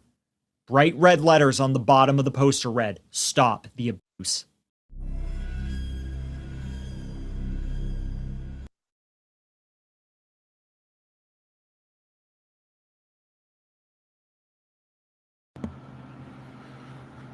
It's almost unimaginable, the fucking torture and suffering that this child endured is horrendous. And then there's people every day.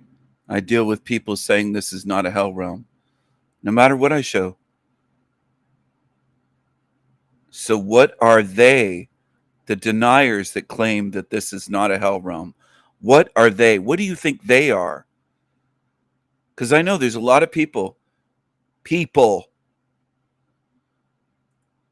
that are slow in this place to see. I know some of you would probably say, well, they haven't done that to a child. They just deny that this is a hell realm. Well, who does their denial protect? When they deny what this place is and say, this isn't a hell realm. This isn't a hell realm. This is heaven. What do you think they are then? What does that show that they are? This is a hell realm. And there's horrendous things happening every fucking day in this place to innocent beings. Every day. And most people don't want that weight weighing on them. They don't want to carry that. They don't want to face it. They don't want to think about it. They don't want to face what this place is. And there's a lot of enablers, just like there were with the druggies that were on meth and everything else, crystal meth, that partied with that so-called mother monster, and the boyfriend, the other monster. Both were monsters. Both should be tortured for fucking eternity. And I know some people will say you're harsh, you're extreme. Why do you follow that Stephen guy? There's so much sympathy in this realm for demons and so much lack of care for innocent children. This place is fucking demonic beyond words, beyond anything I could say here. What they've done shows it way more than any words that I could say. There are no words to describe how bad this place is, and people deny what it is. I hear every day this isn't a hell realm. Whether it's on here or somewhere, almost every fucking day somebody's posting a comment or there's a video or they're denying it. The amount of times they've denied it, just like people denied that there's abuse going on. There is abuse and torture of innocence in this place all the time. It's undeniable what this place is.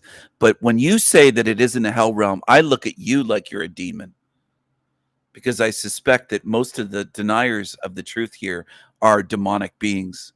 And I'm putting that right out there. I don't care if I'm the only one on YouTube saying it. Maybe I'm the only one, and all the others are saying he calls everybody demons. He says this and he says that, and he says, where's your fucking evidence to prove me wrong? I show evidence every day what this place is. Where's your evidence to prove me wrong? To show that this isn't a hell realm? Where's your evidence? So some of you are following channels. Might be 5 channels you're watching. It might be 10, 20, 30. Some of you have been watching tons of channels programming you to believe that this place can be fixed, that it's not a hell realm, that King Stephen is just crazy. He's this, he's that. They try to smear campaign me. That's what demons do. That's the tactics of demons. And I've tried to expose them and show you and make you aware of it. But some of you that are tuned in possibly right now or later on when this is recorded will get deceived by demons. And I'm not surprised because hundreds and hundreds already have on my channel that were right here with you on the same channel, or not the same channel. This is a new channel, El Diablo, but they were on the Sanity Machine for months. They were part of my, they were watching videos on one of my channels in my empire.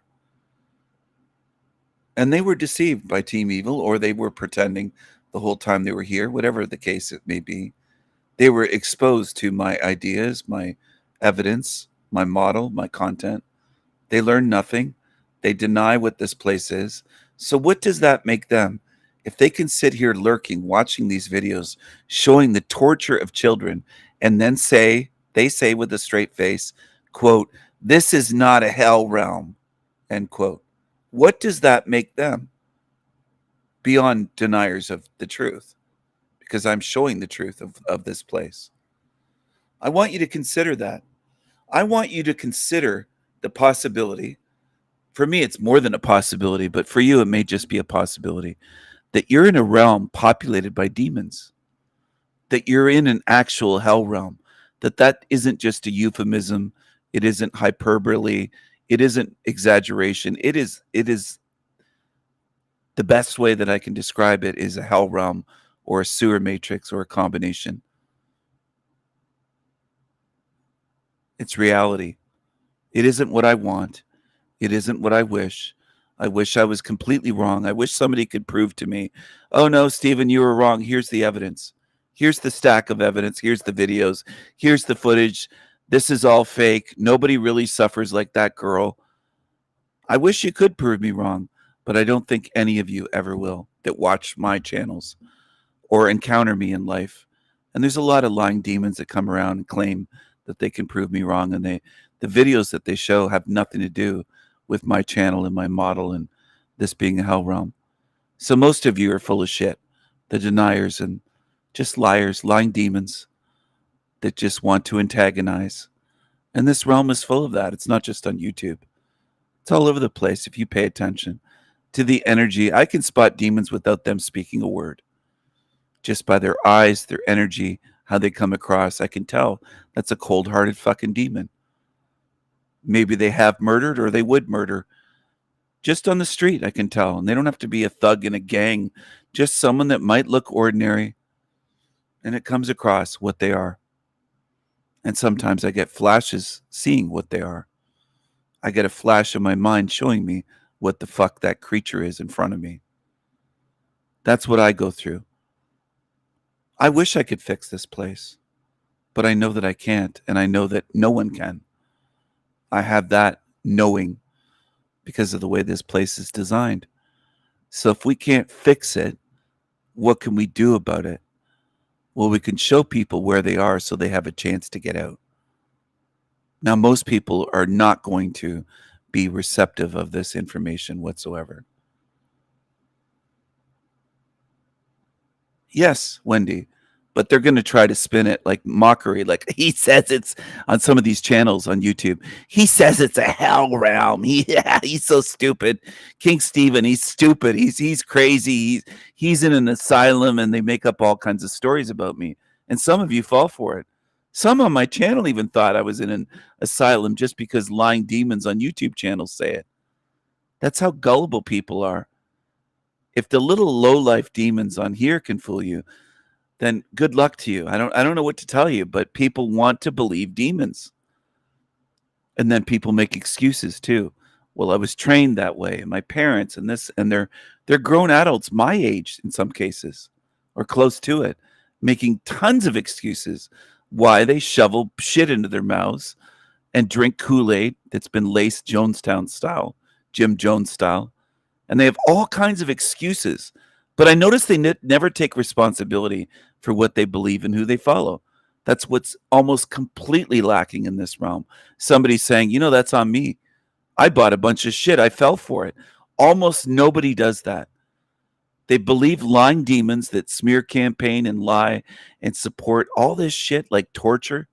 Because when you say this isn't a hell realm and you're denying what that child went through and what many children go through, perhaps not to the extreme of that poor little girl that was tortured her whole fucking life. Never should have happened. That should never, ever occur to anyone, to any child, anywhere. It shouldn't happen in America, shouldn't happen in the UK, shouldn't happen in Canada, Australia, anywhere. Third world countries. Shouldn't happen in Africa. It shouldn't happen anywhere. That should never happen. Never. But you know, most people never look at it that way. They'll just say, well, that doesn't mean it's a hell realm. And they just go into defense mode, defending this sick-ass demonic place. And they might as well be standing in a courtroom unpaid defending these fucking torturers because they're defending demons. And I don't know why it's such a tough thing to show people that you're defending demons when you deny what goes on in this place. You're enabling and defending fucking demons that torture children. I mean, for fuck's sake. It's clear as day to me. And I know they'll say, oh, he's crazy. He talks about torturing demons, how they deserve it. They do. I will have no mercy on these demons. I'll do whatever I can to stop them. There's no limit. There's no, oh, that's crossing the line. Go easy on the demons. No, they've shown us no mercy. Why should I have mercy on them? New meme that I created while I was listening to what happened to that poor little girl that should not have suffered any of that abuse, torture, SA, etc. Never should have occurred. None of that.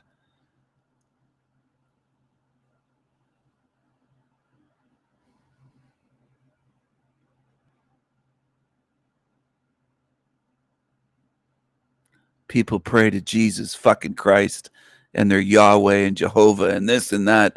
And it created this place, whatever those things are.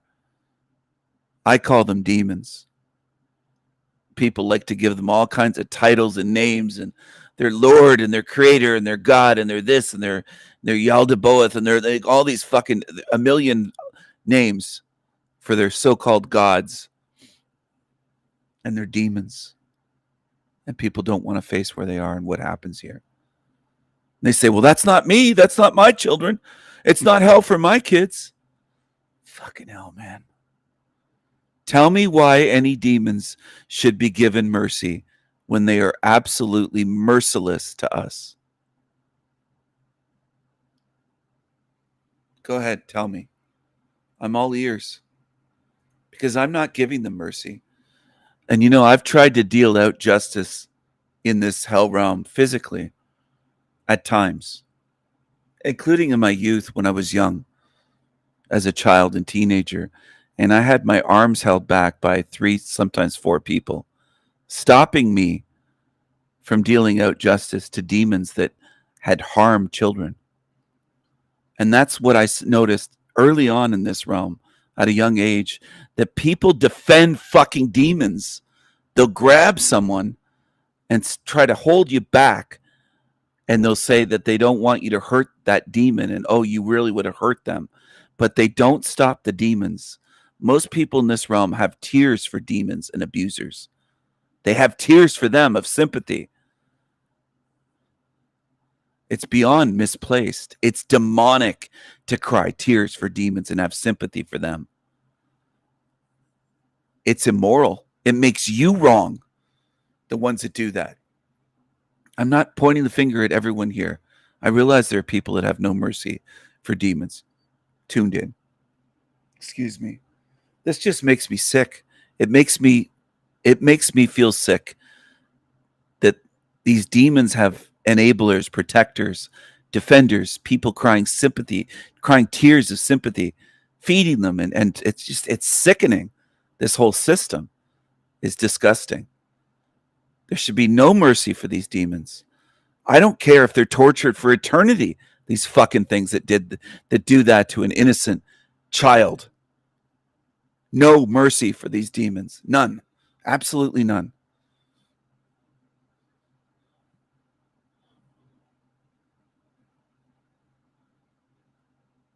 And I'm tired of people saying, they're just human. He calls them demons, and they're not demons. They're just human beings. And King Stephen calls them demons, and they're not demons. He calls everyone demons. I don't call everyone demons. They lie about me and twist things, and they're just disgusting.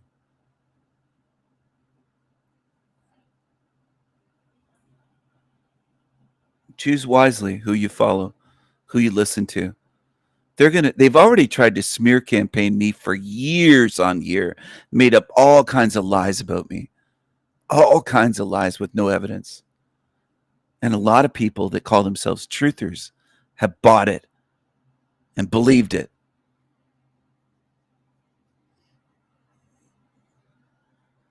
So when people call themselves a truther, I almost feel like throwing up on the ground. Disgusting. That's what they look like to me. Followers are demons and liars. Don't ever apply that term to me, ever.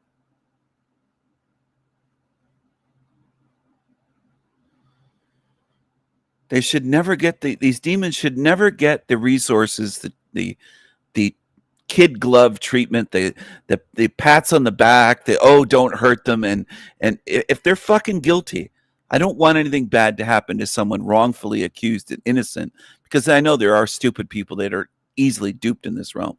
But these guilty demons where it's beyond a doubt that they did this, I don't give a fuck if they're tortured for eternity. You do that to a child, then you're a demon. They're not even a human being. They shouldn't be seen and treated humanely at all at that point. After what those creatures did to that poor little girl, I have no sympathy, not even a drop, no mercy for them. None. They shouldn't be housed. They shouldn't be fed. We shouldn't be spending our resources on them. All of that money spent on these demons should be used to help children that are hungry.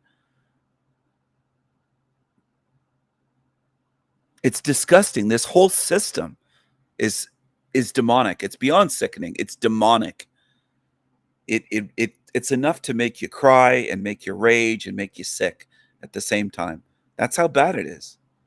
This place never should have existed. That's how bad it is. Okay?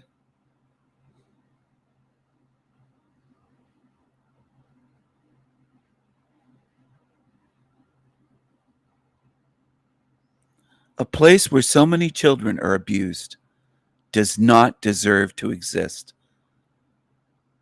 And this has been going on way too long in this place. And people have tolerated this. And then there's so many that shrug their shoulders and say, what can we do about it? What can I do about it? They say as they shrug their shoulders, and I can't do anything about it. Well, I'm going to fucking fight evil. If it takes me eternity, I'll never stop. No matter what. Because it has to be stopped. This can't be allowed to just keep going on like this. It's wrong on every level. It's wrong in every conceivable way. Every way that you could look at it.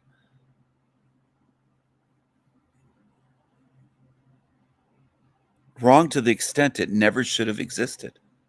This place set up this way.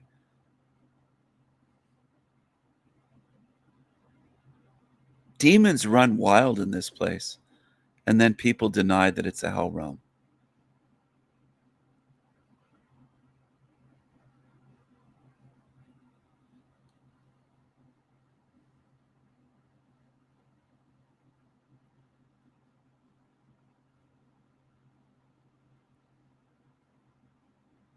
If there are any gods, I don't care what religions people are, if there are any gods of care, love, care, concern, that would never happen to a child. Never. It wouldn't even be possible. It wouldn't be possible for that to happen. There wouldn't be demonic creatures around us preying on children that way. It wouldn't be possible. Do you understand? This design of this whole realm and allowing demons to run wild is evil at the very core of it, at the root of it. This shouldn't be happening. And I hope one day that makes sense to people where they say, yeah, now they get it. It should have never happened like this. No one, not one child should ever suffer even close to what that girl went through. That should never happen. Never. The fact that it does shows you very clearly what this place is. and what demons are in it. And they're not just bad people. They're not just meth heads or drug addicts. They're fucking demonic, evil creatures to do something like that to an innocent child.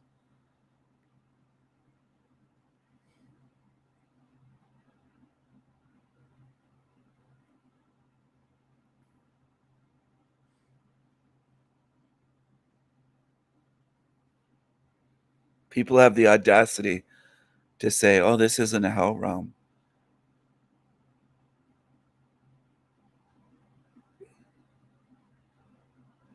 I don't know what more people would need to see than to see that. What that little girl endured is beyond horrendous. It's beyond demonic.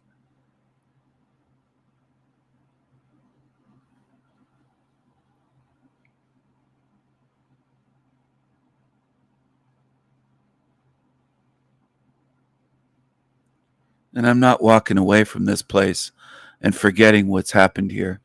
There's no way I'm going to do that, because that would be forsaking the children that are in this fucked up hell realm. And they don't deserve what they endure in this place. The amount of suffering in this place is beyond hideous. It's demonic. And there's stupid people that come to my channel on a routine basis, and they hear the word demonic and immediately they think of the Bible and Christianity. You just must be lost beings, because I've shown what I mean by it. It has nothing to do with the Bible. I don't give a shit if you're a Christian. I don't care if you read your Bible every day, which almost no Christian does, on almost none of them. And the ones that do don't learn anything anyway. So what does it matter if they read it every day? So what? You still don't know what a demon is, you fucking idiots. Same goes for people that follow Islam, or the ones that are devout Jews or Hindus or Buddhists. I don't give a shit what sect of Christianity you follow. You could be Baptist, born again, Christian, a Catholic, Protestant. You could be a fucking Jehovah's Witness or a Mormon. I don't care. I don't care what you identify as. You deceived losers that can't look at this realm and see what a demon is and say, he sounds religious when he says demon. I'm showing you their behavior, you fucking morons. And Damon goes way back before what you think it does. And I might make a video. I've saved a few things on that. I might cover that at some point, because there's so many simpletons on YouTube that can't quite understand why I use that word. Well, it makes me think he's a Christian when that's what Creep Alley and other fucking loser cockroaches say. You're so lost if you think that I'm using Christian terms. You're a complete foolish moron, and most likely of this realm. You belong here.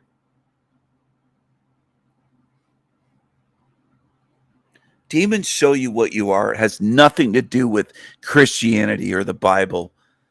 If I never saw a Bible in my life, I would still realize that evil is evil and demons are demons. How stupid are some of you on YouTube? Obviously, I don't mean my mods and my regular viewers and my longtime viewers that are here paying attention. I don't mean you at all. But I mean the dumb idiots on YouTube. He sounds Christian when he says demons. Demon is not a Christian word. They didn't invent it. Jesus Christ didn't come up with the word demon, you fucking dumbasses. Some of you are just so stupid and in denial. You just want to deny what this place is, so you feel comfortable attacking me or trying to twist my words or smear campaign me. Burn in hell forever, demons, and tear each other to pieces, cannibalize each other when you're going to starve for eternity. You're going to experience the things you've done to others. Fucking evil demons. There's going to be no mercy shown to you. You're going to get what you deserve, demons.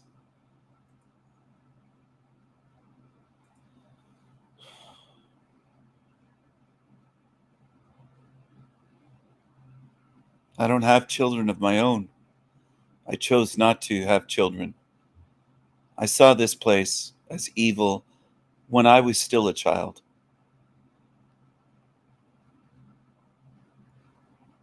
Before I could have children, I was still a child, knowing this is a fucked up place, and I don't want to bring someone in here to suffer. For the ones who have children that are good parents, look at it this way. Most likely, in my view, those spirits were coming in here anyways. If they didn't come into your family, they would have most likely had the luck of the draw. They could have been in an abusive family and abused as children. So if you have children and you gave them a good home and a good life, you should be very proud of yourself and not feel guilty and not feel bad, not knowing what this place is. You probably saved them from abuse, from bad parents. That's reality. And I'm not kidding about that. I'm not saying it just to make you feel better. I'm saying it because that's the way I see it. And I've seen it that way for years.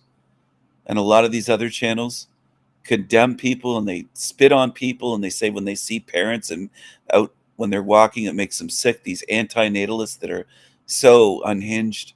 I'm not that way at all. I don't condemn people for the ones that have children on my channel or out there in public. Out on my hikes earlier today, I saw some women with baby carriages, a group of them, and they all had at least one child. And one woman walking around with a group of children, and she came over to me and said, "Did you see the deer back there? They just saw a deer." And she was talking to me for a bit. I'm a friendly, approachable person in person. People tend to get the wrong idea on the internet. They think they know me completely and they judge whatever. They don't know me at all.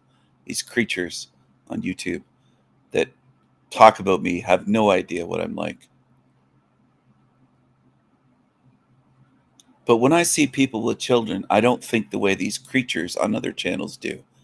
They think, oh, how dare they? Derek, Little D, Green Wizard, and Mushroom and others are disgusted when they see children.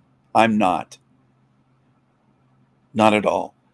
I'm not disgusted when I see a 2-year-old or a baby or little kids that are 5, 6, 7 years old walking with their mother or walking with their mother and father in some cases. Not at all.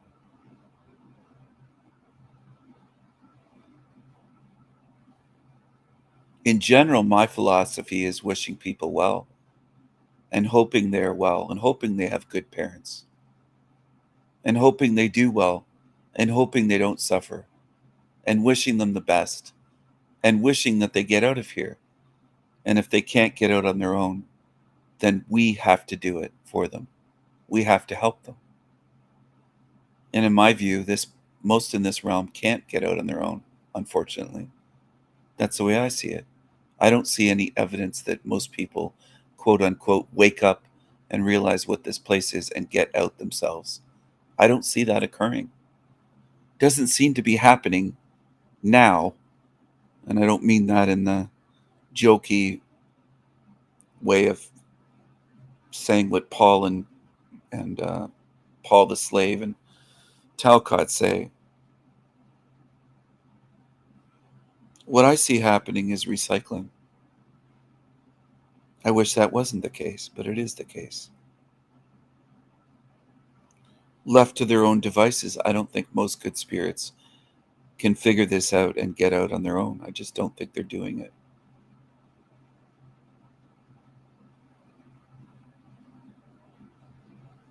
We're in a very dark place. Denial doesn't change that. If you have a car that's broken down and your car needs a battery and a starter and an alternator and this and that, and it's sitting in your driveway or your garage, what do they call it in Ireland? Garage or something. They don't say garage, they say garage or something like that. But if it's in there, until it's fixed and gets those parts, it's not going anywhere. And denial saying, well, it'll start one day, doesn't fix it. Being in denial saying, well, if I just leave the car sit there long enough, One day I'll just hop in the seat, put the key in the ignition, or press the button on the dash, and it'll just fire up. No, it won't, because it has a dead battery that doesn't just need a jump start or boost. It's dead or cracked and ruined. It has a broken starter, and the alternator's fucked. You need parts for that to run. Your car won't start and drive without it being fixed. Being in denial, saying, if I just wish for it, I can manifest it. No, you can't. So you got to get beyond the bullshit in this realm. It's the same way with the realm. For the people that are in denial, that your denial will never make this place better. Saying, don't focus on the negative. What we resist persists. All these new age shit. It doesn't change this realm. It's still a hell realm. Your denial will never fix this place. It will never make it heaven. Denial never works. If you're in a relationship dating someone and they're a drug addict and an alcoholic, and you go into denial saying, no, they're not, they're perfectly fine. And you tell your parents or your sisters and brothers and your friends and your whoever, everybody you know, and they're saying, no, to use Wendy as an example, Wendy, no, that person, they're drunk and they're on drugs, obviously. And you just keep with your denial. It will never make things better. Never. Denial is the worst way to react. It never fixes things. It never fixes a relationship. It never fixes a broken car engine. It never fixes a household. It never fixes a country, a nation, or a society or civilization. It never fixes a realm. It never fixes evil. Denial never works with anything.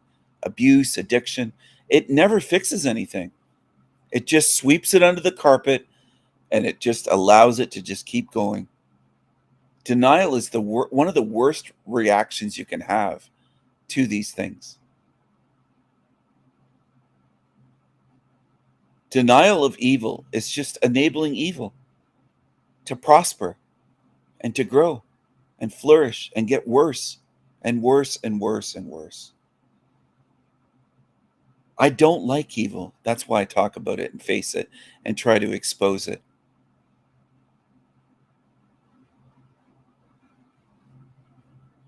Which is exactly what evil doesn't want me to do and doesn't want anyone to do. They don't want you shining a spotlight on them. Just like cockroaches.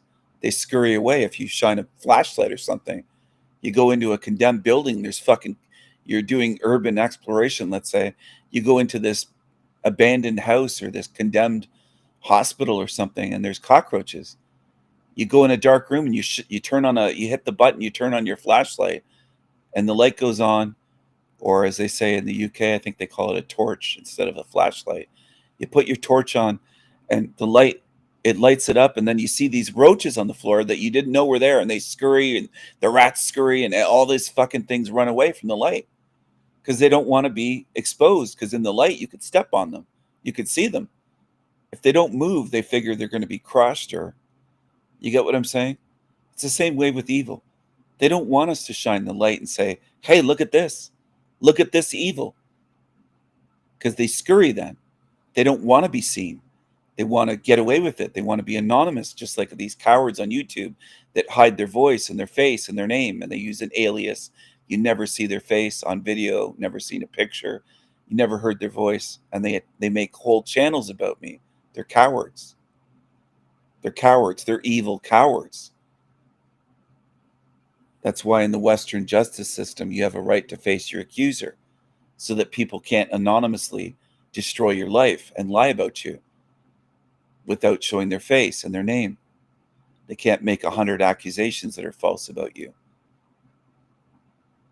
from the safety and comfort of being behind a mask in the shadows.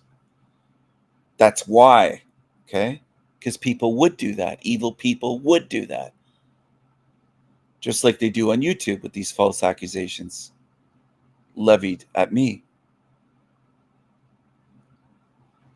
I hope you understand. Anonymous false accusers feel safe, hiding like cockroaches in the dark. But this realm is full of defenders of evil and full of beings in denial that don't want to acknowledge what happens here. And what happens here, the crimes that happen here, they reveal what this realm is. The case of that little girl that was tortured that I shared, that shows you what this place is.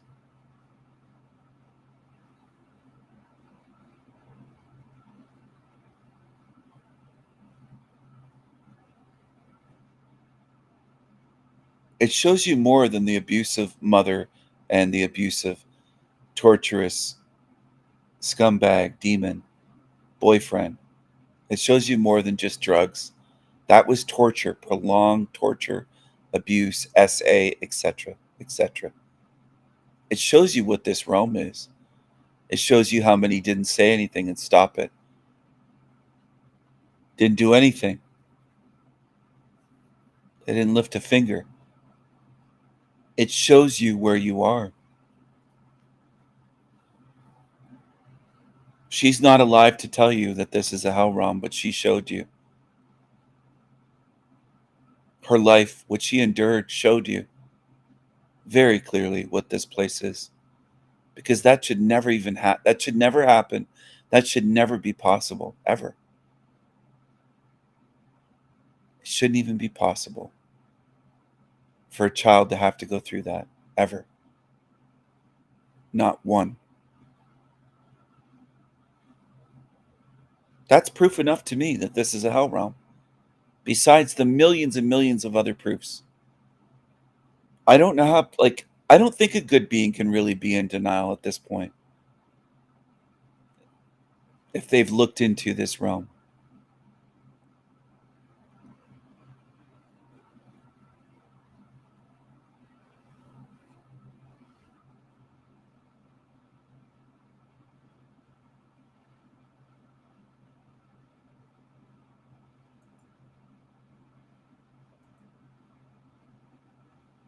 I show you what this place is in all kinds of ways.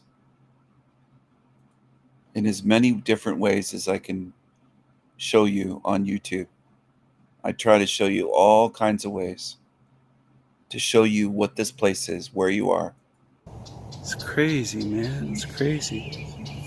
I'm going to set down my water jug here.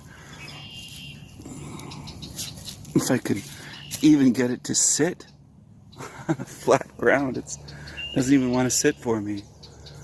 That's how easy stuff is in nature. We're out in nature, everyone. We're out here in nature. Oh, it's just, don't you see the beauty? It's so beautiful. It's so gorgeous. The beauty of beauties out here. It's just a beauty. It's so beautiful. It's wonderful. I should just shut up. I'm sorry for talking so much out here. Trying to give you some views here. Shout out to my loyal subscribers. Hello to Louise. Hello to Carmen. Hello to the Green Man. Hello, Anthony. Hello, Rashawn. Hello to Trace.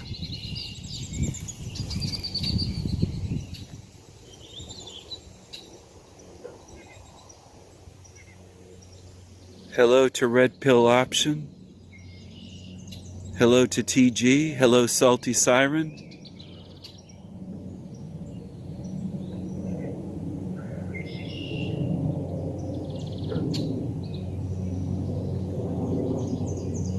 Thought I heard a bullfrog.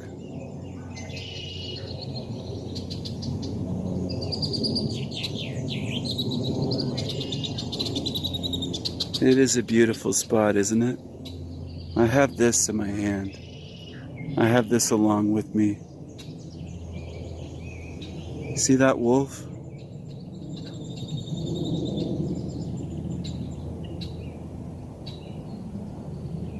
Do you see who I have with me?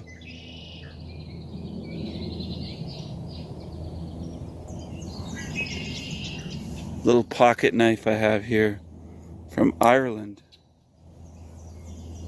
Just here we go. Just a little pocket knife here.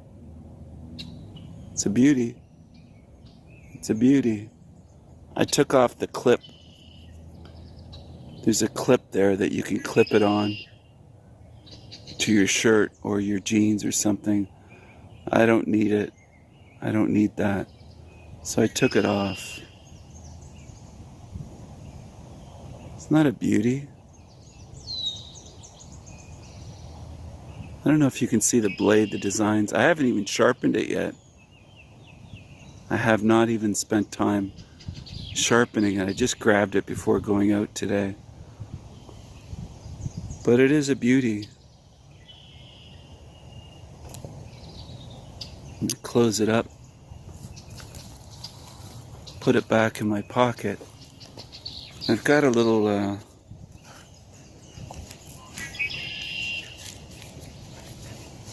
this is a different type than a regular, let's say, leather sheath. This is material and it hooks on your belt this way. You can loop your belt through there like that. Put your belt through and it just closes up like that. And it's a pocket knife. It can fit in your pocket. You don't have to carry it in this, but it's just kind of more comfortable for hiking. I realize it would take an extra second to take it out quickly, but anyway, it's comfortable to carry in my pocket. Got a knife in my pocket. It's a beauty. Excuse my camera work here, I'm just adjusting this. Here we go.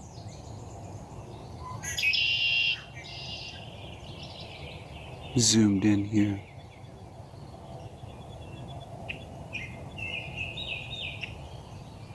So I packed a bag. I have a backpack on. It's not a huge pack or anything.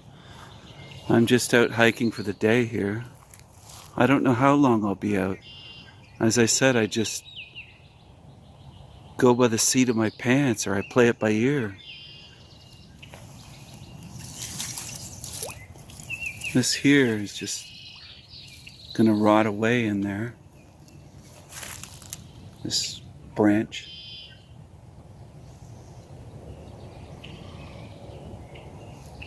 Does anyone here see the beauty? I don't know, can you guys see it? I can see the beauty. See, that's the thing that New Agers usually, they have big egos and they assume somehow that they're the only ones who can see beauty, or they're the only ones that have been to a beach in California. I've been there a handful of times all over Southern California, from San Diego to Huntington Beach, Newport Beach, Santa Monica.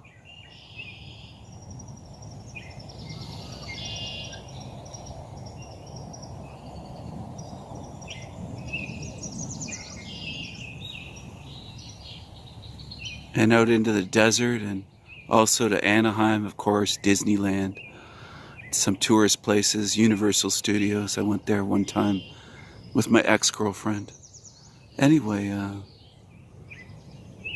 I do see the beauty, not just where you may live. You might live in America, you might live in Canada, you might live in Europe, you might live down under, in Australia, wherever you live. I know there's beautiful places. I know, man. I know. There's beauty. There is beauty. It's weird that I can see the beauty, but I can also see the design of nature. Isn't that strange? To be able to look at this and say, yeah, it's pretty on the surface. Feels good out here. Some people are misunderstanding my message. I think they believe somehow, without me ever saying it, they've jumped to some strange conclusion that I want them to hate nature or not enjoy their walks in nature or not feel good. Not at all. I'm out in nature as much as I can be, in a sense, all year round, including when it's 20, 30 degrees below freezing in the winter.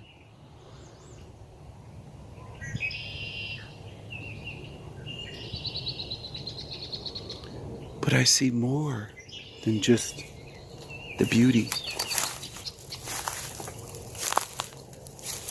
And that's the thing.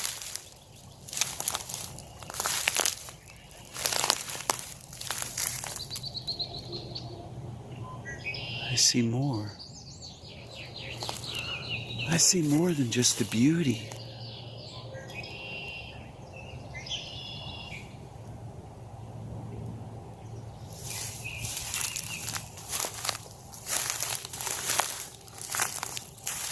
Bless your hearts. If that's all you see is beauty, bless your hearts. I know some in this realm would probably say, well, their hearts are pure then, if all they see is good and goodness and beauty. I would argue that they're blinded. They're not necessarily pure good or purely innocent. Maybe they're naive. Maybe they're under a spell. Maybe they'll never be able to see as much as I can see. Maybe in order to be freed from this place, someone else has to help them out. You ever consider that possibility, that we're very different? Very different. How different are we? How different are we?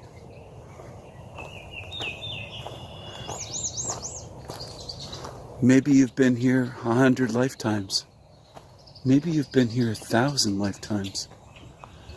I don't think I have. I think this is my first lifetime here. This place is not where I'm from.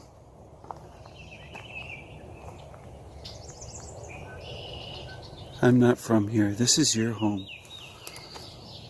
Team Evil is who I'm speaking to now. Not to, just to my subscribers.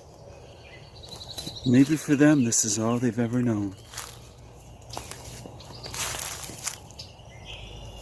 Maybe this is all they've ever known. I'm sorry. I wanted to capture these for you. Here.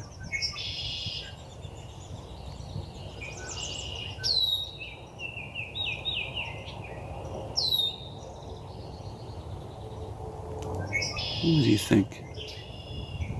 What are you thinking?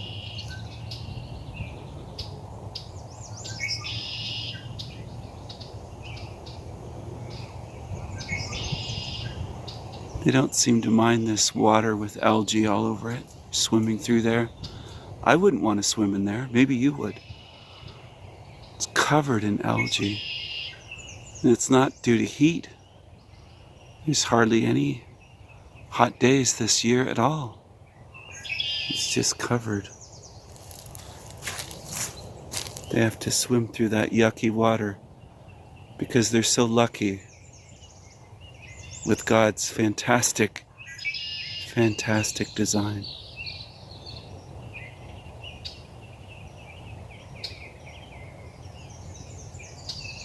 They're swimming through it, almost like little sailboats.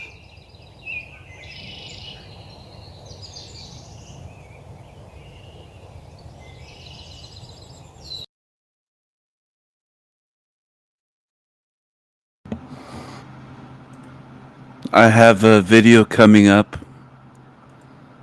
today. At some point, it's already saved. It's already scheduled. It's saved. It was uploaded the other day, a couple days ago, and it's going to be coming up today, Saturn's Day. Today is Saturn's Day.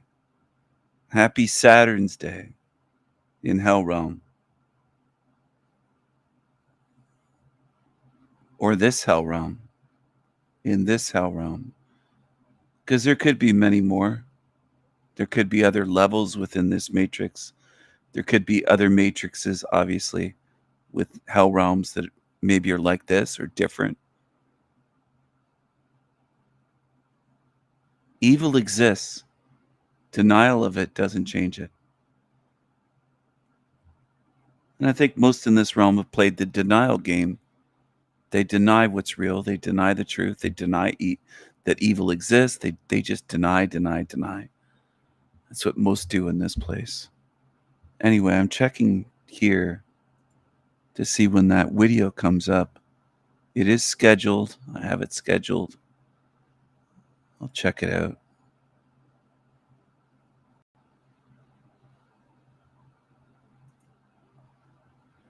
Scheduled to pop up today at 11:11 a.m.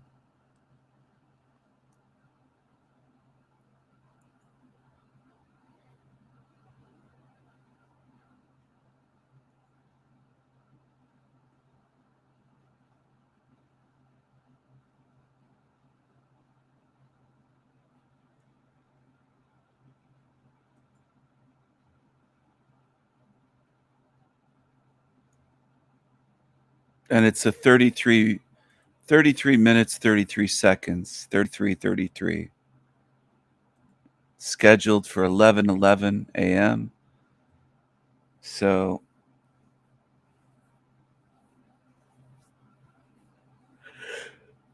oh my God, 7 hours away almost.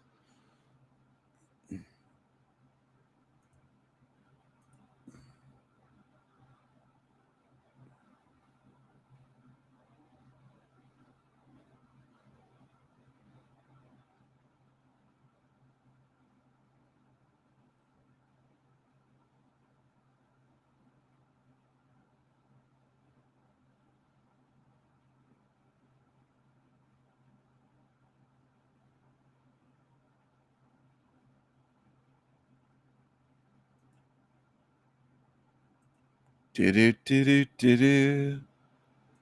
Do-do-do. Do-do-do-do. There's another video that I had on a tab that I wanted to share. Women are making a dangerous miscalculation.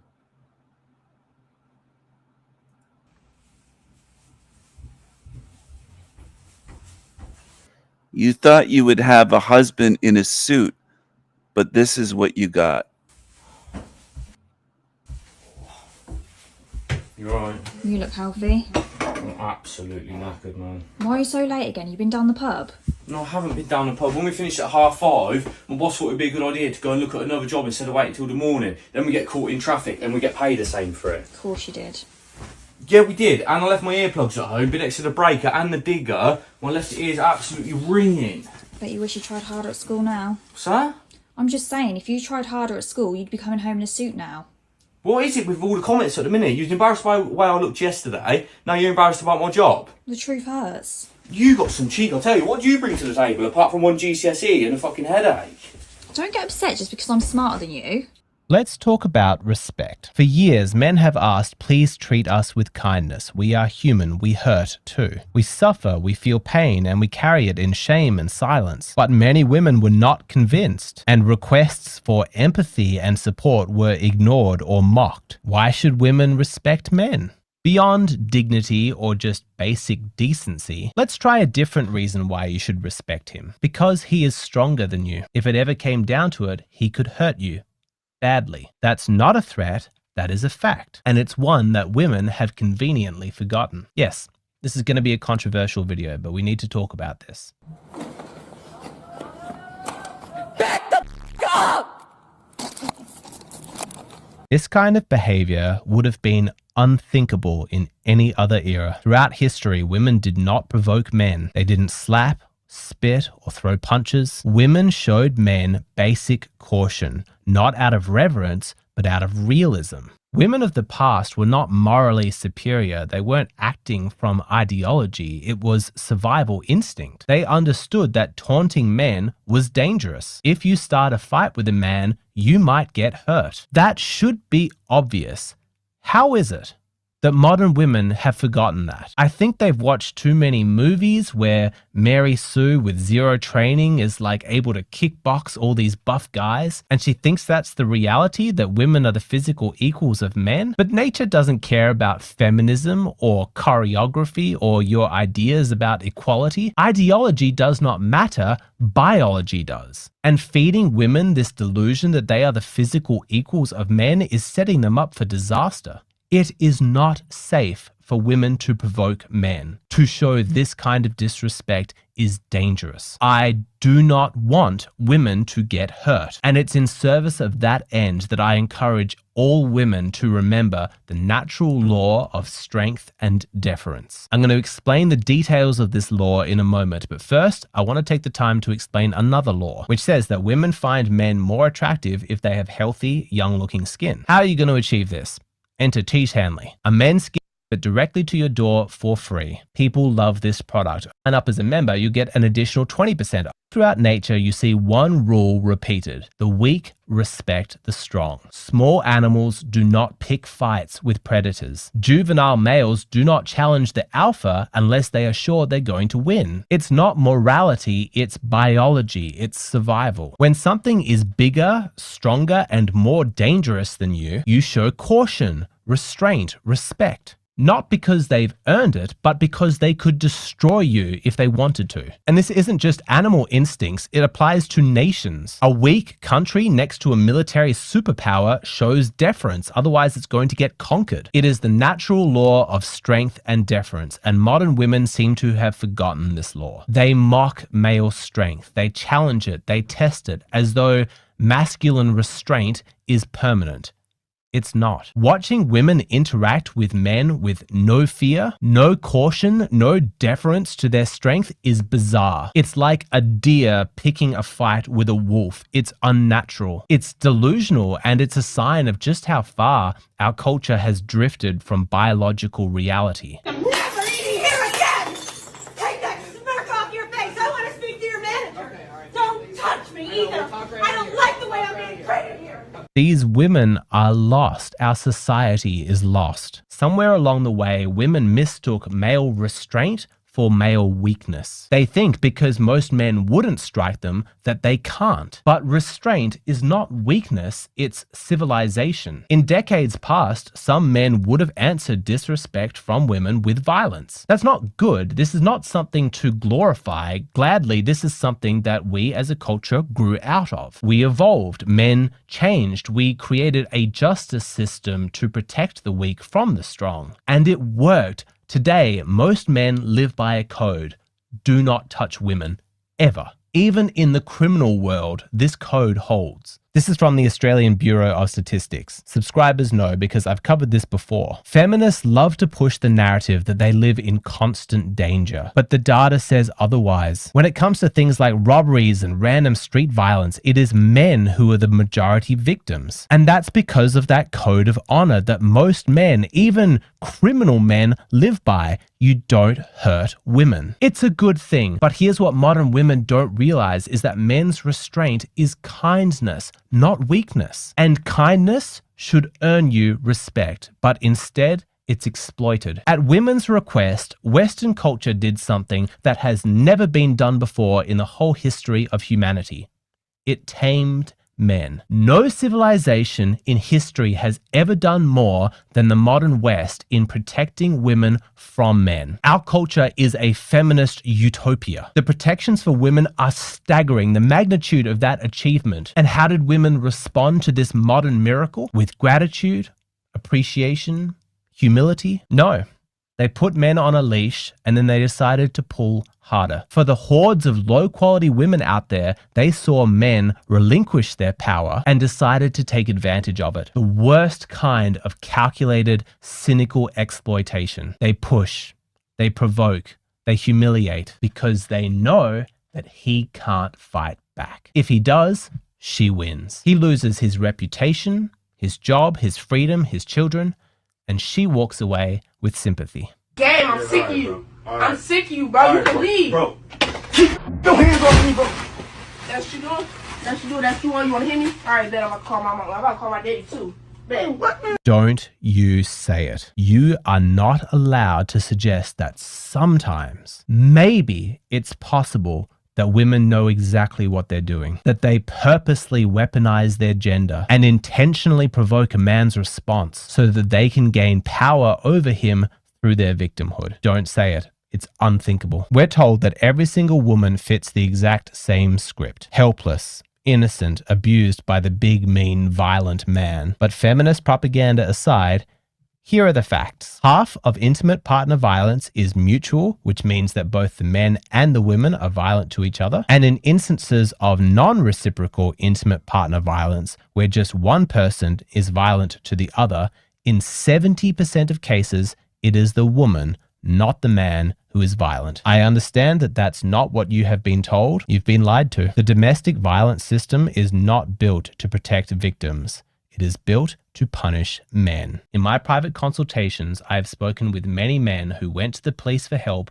and got laughed at. This isn't a mistake. The narrative was specifically crafted to shame and demonize men. And while the panic and hysteria about male violence has reached an all-time high, the reality is that the actual rates of violence from men to women are at their lowest ever. This should be a cause for celebration. Women should be dancing in the streets. There's never been a safer generation to be a woman. They should be thanking men. We are so grateful for the progress that you have made. We acknowledge your strength and we appreciate you never using it against us. But that's not the message from women to men. The shame, the insults, the criticisms, they're more vicious than ever because women are blind to their privilege. They're too comfortable. They live in a world that is built on male restraint, and they have forgotten that even though he never would, he could. That restraint is not weakness. It's kindness, and it deserves respect. But sadly, that's non-existent. And what happens if there is no respect?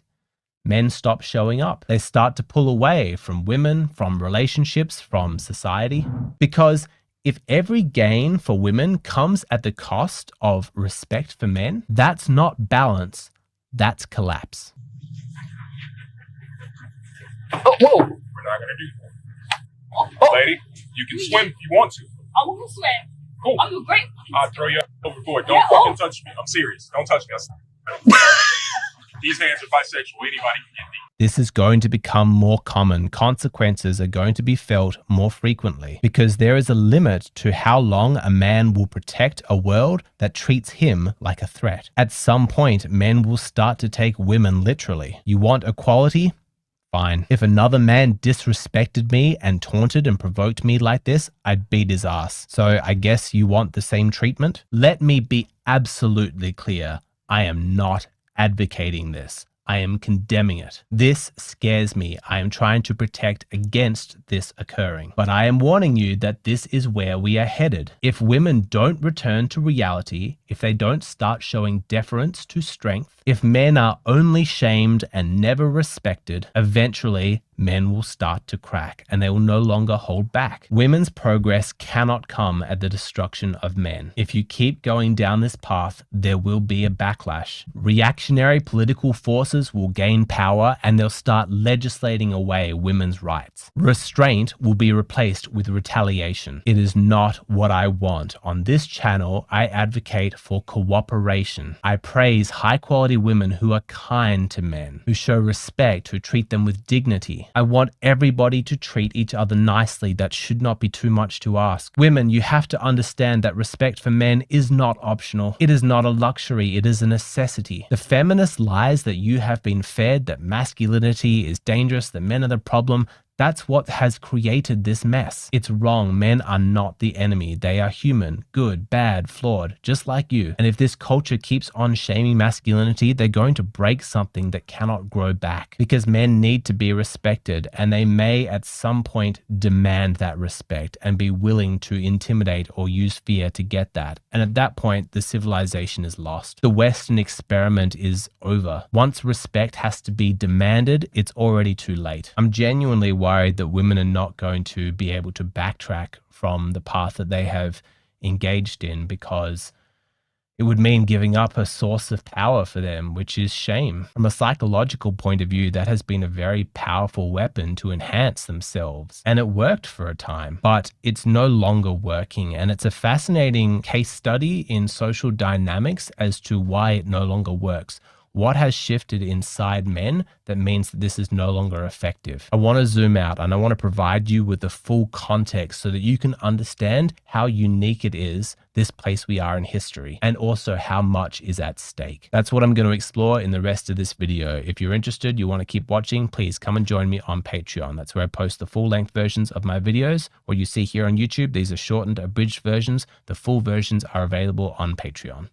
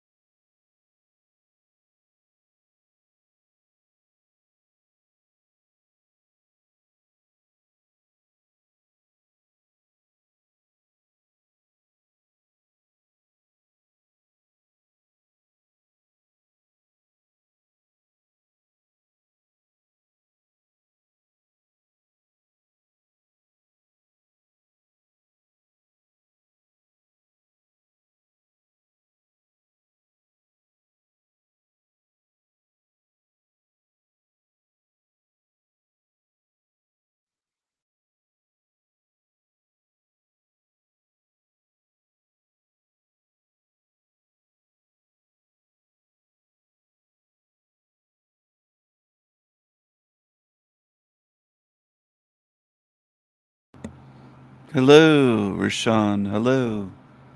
Good morning.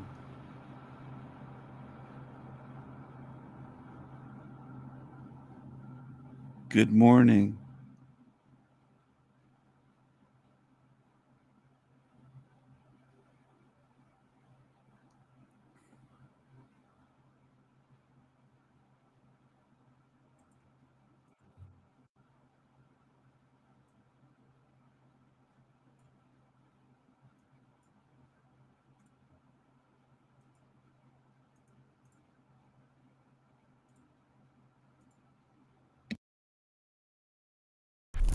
Nefertiti Diamond Harris was born in Syracuse, New York on November 17, 2018 to parents Latasha Mott and James Harris. She had several brothers and sisters, Lainari, Jeremy, Lavea, Jameer, Samaj, My Love, Terry, and James. Nefertiti was a sweet, energetic child who loved her brothers and sisters and enjoyed playing games. She was a beautiful little girl with big brown eyes and bouncing curls that were often decorated with beads and bows and barrettes. She loved Elmo, dancing and visiting the beach. We wish we could say that Nefertiti was born into a happy, carefree life immediately surrounded by her loving family, but unfortunately that is not the case. Her mother, Latasha, who had bipolar disorder, stopped taking her medication. She was also homeless and had been using drugs during her pregnancy with Nefertiti, and unsurprisingly, Nefertiti was born with a detectable amount of drugs in her system. Before she even left the hospital, a family court judge ordered her removed from her mother's custody. The other 4 children that Latasha had at that time were also removed and placed in different foster homes. Neosha Smith, a family friend, got a call from Nefertiti's grandmother asking if she could foster the 3-day-old baby. 6 hours later, Neosha had a tiny little Nefertiti in her arms, who she called Tootie after a friend's son. Under Neosha's care, Tootie grew into a happy, sassy toddler. Neosha often worked 2 jobs to provide a middle-class life for little Tootie. Baby girl attended daycare and went on sunshine-filled vacations to Oneida Shores and Myrtle Beach with her foster mom when it was warm enough. Tootie loved Elmo, and when she turned 1 year old, Neosha arranged a professional Elmo-themed photo shoot. She also had a princess-themed photography session where Tootie wore a gold tutu. Tootie's birthday party had a huge guest list and featured party favors of custom cheese curls, which was Tootie's favorite snack. Neosha and Tootie were a little family for almost 2 years. Tootie loved Neosha, who she called Mom, and Neosha's friends and family all adored her. However, like all foster parents, Neosha knew that she wasn't likely to keep her forever. If her birth mother could get her life back together, then the system would try to place Tootie back with her biological family. Latasha and her boyfriend at the time, James Harris, had yet to complete the court's requirements after nearly 2 years without her children. Police were called twice during that time because of fights between James and Latasha, who had a long history of drug use and violence. The courts issued a stay-away order that barred the two from being together because of their volatile relationship, but they continued to violate that order. Latasha took nearly 2 years to even begin getting mental health treatment, drug treatment, and counseling. Meanwhile, James did not complete any of the court's requirements, and he continued to use hard drugs. Latasha had begun to show progress, but by the summer of 2020, she had still not completed any of the court's requirements for mental health and drug treatment. In July of 2020, CPS workers recommended against putting the children back into Latasha's care. All of the current guardians would have adopted the children. Latasha still had significant work to do. But despite this, the family court returned custody of the children to Latasha that fall, including Nefertiti, who is now 22 months old. The reason for this ruling is unclear. Latasha did not have stable housing on her own, but getting custody of her children allowed her to qualify for benefits and housing. She called Nefertiti Neffy, so the little girl ceased to be Tootie. Neosha said that when she brought Nefertiti for her initial overnight visits, she saw that the only furniture in Latasha's home were milk crates for chairs and a mattress on the dirty floor.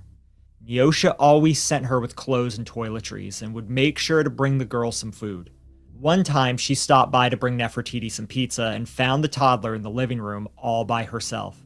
After she gave her hugs and kisses, Nefertiti grabbed her hand and walked Neosha to the door as if she was asking to get out of there. Neosha called the social worker assigned to the family and told them about this incident as well as the living conditions in the home. The social worker told her that Neffy just needed time to adjust. According to Neosha, Latasha still hadn't completed court-ordered drug addiction or mental health treatments. Despite this, 26-year-old Latasha was still given full custody of her 5 children. Neosha had no legal rights to see Nefertiti anymore. Latasha still allowed her to visit sometimes. Around the time that Nefertiti was returned to her birth mother, Neosha noticed that Nefertiti had begun biting her nails. She thought this was concerning and told a social worker. A more obvious sign of a problem was in February of 2022 when Neosha was babysitting Nefertiti and her older sister. Neosha was giving them a bath when she noticed a large bruise shaped like a handprint covering most of Nefertiti's torso. She asked Nefertiti's older sister who caused the bruise, and the sister replied it was their mother. Neosha took a picture of the bruise and called Latasha. The girl's mother denied hitting the toddler, but said that she would take Nefertiti to a doctor. Neosha was not satisfied and called the CPS hotline to report abuse. However, the case was determined to be unfounded and was closed. After that, Latasha did not allow Neosha to see Nefertiti for over a year. A neighbor, Lachima Smith, later reported that Latasha seemed to single out Nefertiti for punishment.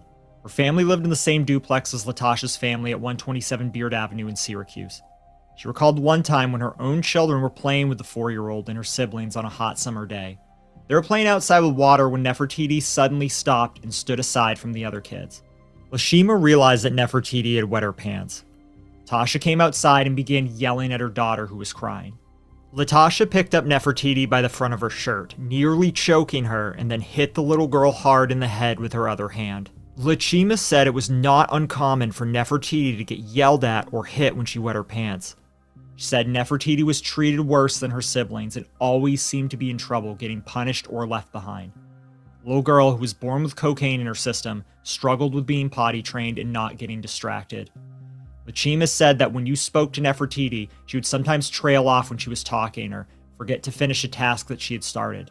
However, she described her as sweet and polite, always eager to play outside with Lachima's own daughters. Nefertiti was often forced to stay inside while the other children played. Once, Lachima was at Latasha's house and saw that Nefertiti was in the corner being punished. Lachima asked the little girl why she always was in the corner, but Latasha told her to butt out and swore at her. Latasha said it was her daughter and that she could do what she wanted with her. When her siblings got prizes and treats, Nefertiti was often left out. According to Lachima, everybody gets a bag of chips, but Neffy can't get that because she done peed on herself, or she didn't eat the rest of her food, or she didn't do something. Sometimes Nefertiti was only given a bowl of cold noodles when everybody else had hot food. Lachima said that Latasha complained that Nefertiti cried too much and was too much work. Lachima said that Nefertiti was happy and energetic when she played with her daughters, but at home, she seemed afraid to talk. She didn't call Latasha mom. And one time, she overheard Nefertiti call her mother Tasha, which earned her a vicious slap from her mother. Other friends and family members thought that Nefertiti might have had developmental issues, which frustrated her birth mother. However, her foster mother Neosha said that when Nefertiti was in her care, it was a different story. She remembered the little girl being bright and bubbly, learning to crawl at only 6 months. She said Nefertiti learned her colors and shapes early and didn't have trouble with potty training. Looking back, she thinks she may have begun having accidents because she was scared of her mother. In June, Latasha was charged with felony assault for stabbing another woman with a folding knife at Z-Mart, the convenience store around the corner from the duplex where she lived. The victim had to be hospitalized, and Latasha later pled guilty to a lesser charge. Neosha was allowed to see Nefertiti again in 2023, about a year after she reported the bruise on her torso. She went to visit Nefertiti. Neosha said the little girl was often wearing dirty clothes and had dirt under her fingernails, and that she usually smelled like urine. Neosha said that she'd scoop up Nefertiti and joke that she must have been playing somewhere smelly and that it was time to wash up. For the few minutes it took to give Nefertiti a bath, Neosha felt like the girl was hers again, and that she was safe and sound finally. Neosha said that there were more bruises on Nefertiti after the first one that she reported, but that she was scared of losing contact with her again if she filed any more complaints. During one visit, Neosha saw that Nefertiti had a black eye. She took a video of the two of them baking a cake together in which Nefertiti's eye could be seen ringed with a bruise. Neosha asked Latasha about the bruise. Latasha blamed it on Nefertiti's sister. Neosha decided not to report the bruise to CPS. She said, "They weren't doing anything. I would lose her again." In the fall of 2023, Nefertiti was set to begin kindergarten at the McKinley Brighton School. Neosha took Nefertiti shopping for new school clothes. She remembers that she was so happy. "I was so happy because I knew she was getting out of the house. She'd be able to get milk and juice, and adults could lay eyes on her. It truly felt like she was going to get away from her mother this year." Something in that school shopping visit evidently angered Latasha because she refused to let Neosha see Nefertiti again. Neosha begged to bring birthday presents for her when she turned 5 in November, but she was refused. She was also pushed away from visiting at Christmas.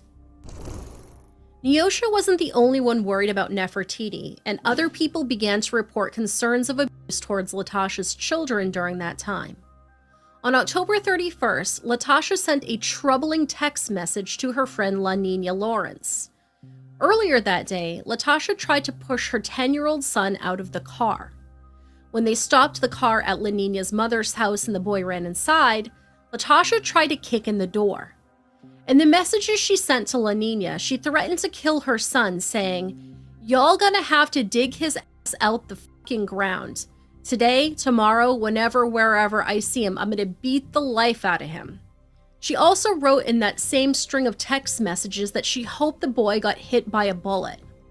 La Nina reported these messages to the Syracuse police and the New York State CA hotline. She said, "I told the lady that at CPS, Something's like really psychologically wrong with her. She needs help. When the Onondaga County CPS workers went to investigate the concerns, the boy told them his mother would beat him and would also beat his sister Nefertiti with a flat iron. When she heard this, La Nina tried to keep the boy at her house, and initially CPS told her to hold on to him for now. She began making arrangements to get formal custody of him and even enrolled him in her son's daycare. However, 2 days later, she was told to return the boy to his mother, Latasha. The county CPS worker had quickly decided that the boy and Nefertiti were safe, the abuse allegations were not credible, and the children were not in danger. Latasha bragged afterwards about the incident. She described how the CPS workers came to her house and told her that they were not going to remove her children.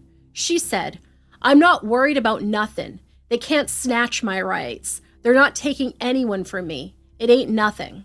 Another report was filed on December 13th when Latasha's older son had a bruise on his cheek, but CPS workers decided that he had simply knocked his head on his bed frame and gave himself the bruise. Both the early report and this one were closed as unfounded. According to the neighbor Lashima, Latasha's new boyfriend named Corrice Parks also had been living with her. Corrice was the father of Latasha's newborn baby and her unborn daughter. Corrice had a criminal record in Syracuse involving weapons and drugs that dated back 9 years. He served 3 years in state prison for a 2017 conviction on the charge of criminal possession of a weapon. He was released in August of 2020. At the same time, he served a 1-year sentence for a 2016 charge of possession of a stolen handgun. He was also convicted of criminal possession of heroin that same year. Shima said that Latasha often took ecstasy and other pills, even though she was pregnant. She said there was a lot of drug dealing in the neighborhood around the home. Shima said that Latasha seemed to be spiraling into a deep depression during her latest pregnancy. She told Lashima that she did not want the baby, and at least once said that she wanted to remove herself from the earth while the baby was still inside her. Tasha did not seek prenatal care during the pregnancy.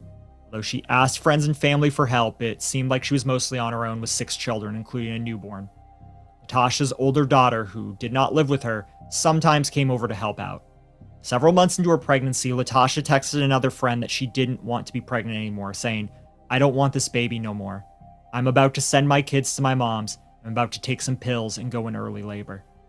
Tasha gave birth to her 7th child on December 30th. The baby was born 7 weeks early. Like Nefertiti, she was born with traces of drugs in her system. This time it was amphetamines, which may or may not have been prescribed, and this time Latasha was allowed to take her baby home anyway. CPS worker did a home visit on January 4th, 2024 and reported that everything was fine.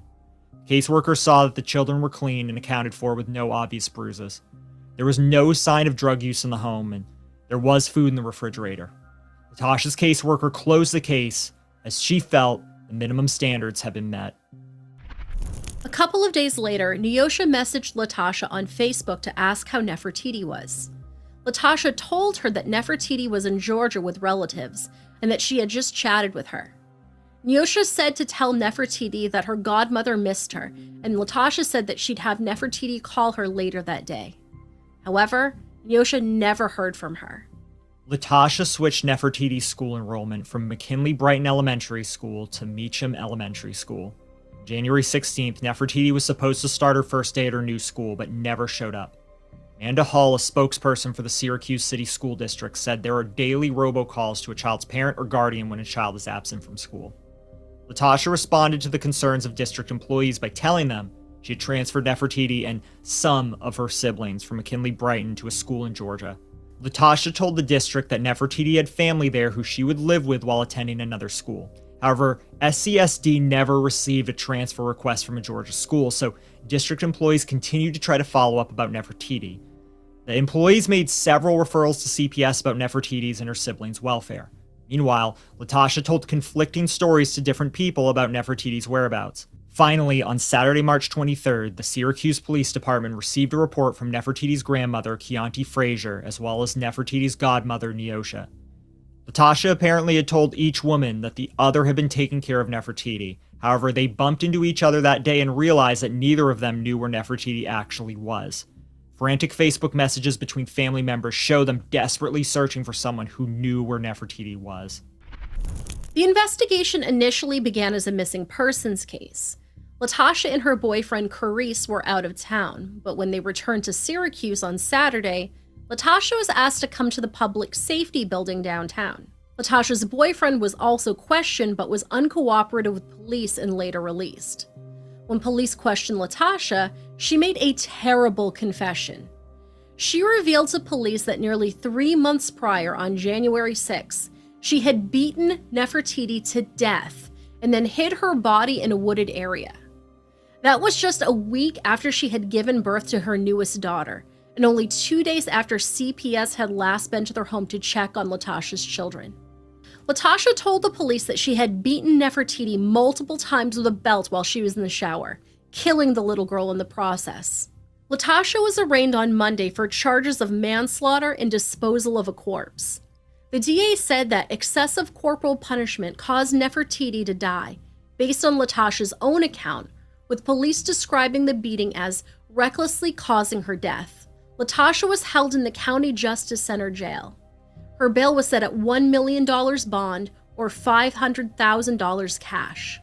That same day, police began searching a baseball field in the wooded area behind Brick School Terrace, an apartment complex at 818 Salt Springs Road on Syracuse's east side. This was about 4 miles from where Latasha lived. Police and other personnel could be seen carrying shovels, rakes, plastic tarps, and plastic buckets from the search area. A recent snowfall made the search especially difficult. A snowplow was used to clear a path so that searchers could bring in a generator to run scene lights, allowing the search to continue throughout the night. A search drone was seen in the area as well. People dropped off candles and balloons near the area police were searching in memory of the little girl. This soon grew into a heartbreaking memorial that is still there to this day. Law enforcement officials were also searching a home on McKinley Avenue, listed as Latasha's home address on court paperwork. Police were seen bringing evidence out in boxes while bringing shovels and flashlights inside the home. At around 11 a.m. on Tuesday, police finally located Nefertiti's body in a shallow grave near a wooded area. She was found wearing her pajamas with a blanket wrapped around her. Investigators had used drones, forensic equipment, and a cadaver-sniffing canine, but ultimately it was the warmer temperatures that helped uncover her body. With the snow melting, the searchers could see where the ground was dug up, and the cadaver dogs helped confirm this find. Investigators had to leave Nefertiti in the shallow grave for hours to properly recover evidence without disturbing too much of her remains. Later, around 5:45 p.m., her body was removed from the baseball field, with investigators solemnly carrying her down the muddy hill away from the woods. The path was lined with balloons, candles, and stuffed animals for the little girl. At a news briefing, Onondaga County District Attorney William Fitzpatrick confirmed that they had located Nefertiti's body. The DA's shoes were still splattered with mud from the search, and he was flanked by officers who had been on the scene. They also had muddy boots and tired faces from the long overnight search for little Nefertiti. DA Fitzpatrick revealed that Latasha's boyfriend Carice was also a suspect in the case, and that he had not been cooperative. The DA said it seemed that Carice had helped Latasha bring Nefertiti to the woods and bury her. The DA said she hid the child's body somewhere else before taking her to the woods. Syracuse Police Chief Joe Cecile was visibly affected. He also spoke at the briefing, saying, "Just when we think we've seen everything, something like this comes along and just punches us in the gut, punches everyone in this community in the gut, you know? And the thought that continues to haunt me on this one, after 4 years of being on this job, is that this little girl likely went to her grave thinking she was the problem, that it was her fault, that she deserved this, that she was a bad child, and this is what happens to bad children. This is how it's supposed to be. Can you imagine that being a child's last thought? Nefertiti, this was not your fault. You did not deserve this. You should be in kindergarten right now, drawing pictures and playing with crayons and making friends and laughing. That's how it's supposed to be." Chief Cecile had been a police officer for his entire adult life. He said Nefertiti's death was the one that would stay with him forever. The Onondaga County Medical Examiner was still processing Nefertiti's body. DA Fitzpatrick said that if the girl's injuries are consistent with the story her mother told investigators, then her charges would remain as manslaughter. But if Nefertiti's cause of death was anything other than what Latasha confessed, new charges would be assessed. On Wednesday, the medical examiner determined that the cause of death for Nefertiti was homicide and that she died of multiple blunt force injuries. On Thursday, March 28th, a vigil was held for Nefertiti near where her body was found. Nearly 100 people showed up to mourn the little girl, many of them carrying pink and purple balloons or adding more stuffed animals to the growing memorial for the little girl. Tanya Collins, a member of the community, said, "We wanted to really celebrate her life and that she had a life and that she was important, and regardless of how she died, she had value and worth. It's a testament to not only to her, but to every other 10-year-old girl, 5-year-old girl, 11-year-old boy, 13-year-old boy, young adults. It's a testament to all of them that all lives matter. All lives matter. Individuals need to know that there is hope through love, the power of love. It's real. If you act on the power of love instead of hate, this baby would be here with us." Nefertiti's grandmother, Latasha's mother, did not attend the vigil, but she did share the statement. "It hurts my heart that my daughter fell and did this. It hurts me even more that my granddaughter is gone. Still, I will rise. I will rise for my granddaughter, and I will rise for my daughter." Latasha appeared in Syracuse City Court on Friday, March 29th, where her defense attorney asked for a mental health examination of her before proceeding. On April 11th, Latasha was ruled competent to defend herself in court, and her case is now headed to an Onondaga County grand jury, which will consider upgrading the charges against her to include homicide. On Friday, March 29th, police announced that they were charging Latasha's boyfriend, Carice, for allegedly helping to hide Nefertiti's body after her death. Carice had turned himself in on Friday morning at around 8:30 a.m., accompanied with a lawyer. He faced a charge of disposal of a corpse, which is a Class E felony. He was released on an appearance ticket in order to return to court on April 5th. When he reappeared in court, he was formally charged with helping Latasha dispose of Nefertiti's body. The charges against him are not eligible for bail, but his criminal history meant that the judge, Erica Clark, had to take him into custody after his arraignment. He was to be held with no bail until he could have a bail review in Onondaga County Court. However, on Tuesday, April 9th, he was released again because of the bail technicality. There was conditions to Carice's release. He was under home confinement and wearing an ankle monitor, only allowed to leave the home for specific circumstances, such as going to work or a doctor's appointment. No further updates on Latasha or Carice's cases are available at the time of this recording in May of 2024. We'd like to remind you that both are presumed innocent until found guilty in a court of law, and we'll be keeping an eye out for updates as they become available, if they become available. On April 5th, Nefertiti's funeral was held at the Tucker Missionary Baptist Church. Attendees were encouraged to wear pink and purple to honor the little girl. Nefertiti's godmother, Neosha, also organized a celebration of life at Dunbar Center at the south side of Syracuse. Neosha remembered Nefertiti like a daughter, saying, "We cuddled at night. That was my baby. Sometimes I wish I would have let her stay a little closer. I was like, move over a little bit. Move over because she was on top of me."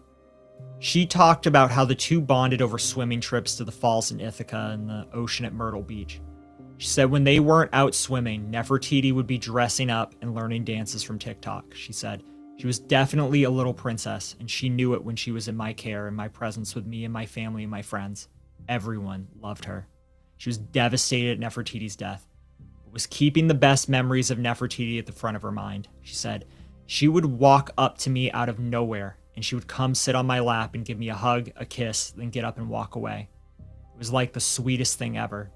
She would just walk up to me like, 'I love you,' and she would just walk away." Neosha remembers a conversation she had with Nefertiti last year. A conversation she keeps hearing in her head. Neosha had slipped and called her Neffy instead of Tootie. Neosha said, "She looked up at me. She said, 'My name is Tootie, not Neffy.' And I felt in my core that she didn't want to be Neffy." This case is still developing, and in the coming months, more details about Nefertiti's death may be revealed as court proceedings reveal new information. We do know for now is that Nefertiti was yet another child who fell through the cracks despite many, many red flags and reports to Child Protective Services. Nefertiti, as well as her siblings, were in foster homes with people who loved them and would have adopted them, yet they were placed back in the custody of a so-called mother with a violent criminal history. Nefertiti could have lived a long, happy life as Tootie with the godmother who obviously loved her so much. She could have been spending this summer playing in the water at Myrtle Beach, basking in the sunshine and the love that she so dearly deserved. Instead, she ended up buried in a shallow grave under dirt and cold snow, alone and abandoned.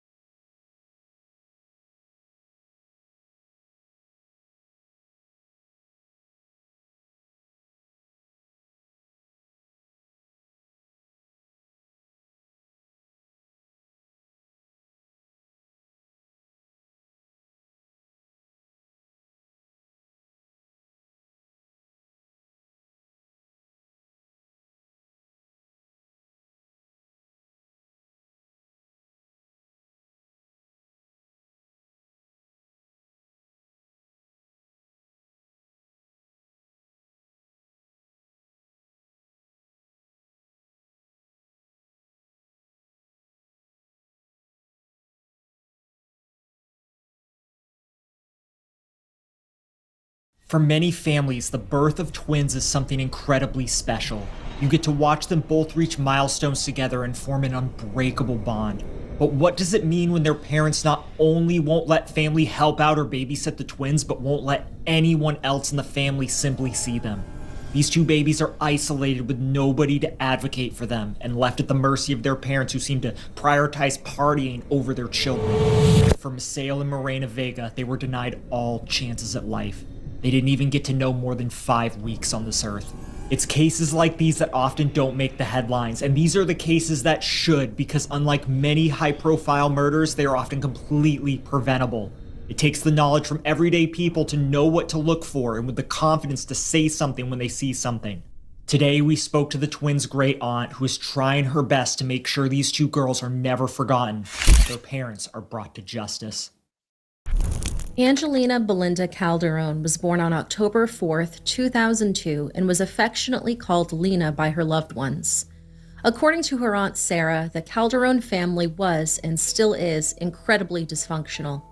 As she put it, there was always something going on among the family members that barred any positive relationships or sentiments. Angelina's aunts and grandmother had to step in to help raise her. According to Sarah, Angelina had two sides to her. She could be a sweet, caring child who wanted to please everyone. Then a few seconds later, she would steal something of yours and lie to your face. According to Sarah, Angelina's mother constantly chose toxic romantic relationships over her parental responsibilities, as allegedly many of the women in the Calderon family did. There is even an instance where it extended to just men in general. Angelina's great uncle had a history of SA with his younger family members. Sarah said she was one of his victims when she was 12. She told her mother, and the family did nothing about it. A decade later, he did the same thing to Angelina, and again, the family did nothing about it. Her mom even accused her of lying. When Angelina was about 10, her mother punched her. For this, Angelina's mother was arrested and charged with injuring a child.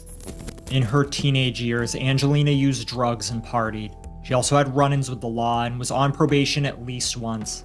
As a result of her irresponsible behavior and dangerous habits, Angelina was kicked out of the public school system and was sent to an alternative school meant for troubled teens. This is where she met Fernando Vega. Fernando Vega was born on June 7th, 2002. Like the Calderons, his family was dysfunctional as well. Even at a young age, Fernando was irresponsible, short-tempered, and concerned with his own needs and wants over everyone else's. When you first met him, he was nice and cool-tempered, but that was a persona and nothing more than a mask. The young couple's ideas of dates were going on carjackings and scamming people online like a pair of wannabe Bonnie and Clyde imitators. Their romance moved alarmingly fast, and Angelina moved out to live with the Vega family with her grandmother's blessing. As Sarah put it, and so when she was 16, I think it was, she was 16 when she met him, I found out that my mom let her live with him And I couldn't believe it. I was like, how are you going to let, because my mom took responsibility for Angelina since she was a baby. So I was like, how are you going to let, she's only 16 and you're letting her live with a guy? Of course she was going to end up pregnant. She did. But before we get into that, we need to first discuss the death of Gabe Fernandez. In January of 2019, a 13-year-old boy named Gabe Fernandez was shot and killed on the Vega family's property. Gabe and his brother Nick were friends with Fernando's younger brother. They lived nearby, so they could walk to each other's houses if they wanted to. The boys visited the Vega home, and their mother, Jennifer Valdez, stayed behind. Not long after they left, Jennifer answered a phone call. Nick, frightened and frantic, was on the other line. He said, "Gabe is dead, Mom. He got shot in the head." The boys were in the backyard shed when they got their hands on a loaded gun. While in Fernando's brother's hands, the firearm discharged. Gabe was still alive when Jennifer got to the Vega house. She told the local news that she saw him gasping for air. A neighbor who heard the gunshots performed CPR on the 13-year-old. Jennifer took over while waiting for the paramedics. She said, "I'm a nurse. I'm helping with compressions, holding his head. I could feel his heart. I could feel his pulse. I could feel him." An ambulance came to take Gabe to the hospital. Jennifer was at his side as he passed away while en route. Told me it was gone. That my baby was gone. A home that used to be filled with the laughter of 13-year-old Gabe Fernandez is now filled with the cries of his mother. No, I don't know. I don't know what to do. The teen lost his life over the weekend in a senseless accident involving a gun. His mother says Gabe went to a friend's house on Saturday afternoon just around the corner with his older brother. The two had only been gone for a few minutes when she received a horrific phone call from her older son. Nick was just screaming and crying that Gabe is dead. Gabe's dead, Mom. He got shot in the head and he's dead. Jennifer, who is a nurse, frantically drove to the home and found her son with a gunshot wound to the head. She immediately began trying to help. And my baby was still breathing and I could see him gasping. I could see him gasping for air. According to Houston police, a group of 5 minors were present when one of them was handling a loaded gun when the weapon accidentally went off, striking Gabe. Where the weapon came from is still under investigation. I wish they would have told me that they had it there, and I would have went to their mom and told them something, don't hide it. Don't think it's cool, it's not cool. Fernando's brother called Jennifer the next morning crying. He apologized for Gabe's death and said he didn't know the gun was loaded. Jennifer said, "Now he'll have to live the rest of his life knowing he killed his best friend. I feel remorse for him too. He's a baby too." Sarah told us that Fernando and Angelina were present during this horrific incident. According to Sarah, Angelina loaded the firearm and Fernando put it in his younger brother's hands. Since they were older teenagers, she expected they would have to shoulder some of the responsibility, but ultimately, nothing came of it. If they had felt any sense of guilt, they certainly didn't show it. Angelina even badmouthed Jennifer in front of her aunt. Sarah tried to reason with her niece, but it went in one ear and out the other. Jennifer suspected one of the older kids may have owned it, but the police did not make any public statements about the source of the gun. Fernando and Angelina's relationship was on and off and incredibly turbulent. Fernando cheated on Angelina often. She would return home to her family during their many rough periods, but when the couple reconciled, she went back to living with him. Angelina first got pregnant at 17 years old. After their first baby, it seemed to Sarah that Angelina and Fernando were trying to get their act together for the sake of the child, but it didn't last long, and very soon they were back to their old ways again. In December of 2020, Fernando was arrested for possessing prescription-only narcotics and for carrying a handgun in a motor vehicle. His bond was only $100. The handgun possession charges were dismissed in March of 2021, and the drug charges in January of 2022. Was this the weapon that took Gabe Fernandez's life? Maybe it is, maybe it isn't. We don't know and possibly will never know if no one speaks out. In September of 2022, only 2 months after their second child was born, Fernando and Angelina were driving together with their kids in the backseat. He attacked her and she made a run for it to a nearby restaurant. She begged someone to call the police for her, but nobody did. Instead, she ran the rest of the way home. She got there, Fernando choked her out in front of their oldest son, who was only 2 years old at the time. Again, like I already just started not liking this guy because he was always cheating on her, treating her stupid, and she always put up with it, which was ridiculous. But he was beating her up. She ran to like a hot wings place, or like one of those wing place restaurants. She ran and they even have footage of it, and nobody helped her. She ran back to the apartment, and he's literally choking her while their son, who was 2, I think at the time, is crying, laying on top of her. And he would have literally killed her if the cops didn't get there when they did. Angelina managed to call the police, and Fernando was arrested for assaulting a family member and for strangulation. These charges were later dropped, and his case was dismissed in March of 2023 for insufficient evidence of defendant's guilt. According to Sarah, it wasn't the first time Fernando had gotten physical with Angelina, but not long after this incident, they had gotten back together. She kept this from some of her family members, including her aunt. One day, Sarah bought a pregnancy test for Angelina.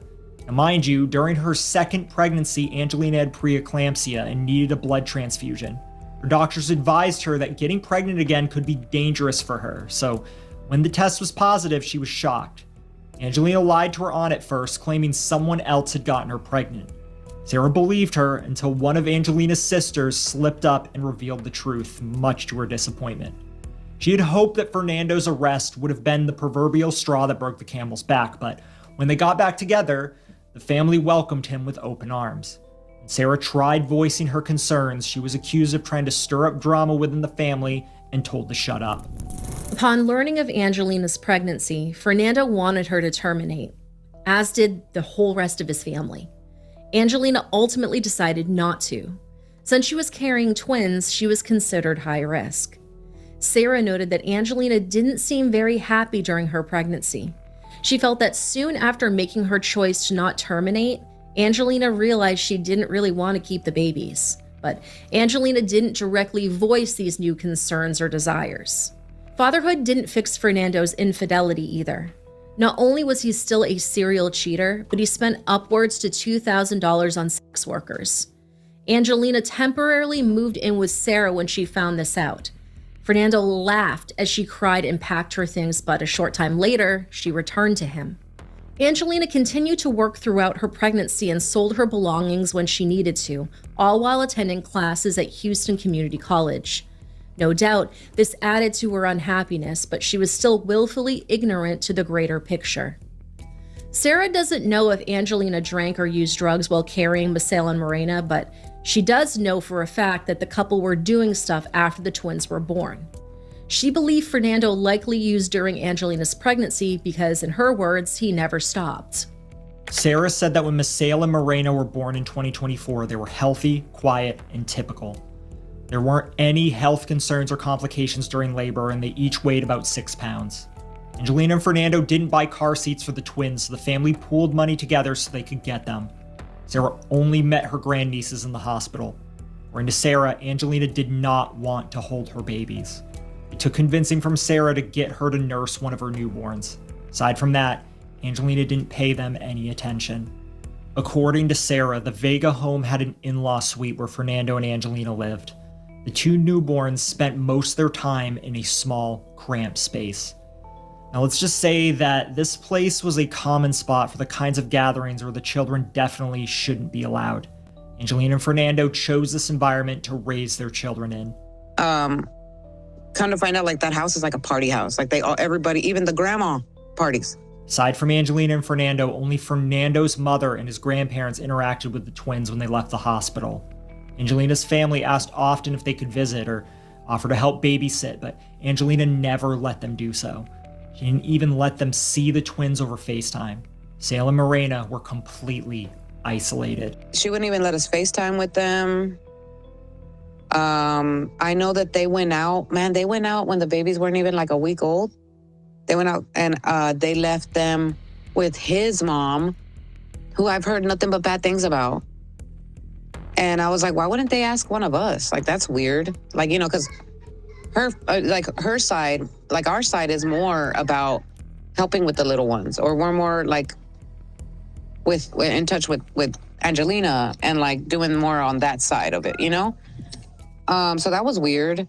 On October 4th, 2023, Angelina's 21st birthday, Fernando drove her to work. He would later state that his grandmother kept an eye on the babies while they were gone. A half an hour later, Fernando arrived home and went into the nursery. Misael and Morena were laying unresponsive in their crib. Fernando called 911 to report that his newborn twins were not breathing. The dispatcher gave him and another family member step-by-step directions for infant CPR, but it was too little, too late for the twins. Emergency services were dispatched to the Vega home, where they would try their best to help. The twins were moved from their crib to the couch, but there was nothing anyone could do. At only 5 weeks old, they were pronounced dead at 11:15 a.m. Angelina returned home and both sides of the family trickled in to offer their support. Paramedics and police were still swarming the property. According to Sarah, Fernando didn't show any signs that he was upset. Sarah recounted the couple said Misael and Morena never acted like normal babies, which they didn't elaborate on what that meant. Fernando told her that the night before, as he was putting the twins to bed, he saw discoloration on their skin. Sarah immediately thought bruises. She doubted Fernando was telling her the whole truth because she never knew him to be fatherly to his children. She knew from the get-go he was keeping something from everyone, and possibly Angelina as well. Sarah and her sister spoke to Angelina and asked about the previous night. She and Fernando had a party earlier in the day to celebrate her birthday since she had to work the following morning.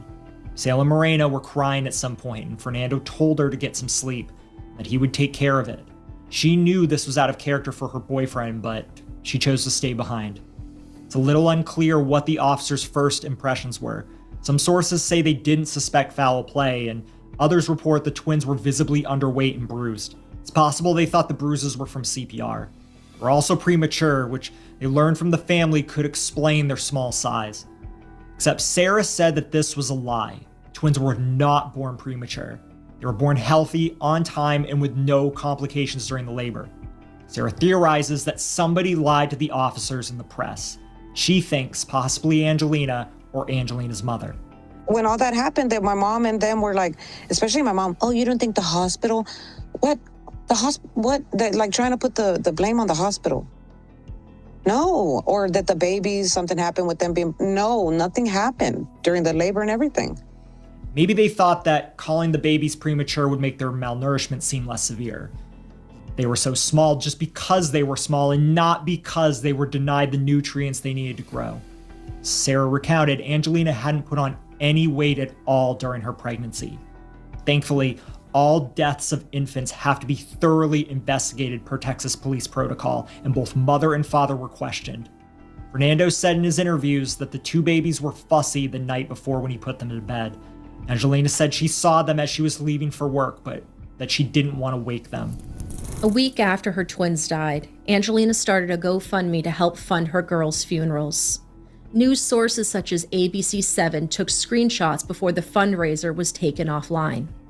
Angelina titled the fundraiser M&M Babies and wrote in the description, "My family is suffering from the sudden and unexpected passing of our beloved newborn babies. On the morning of October 4th, 2023, our precious angels were found unresponsive when going to wake them up for the day. All donations are going to ceremonial cost and to help ensure a proper burial. Any donation graciously made are greatly appreciated. If you are unable to contribute money at this time, a share with your family and friends would mean the world to our family as well." Out of the $10,000 goal, she raised $1,207. However, an autopsy determined the cause of death for the twin girls was blunt force trauma. The medical examiners observed bruising, abrasions, contusions, dehydration, lacerations, fractures, and petechia. According to Sarah, some of these injuries were older, and they didn't just happen while Angelina was at work. When Sarah took a look at the twins' x-rays for herself, she knew there was no way she could ever forgive Angelina and Fernando. She first put the majority of the blame on Fernando until she learned about the twins' malnourishment and dehydration. She didn't, and still doesn't, understand how or why a mother would let her newborn starve to death. As the investigation continued, police found the infants never received any follow-up medical care after they were born. Angelina admitted they were sick once, but she and Fernando opted to keep them home rather than having them visit a pediatrician. Fernando was arrested in early April of 2024. not for the death of his children, but for unlawful restraint against Angelina. Court records indicated that she tried to leave the property and he forced her back inside, locking her in the bedroom. According to the court records, Fernando Vega did then and there unlawfully, intentionally, and knowingly restrain Angelina Calderon by force, so as to interfere substantially with her liberty by moving her from outside her apartment to inside her room by wrapping his arms around her body and picking her up and confining her inside her apartment room. Fernando and Angelina weren't arrested for their babies' deaths until April 19, 2024. They were charged with injury to a child causing bodily injury, injury to a child by omission, and injury to a child by commission. In Texas law, omission is neglect or a failure to act, and commission is committing an act. Fernando's unlawful restraint charges were dismissed at the end of May. Angelina's family defended her publicly. They tried shifting the blame to the hospital or possible health issues or to Fernando. Angelina's sister said, "She's one of the best mothers that I know, and I don't know what he, Fernando, did to them." Her grandmother said, "We know in our hearts that she's innocent." If it isn't clear already, her aunt Sarah has a different perspective. She doesn't believe Angelina was physically violent with her babies. It said the young mother should be held responsible for any evidence of mistreatment or neglect. She said, "I don't care if you're blood or whatever, like these babies didn't deserve to go through what they went through." She also said, "I'm sure he did one more thing right, but the injuries, weeks old, some of them. So what are you going to say about that? It's not just that one time. And what are you going to say about them being malnourished and dehydrated? The twins were definitely loved. It was hard when they passed away. I couldn't believe it. I can't stop thinking about what they went through." Angelina and Fernando were in the room together during their bond hearings. Their bond condition said neither of them could be in charge of a child 17 years old or younger, including their own children. As there are two victims in this case, Fernando and Angelina are facing separate charges for each. Fernando has 4 total charges against him: 2 counts of injury to a child and 2 counts of capital murder for someone under 10 years old. The courts gave each of Fernando's 4 charges a $750,000 bond, totaling $3 million. He and his family have yet to pay it. Angelina faces 2 counts of injury to a child. Her bond was similarly high, but it was lowered to $100,000. During her bond hearing, her mother testified to her daughter's character, stating, "She has no prior criminal history. She's 21 years old. She has significant ties to the community. She's lived here her entire life.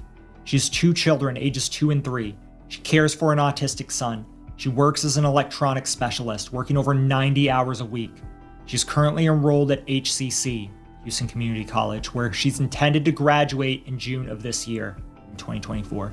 When it came time for Angelina to speak for herself, she said she was a good mother who attended therapy. Her legal representative gestured for her to quiet down when she interrupted the magistrate judge.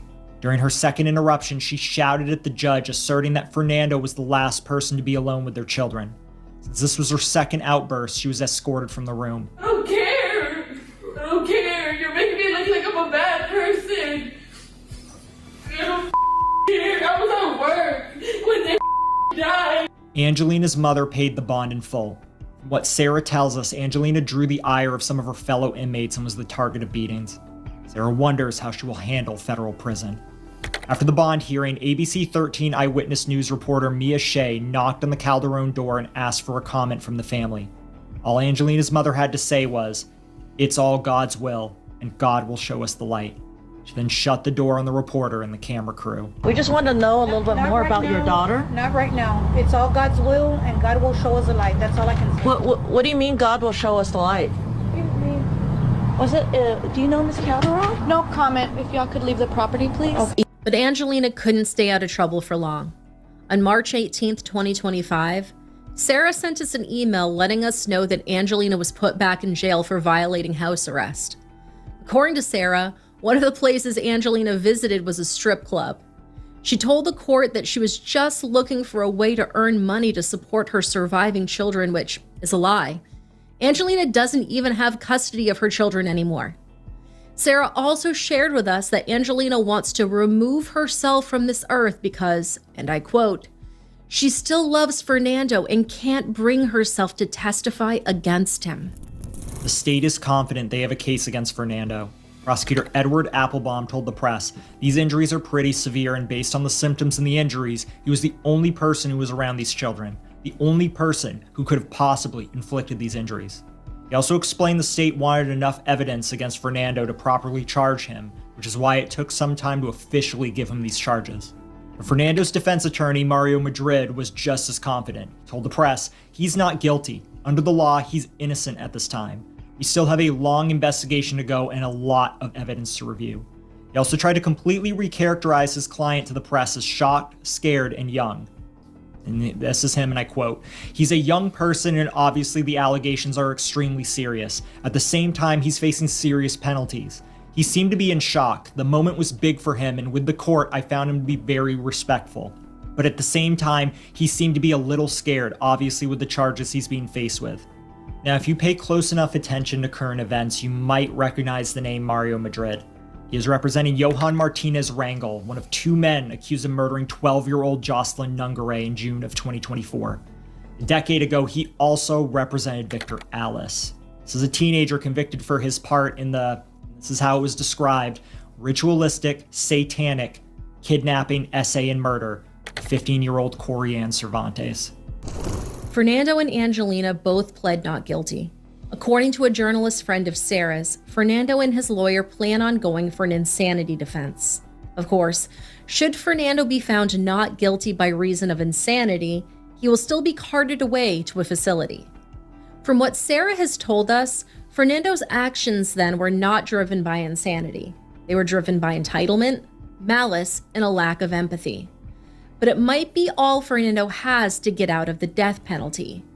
According to the Death Penalty Information Center, Texas has executed 586 convicted inmates between 1976 and 2023.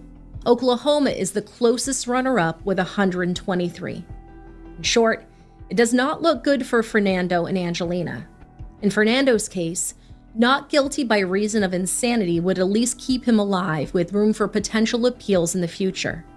As always, Fernando and Angelina are considered innocent until proven guilty in a court of law. Sarah Calderon has broken off from her family. For so many years, she was called crazy for trying to call people out for their bad behavior. In her interview with us, she said, "If you're able to make excuses for her or him from this, I'm done with y'all." She also said that her children have received messages from their grandmother full of vague threats if Sarah ends up testifying against Angelina in court. If Sarah had any doubts about cutting her family off completely, then she certainly feels confident about it now.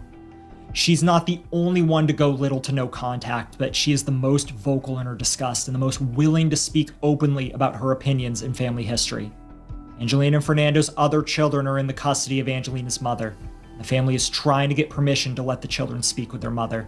They've already managed to let them speak with their father. To our listeners, if you suspect a child you know is being mistreated, remember that the CA hotline is put in the description of every one of our uploads. You could be the only person in that child's life that knows what is going on and is able to make that call. Finally, we would like to thank Sarah for trusting us with Misael and Morena's story. Thank you for speaking on behalf of these babies who cannot speak for themselves. We both wish you a peaceful life going forward and that you're able to heal from everything that has happened. But that's all I can, say about it. And, it sucks that I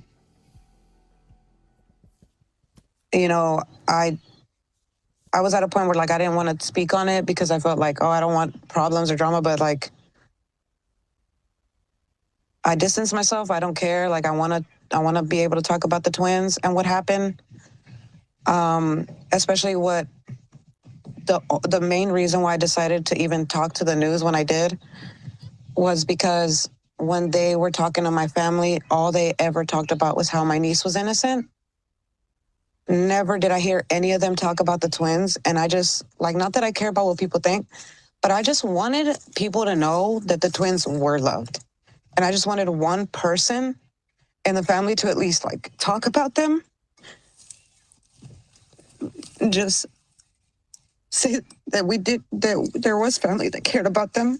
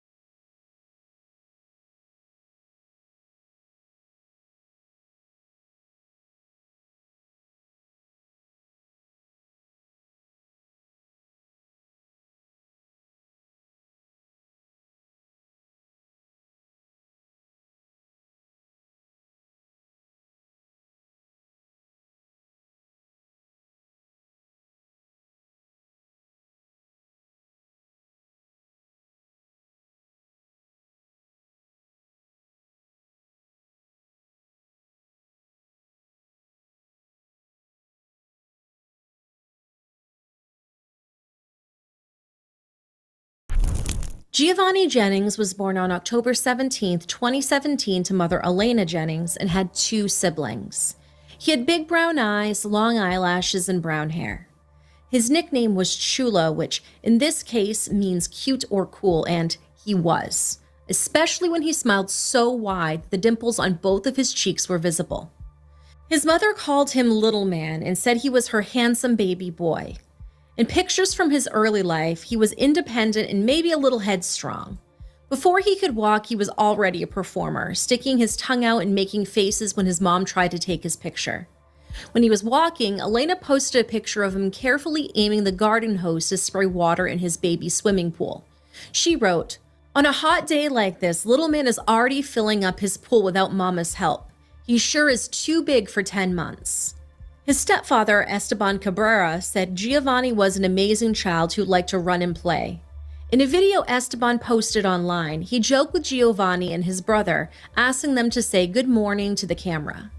Though he seemed a little shy at first, Giovani's face lit up when he said good morning, and both boys laughed when Esteban asked them to say the words taco, chimichanga, and chalupa. In that short, silly moment, all 3 of them were clearly happy. Say good morning. Say good morning. Say good morning. Say good morning. Say taco. Say taco. Say taco, Chulo. Say chimichanga. Say chalupa. Say chalupa. Say taco. Say taco. Say chalupa. Say good morning. Not much has been made public about Giovani's early life, but we've pieced together what we could find the best we could. Elena was around 18 years old when she got pregnant and seemed excited for it. She posted online in June of 2017 about turning her life around and getting a job. She said, "Good things happen when you listen to family. I never wanted to listen to my family, especially to my brother."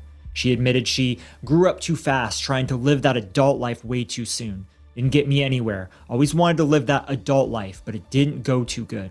My brother always tried being there for me, trying to help me out in so many ways, trying to get me out the bad life. I regret it.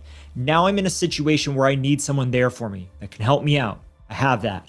Thankful for him because I really wouldn't be this far if I never ever listened. My life is getting on track finally. Getting all my stuff together, forgetting about my past, forgetting about all the problems I had before. Finally getting a job where I can earn money and save up and do good for myself. Going to live the life I always wanted. And I can and will get there, thanks to him. A few weeks later, she posted a picture of a sonogram. And a few months later in October, Giovani was born. When he was little, Elena focused on being a good mother. She dressed him up in cute outfits, posted baby pictures, and often mentioned how much she loved him. She said that time seemed to be flying by and that she finally understood why people said their kids grew up too fast. Now, sometime in 2019, she gave birth to a second son. Pictures from 2020 showed Giovani hugging his little brother and playing with him. Though she doesn't mention what she's been through, her posts allude to hard times, and she is again committed to becoming a better person and straightening her life out. Sometime after that, she met Esteban Cabrera, and the two began a serious relationship. They moved into a house in southwest Detroit and lived together as a family. He treated Giovani and his brother as his sons, and according to his posts on social media, he loved them like his own flesh and blood. Now, sometime in 2022, he and Elena had a daughter together. But over time, they started arguing and their relationship grew strained. In March of 2024, 25-year-old Elena took all the kids and moved out. It's likely that she started her relationship with Daniel Giacchino around this time, and her relationship with the 32-year-old quickly became serious. Before they met, Daniel was going through difficult times of his own. In 2022, he pled guilty to selling illegal substances and intimidating a witness, and he was sentenced to 2 years on parole. In May of 2023, he was arrested for fleeing an officer while still on parole. Then in late 2023, he had been living with his 74-year-old grandmother, Anne, when their house caught fire and burnt to the ground. From his comments, it seemed like he had a different girlfriend at this time, not Elena, and she and her kids were living with Anne as well. In early December, a few weeks before Christmas, the house fire left them all homeless. Anne posted the following message on GoFundMe asking for donations. Hey there, my name is Anne. I'm 74 and this devastates me. It's come to this, but me and my grandson's house burnt down about 2 weeks ago with no rental insurance, and we are having a very difficult time making ends meet and keeping the roof overhead, paying for room and board in a hotel until we could find somewhere to move. We also have to support animals, one that was saved in the fire that just had puppies right after the fire. We are asking for donations for help to keep a safe roof over our head. It's very cold. It is winter in Michigan and we lost everything. Right now, our main priority is keeping a roof over our head. Any donations will be highly appreciated. God bless you all. I know everything happens for a reason. It will be a light at the end of this tunnel. I don't like asking for help, but please help us. She said they had been able to get help for food and clothes, but no one was able to help with housing. She wasn't able to rent anywhere because her credit score was so low, so they all ended up in a motel. They were supposed to pay about $350 a week to stay there, but according to posts on the GoFundMe site, they had fallen behind on those payments as well. Donations did not pour in. In fact, they only raised a total of $275, not even enough to cover a week-long stay. They asked the owner of the motel to work with them, but he seemed frustrated by the situation. One of the updates to the GoFundMe campaign, they posted pictures of a text conversation with him. It read, "Hi Daniel, I want to help you. I'm willing to be reasonable to help you out till you find a suitable alternative, but I can't have late payments. It's not sustainable. Your grandmom says she has no money to pay, but that's not my fault. After all, I'm only able to provide guests with a roof over their head if they pay on time. It's not a charitable housing. All I ask is timely payments, no complaints, especially about dog noise or about extra people living in the room, etc. Keeping the room clean, following just basic rules that guests sign up for when they first check in.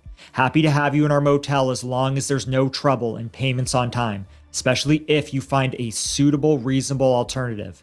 But the only reasonable precondition is payments need to be made on time and no complaints. Follow rules. One more complaint and I'll start to lose business over this, and I can't have that. I personally have zero issues with you. But to start with, you should make your payments already. That's basic, even before we get into other things. One more chance. I help you and you help me." The extra people in the room wouldn't be a problem for long. According to another update Daniel made on January 6th, his girlfriend ended their relationship when she and her kids were able to find other housing. He seemed angry and frustrated in the update, saying, and I'll try to read this as cohesively as I can, "That's the beginning of this campaign. It was a whole family, 2 kids, me and my partner and my grandmother and our dogs. Now that mine and my grandma's house burnt down that my girlfriend was living in with her kids, my girlfriend, torn apart our family and moved on. She has acquired her own house already because she has kids. I feel like we were just being used. Literally got messages of her throwing in my face. That's why I got a house and you don't. I don't know what you want from me now, but I lost a woman I loved and invested in along with those kids in the house fire. And it's like she turned into somebody totally different just before this house fire. We were to get married, wanted kids, were starting businesses together, and had future plans to come to find out I was just being led on and played. So our update is me and my grandma pretty much have had everything taken from us and are still asking help because right now we're so mentally messed up, I don't know what to do." Now, I'm sure you're well aware that homelessness is no joke. Maybe you or someone that you know has experienced it at some point. Now, many of us are living one paycheck from the street, and something like a house fire could be disastrous. The issue of homelessness is extremely important to us, and we like to support charities in our area that help with those in need.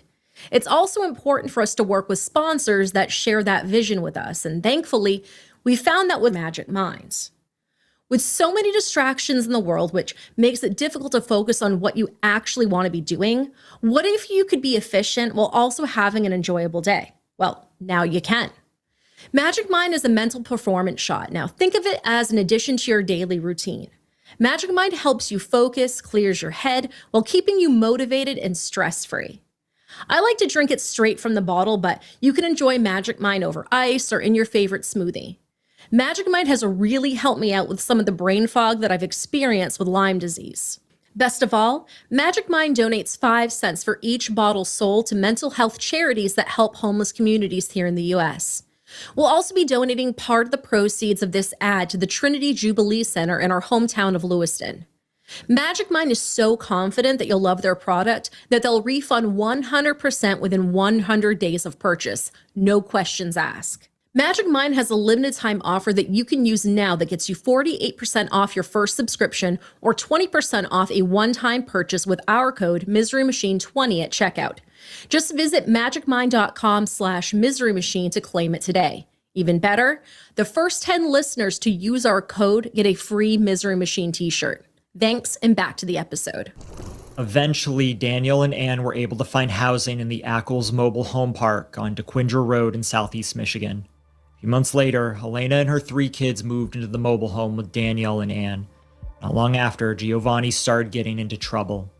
Ann also told reporters that Giovani was put in the corner when he misbehaved. When asked what he had done to deserve such punishment, this is what she said. He was being punished in the bedroom. How was he being punished? I was told that he was put in the corner. Why was this child being punished? He was being real bad. I understand that he was being real bad to his brother. When I was home the one day, I heard her reprimanding him, slapping him, with the belt. Did you see anything that made you think he was in danger? No. In the bedroom Elena shared with Daniel, a corner was set aside to discipline Giovani, though many might use the word torture instead. In text messages, they referred to it as the corner. This might not sound unusual. Plenty of parents ask their kids to take a time out when they are misbehaving and might ask them to sit in a corner. I had this done to me growing up, but this was much more serious than a simple timeout. Allegedly, the couple barricaded him in the corner, blocking off part of the room to trap him there. A black curtain covered the area so he couldn't see out. Allegedly, Daniel bought a security camera and mounted it on the wall, pointed it at the corner so they could both monitor him through video on their phones. A typical timeout for 6-year-old Giovani would last about 6 minutes, 1 minute for each year of his age. Evidence shows that he spent much longer lengths of time confined to his pen, and even slept in there. He had no bed whatsoever and was forced to sleep on a wooden slat only 11 inches wide and 3 feet long. During his confinement, he wasn't allowed to do anything. He was not even allowed to look out the window without further punishment, and he wasn't safe when he was out of his pen either. When Elena went to work, she left Daniel in charge of the children. According to Giovanni's 4-year-old brother, Daniel encouraged the young children to play with a BB gun and a ghost gun that he owned. Those that don't know, a ghost gun is usually put together from a kit, so it isn't registered and doesn't have a serial number, but it can be just as deadly as a regular weapon. In this case, Daniel's gun was a fully functional 9mm with a laser scope. He also had over 100 rounds of live ammunition, and he encouraged the kids to play with it like it was a toy. Photos found at the home showed Daniel looking on as the children played with the gun and pointed it at each other. In one image, 2 of the kids pointed the gun at another child, and the light from the gun's laser scope can be seen illuminating his raised hand. When he wasn't encouraging violent play, Daniel was being violent himself. Giovanni's brother said Daniel shot him in the leg with a BB gun, and even showed the interviewer the wound caused by the shot. He claimed his brother was shot too. Police collected video evidence to support his statement, and they found holes in the walls near the corner, Giovanni's corner where he was punished, that still had BBs in them. Daniel also allegedly beat Giovani on several occasions, in addition to confining him. These punishments were given to the 6-year-old for things like having to go to the bathroom, trying to get a drink of water, and trying to get out of the corner. On July 26, Daniel caught Giovani committing the crime of looking out the window. Angry that the boy wasn't standing in the corner with his face pressed against the wall, Daniel allegedly decided to make the preschooler stay in the corner by stapling him to the wall. Using a staple gun, Daniel fastened the shoulders of Giovanni's shirt to the wall, wedging his head and face into the corner. Apparently proud of his handiwork, he texted Elena to tell her that he had solved the problem and included a picture of the boy hanging from the wall. They both reportedly thought the situation was funny. The next day on July 27th, Elena said Daniel punched Giovani in the stomach 3 times, causing the boy to throw up. Over the next 3 days, he kept getting sicker and sicker. Later, Elena would tell police she knew he needed medical help, but she didn't take him to the hospital because she knew the doctors would see all of his injuries and she and Daniel would get into trouble. Now, at around 2:30 p.m. on July 30th, Elena finally called 911 because he had stopped breathing. When first responders arrived at the home on DeQuindra Road, they found him unresponsive with cuts and bruises all over his body. They were able to restart his breathing and rushed him to the nearest hospital. They transferred him, still clinging to life, to Children's Hospital of Michigan's Stilson Specialty Center. His stepfather Esteban was allowed to visit him there. He was horrified to see how badly the little boy had been hurt. He said, "He was so unrecognizable. His head was almost double the size. His eyes were so swollen." He stayed at Giovani's bedside that night and the next. Around midnight on July 31st, Giovani died from his injuries. In a post online, Esteban said, "My heart is completely shattered right now. There's no words I have to try to explain the pain it feels to lose a child. My son died in my arms last night. His mom and her new boyfriend beat my 6-year-old son to death. My heart is broken into a million pieces. How can someone do that to a child by his own mother? I hope you rot in hell." Elena told the police that when she went to work that morning, she had left Giovani with someone else for the day, and that this babysitter must have done something to hurt the boy. Daniel told the police the same thing. Some news reports say the person they blamed was the biological father, but none revealed the name of the person who was accused. Officers tracked down and arrested the suspect, but soon uncovered evidence that he hadn't been anywhere near the boy at the time he was injured, so he has not been named, understandably. Giovani's younger brother helped police understand what really happened. He was interviewed at Care House. This is an organization that helps interview and provide therapy for child victims of CA. He told the interviewer what he had seen the last day he spent with his brother. He said, "Chulo died all day, and Danny was there." Police soon cleared their first suspect of any wrongdoing and released him. Since Elena and Daniel had conspired to mislead authorities, they were both arrested and charged with lying to a police officer. This is a felony crime with a sentence of up to 2 years in prison. Because of a previous felony conviction, Daniel was not allowed to own guns or ammunition, so they also charged him with a felony possession of a weapon based on the items found in his home. Elena was questioned again after her arrest and eventually admitted that she saw Daniel punch Giovani in the stomach about 3 days before his death. These blows are likely what perforated his bowel, allowing intestinal contents to start leaking into his body, which can cause a massive infection, and did in this case. Emergency surgery and antibiotics would have given him a chance at survival, but with no medical help, the infection spread unchecked. Oakland County Prosecutor Karen McDonald said that investigators spent hundreds of hours going through the wealth of digital evidence on the couple's cell phones, including pictures, videos, and text messages. She alleged that both Daniel and Elena watched video clips of Giovani confined to the corner, and that they both laughed at the image of the boy stapled to the wall. That and other evidence collected from her cell phone indicated that she was aware of what Daniel was doing to her son. In a press conference about the murder, Prosecutor McDonald said, "While that CA sometimes happened while she was at work, she was aware of it and approved of the physical assaults, and at times even encouraged Daniel to abuse Giovani."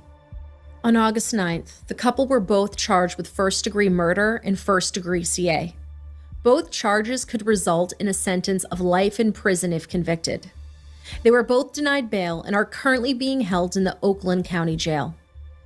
Everyone working on the case has decades and decades of experience, but even so, Prosecutor McDonald said that it was, and I'm quoting here, "one of the worst cases we've ever seen."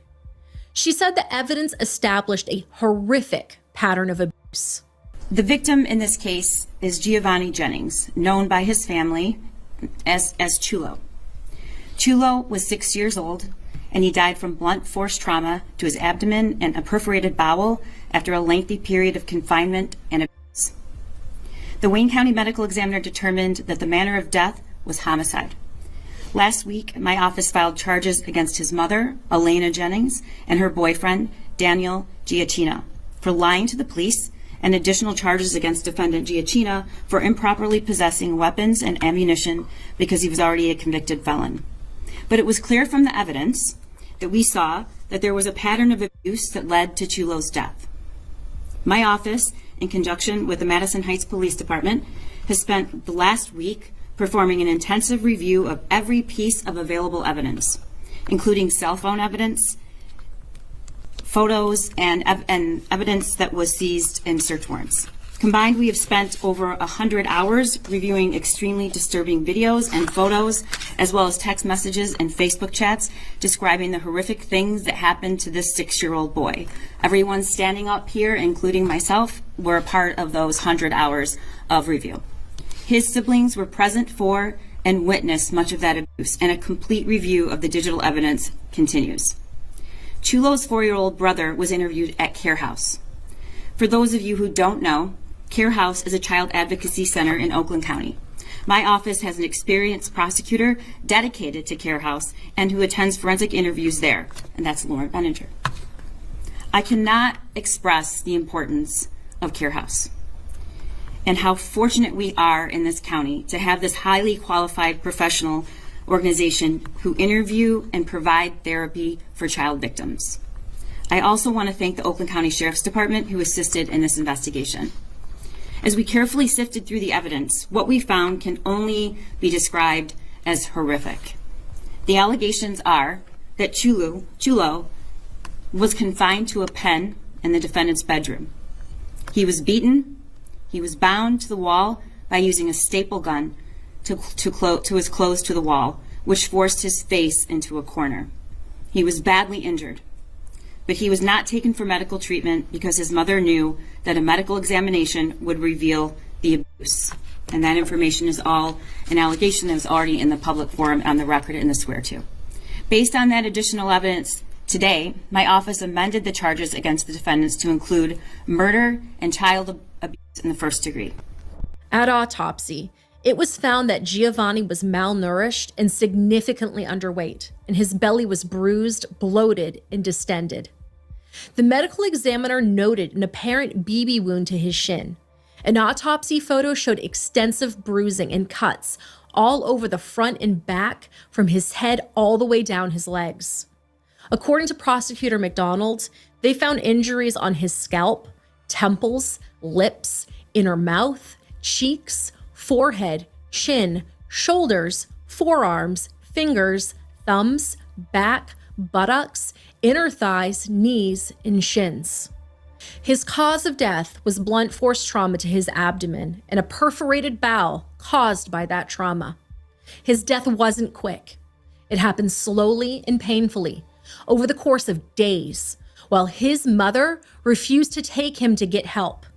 His manner of death was homicide. Elena's attorney, Jordan Zupka, released the following statement about his client. This is a devastating and complex case. Our hearts go out to everyone affected by this tragedy. This time, we remind the public that Elena Jennings is presumed innocent unless proven guilty in a court of law. We trust the legal process to thoroughly examine all the evidence, and we ask that people allow the facts to be fully reviewed before drawing any conclusion.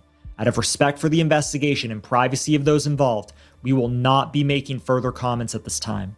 At the start of her press conference, Prosecutor McDonald also reminded everyone that defendants are innocent until proven guilty, and that all the allegations still have to be proven in a court of law. She and her staff are committed to getting justice for Giovani. She said, all children have a right to grow up in a home free of fear. This child and his siblings suffered unimaginable abuse and lived in fear every day.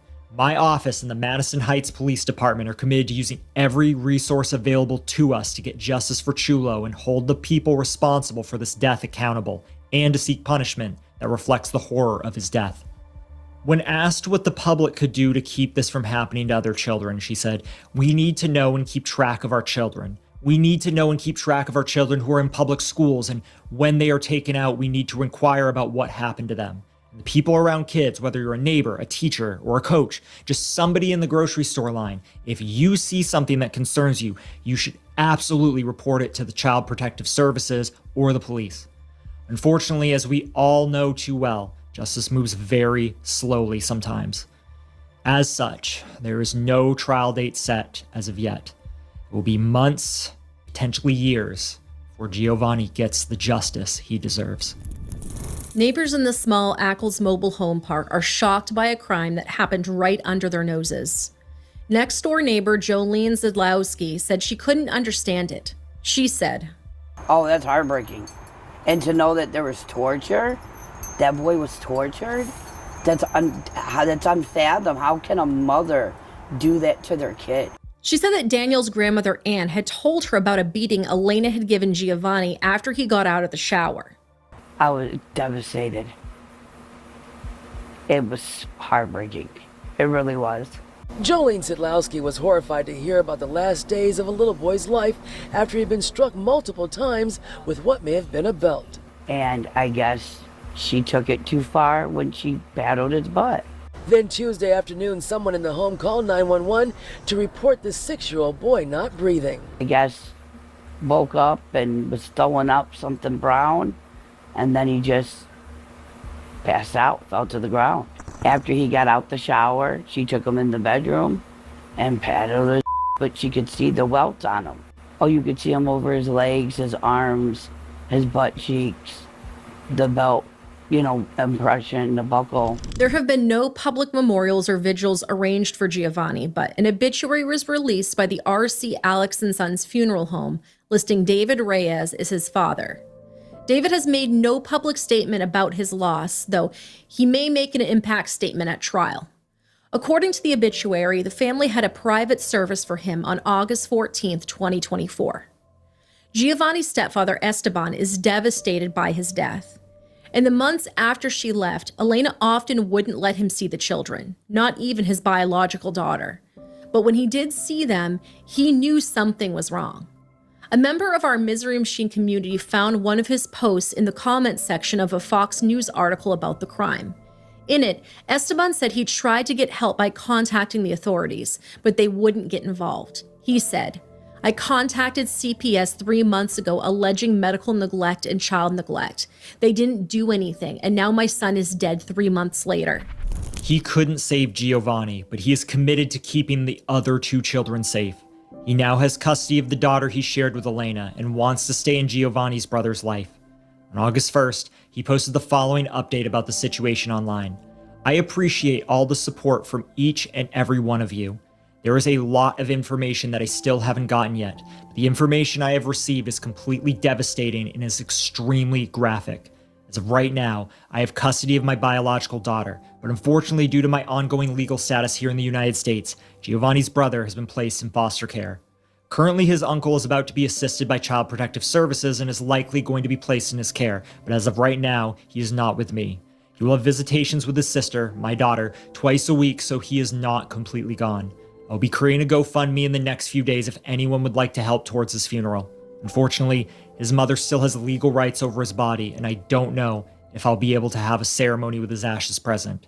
His body is still being examined due to the extreme nature of this case. I will also be making a GoFundMe for any who would like to help towards any expenses for my son and my daughter. Thank you once again."